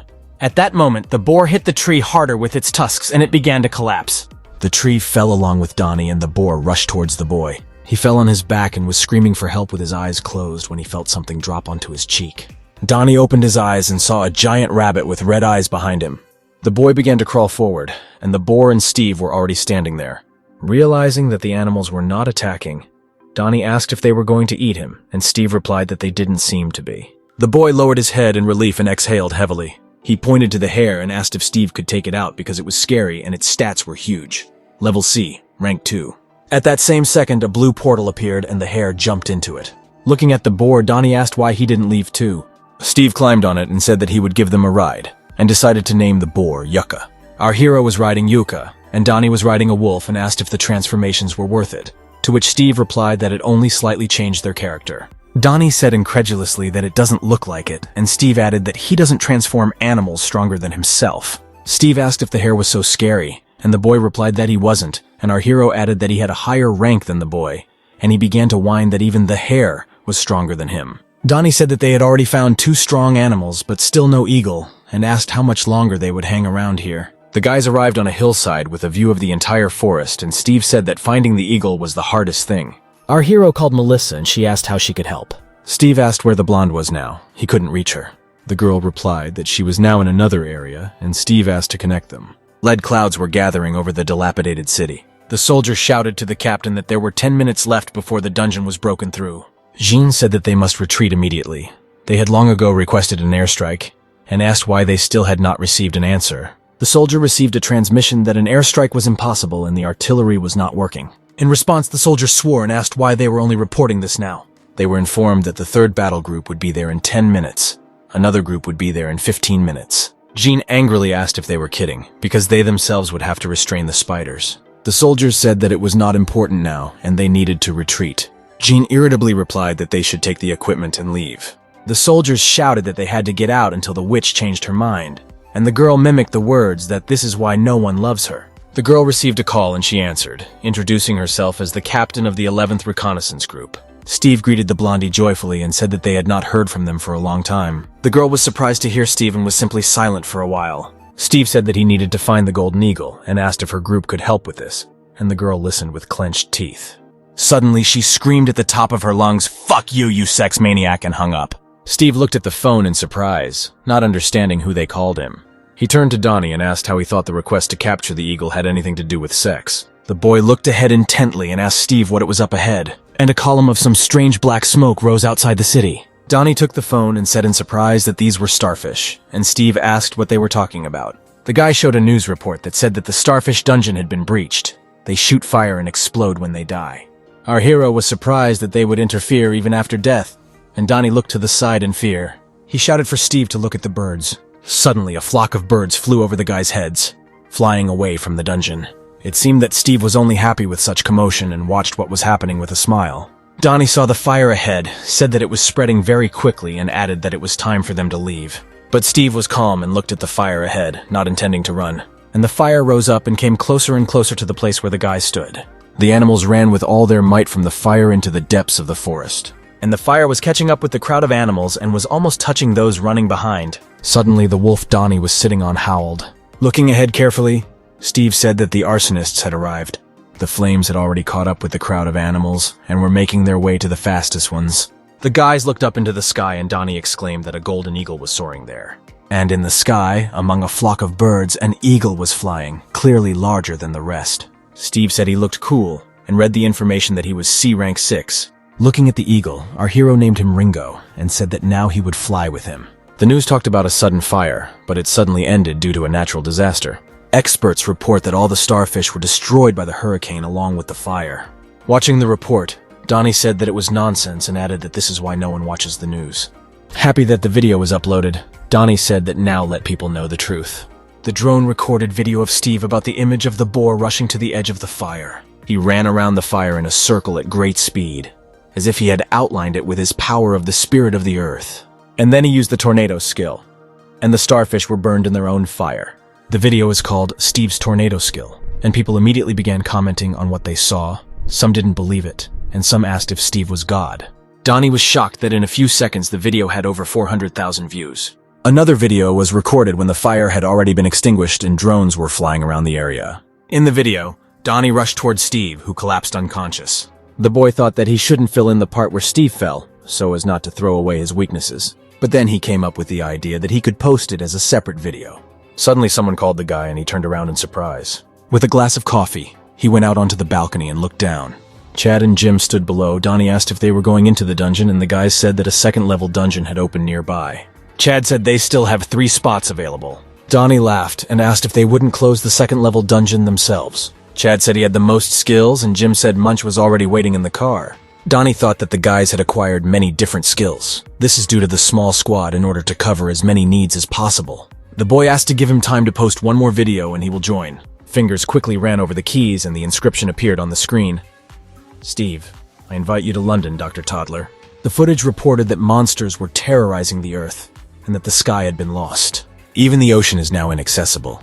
That nothing can stop him, it was said in the video that Steve had his back turned. Our hero turned around and said that he would be back soon, asking him to keep an eye on the house. And in the next frame, Steve grew huge wings behind his back and flew skyward. The caption in the video said that his adventure continues. In the final shots, Steve flies forward. Don was delighted with the video and decided that they could make a film this way. The video went viral, and people in the big motel also watched it. Anna carefully watched the video that Donnie had just uploaded. She was surprised by the information about London. Hiro came out of the shower and, drying his hair, asked what happened. The girl said tensely that it looked like Steve was no longer in the country. The girl showed the video and Hiro irritably asked why he went to London. He thought that if Steve was from a more distant future, then he knew in advance about all his plans. Hiro decided that our hero was deliberately avoiding him and being careful. If so, it means he is not ready to meet Hiro, and he must catch him before he finishes his preparations. Anna said they couldn't wait for Steve to come back. Hiro smiled ominously and said that he would pull this freak out into the light. The girl asked in surprise how he would do it. The guy decisively replied that he would do it through provocation. Steve was unaware of these plans and flew towards London in the form of an eagle. He thought that he couldn't fly faster, and at this rate, he wouldn't get to London. And when he opened the interface, he was surprised to see Ringo's usage limit. And a bunch of new fire skills opened up, and Steve asked why they were so expensive. Suddenly the system showed that there were 60 seconds left before transformation. In the forest, between the huge trees, the sounds of fighting could be heard. The bull ran forward, and 2 men on motorcycles were catching up with him. The man shouted not to waste bullets and take better aim. The guy said he'd already hit the bull 3 times, but he was still alive. They might run out of gas. He asked Uncle John to come closer, and he shouted for him to shoot him. The guy took aim and said that this is the end now. As the motorcycle came closer, he shot at the running bull. The bullet hit the bull in the leg, and he screamed in pain. But the bull did not fall and ran on, and the guy asked if he really needed to insert a machine gun into this bull. Suddenly, the guy called his uncle, and, pointing to something falling, asked what it was. Right in front of the bull, something fell to the ground, shrouded in a flash of lightning. The bull flew back in shock from the force of the blow, and stones flew with him. Men on motorcycles rode forward tensely, looking around. They stopped near a hole that was formed by something falling from above. The guy asked his uncle what it was that fell from above, and the man replied that it didn't matter. They just needed to pick up the bull. Suddenly, they heard a loud scream from the pit and tensed up. The guy asked his uncle what that sound was, and suddenly a bright light appeared in the hole. The uncle asked in horror what it was, looking at the flashes of lightning. The bright light began to grow more and more, and the scream became louder. The guy asked if it was not a person screaming like that, and the man replied that maybe some alien was imitating a human voice. Suddenly, a human hand appeared from the pit, with lightning running through it. Uncle John pulled out a knife, preparing to defend himself, and they both watched in suspense to see what would happen next. Steve climbed out of the hole, held his head and said that he thought he would die like that. Our hero groaned, and his uncle asked if he was really a man, despite the guy's words that he was clearly a man. Steve introduced himself by name and asked who they were. The guy introduced himself as Alvin and asked how our hero survived falling from such a height. Steve said that the fall was damn painful and clarified where they were now. The guy named the area, adding that there was a river nearby, and all this was in Steve's country. Alvin said he sounded like a southerner and asked why he fell from the sky. Steve laughed and said that at first he was flying and then he fell. The guy said that judging by his words, and the fact that he remained unharmed, he is a very strong awakened one. Steve hesitated, not knowing what to answer, and said that he was really strong. The man still held the knife at the ready and asked whether he was alone or with his comrades. Steve replied that he had comrades, but he was traveling alone. The uncle said that then he would not detain him. They were chasing the bull, and he was here somewhere. The man asked Alvin to look for the bull, and the guy looked back, saying that he was around here somewhere. Steve thought about the place where he fell and asked himself if he was flying there. Our hero put his hands in his pockets and, not finding the phone, absent-mindedly asked where it could have fallen out. Without thinking, he activated the clairvoyance skill to search. The phone turned out to be nearby in the bushes, but when the guy picked it up, he said with annoyance that the device was broken. And at this time, the men found a bull that had flown quite far and doubted whether it was alive.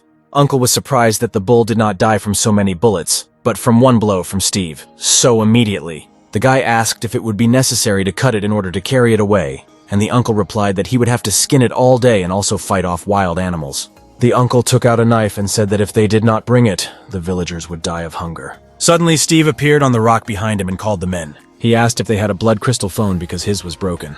Alvin said that there was one in the village, but the man interrupted him mid-sentence. The uncle said that there are women and children in the village. How can they bring such an awakened one there? The guy realized that he had blurted out too much and apologized. While they were talking, Steve walked up to the bull and lifted it over his head with ease. The man was shocked by his strength, and Steve offered to carry the bull in exchange for the phone. They went away to whisper. The guy said that he was quite strong, and the man added that the bullets wouldn't take him. Alvin said that he should really take the bull to the village first, otherwise the residents have nothing to eat. But my uncle reminded me what the awakened ones did to the village last year. They introduced themselves as nomads and were accepted in the village, and then they brought friends and killed all the inhabitants. Steve asked what they were talking about, and if they needed to go. The men said they were on their way, and asked Steve to follow them. They got on the motorcycle and the man started the engine and our hero walked behind. The uncle asked the guy to hold on tight and added that Steve would not be able to keep up with them, carrying the bull in his arms, and Alvin was sorry to leave the bull. His uncle stepped on the gas and the motorcycle rushed forward at high speed, surprising Steve. The man said to forget about him. If they go to the river, they will find more prey. But their plan was ruined as Steve easily caught up with them with the bull in his hands. The men stared at the guy and Steve told them to be careful. There was a cliff ahead and the men flew over it screaming. There was a bustle in the village, the gates were broken, and people gathered around. They recognized Uncle John and asked in surprise whether a bull was really running after him. Someone looked at it and said that it was someone running next to the bulls in their arms. People rushed joyfully towards Uncle John when he stopped the motorcycle. The man asked in surprise what happened and why the gate was broken. The villagers, wrapped in bandages, ran forward to tell their uncle everything. The men asked in shock what happened here. It was as if a herd of bulls were running through. One of the townspeople approached his uncle and said that they had all gone to save Chloe. The uncle asked what happened to her and asked her to tell everything right away. The man said that suddenly a winged beast attacked the village. He said that the beast killed people, wreaked havoc, and it even knew how to spit fire. But despite this, one townsman was able to take everyone to the shelter. He turned around and saw Chloe fall to the ground. Then this monster attacked the girl, noticing that she was lying on the ground alone. The monster grabbed her hands and flew away, holding her tightly. The townsman ended the story by saying that the monster took Chloe away from here. Uncle John angrily asked where the creature had taken the girl. The townsman asked him to wait and said that the elder had already taken several people and went in search. But the uncle was adamant and screamed, trying to find out where the monster had taken Chloe. The townsman gave up and pointing to the mountain said that the monster had flown behind it. The uncle immediately jumped on the motorcycle and rushed in the indicated direction, not paying attention to the screams. Alvin turned to Steve and with tears in his eyes began to beg him to help. The guy asked our hero to save their Chloe and added that he would never forget him. It didn't take long to persuade Steve, and to the guy's surprise, he immediately agreed. Our hero said that then they will give him the phone when he returns. Blue lightning enveloped the guy's back, and at the same moment his wings grew, lifting him into the air. The residents asked in shock what kind of man he was, and Edwin replied that he was a southerner and a young nomad. Watching Steve soar into the sky, the guy added that he was also a master of beasts. And in the forest at that time, a huge bear was raging, growling and spitting saliva. The men were trying to lure the bear into a trap and escape when suddenly one of them tripped. The man lost his balance and flew off the ground, and the bear was already very close to him. And his partner could only scream his name, looking at the blood splashes. If you liked the video, I will make a second part for you, but in return I ask you to subscribe, leave a comment and like. Thanks for watching.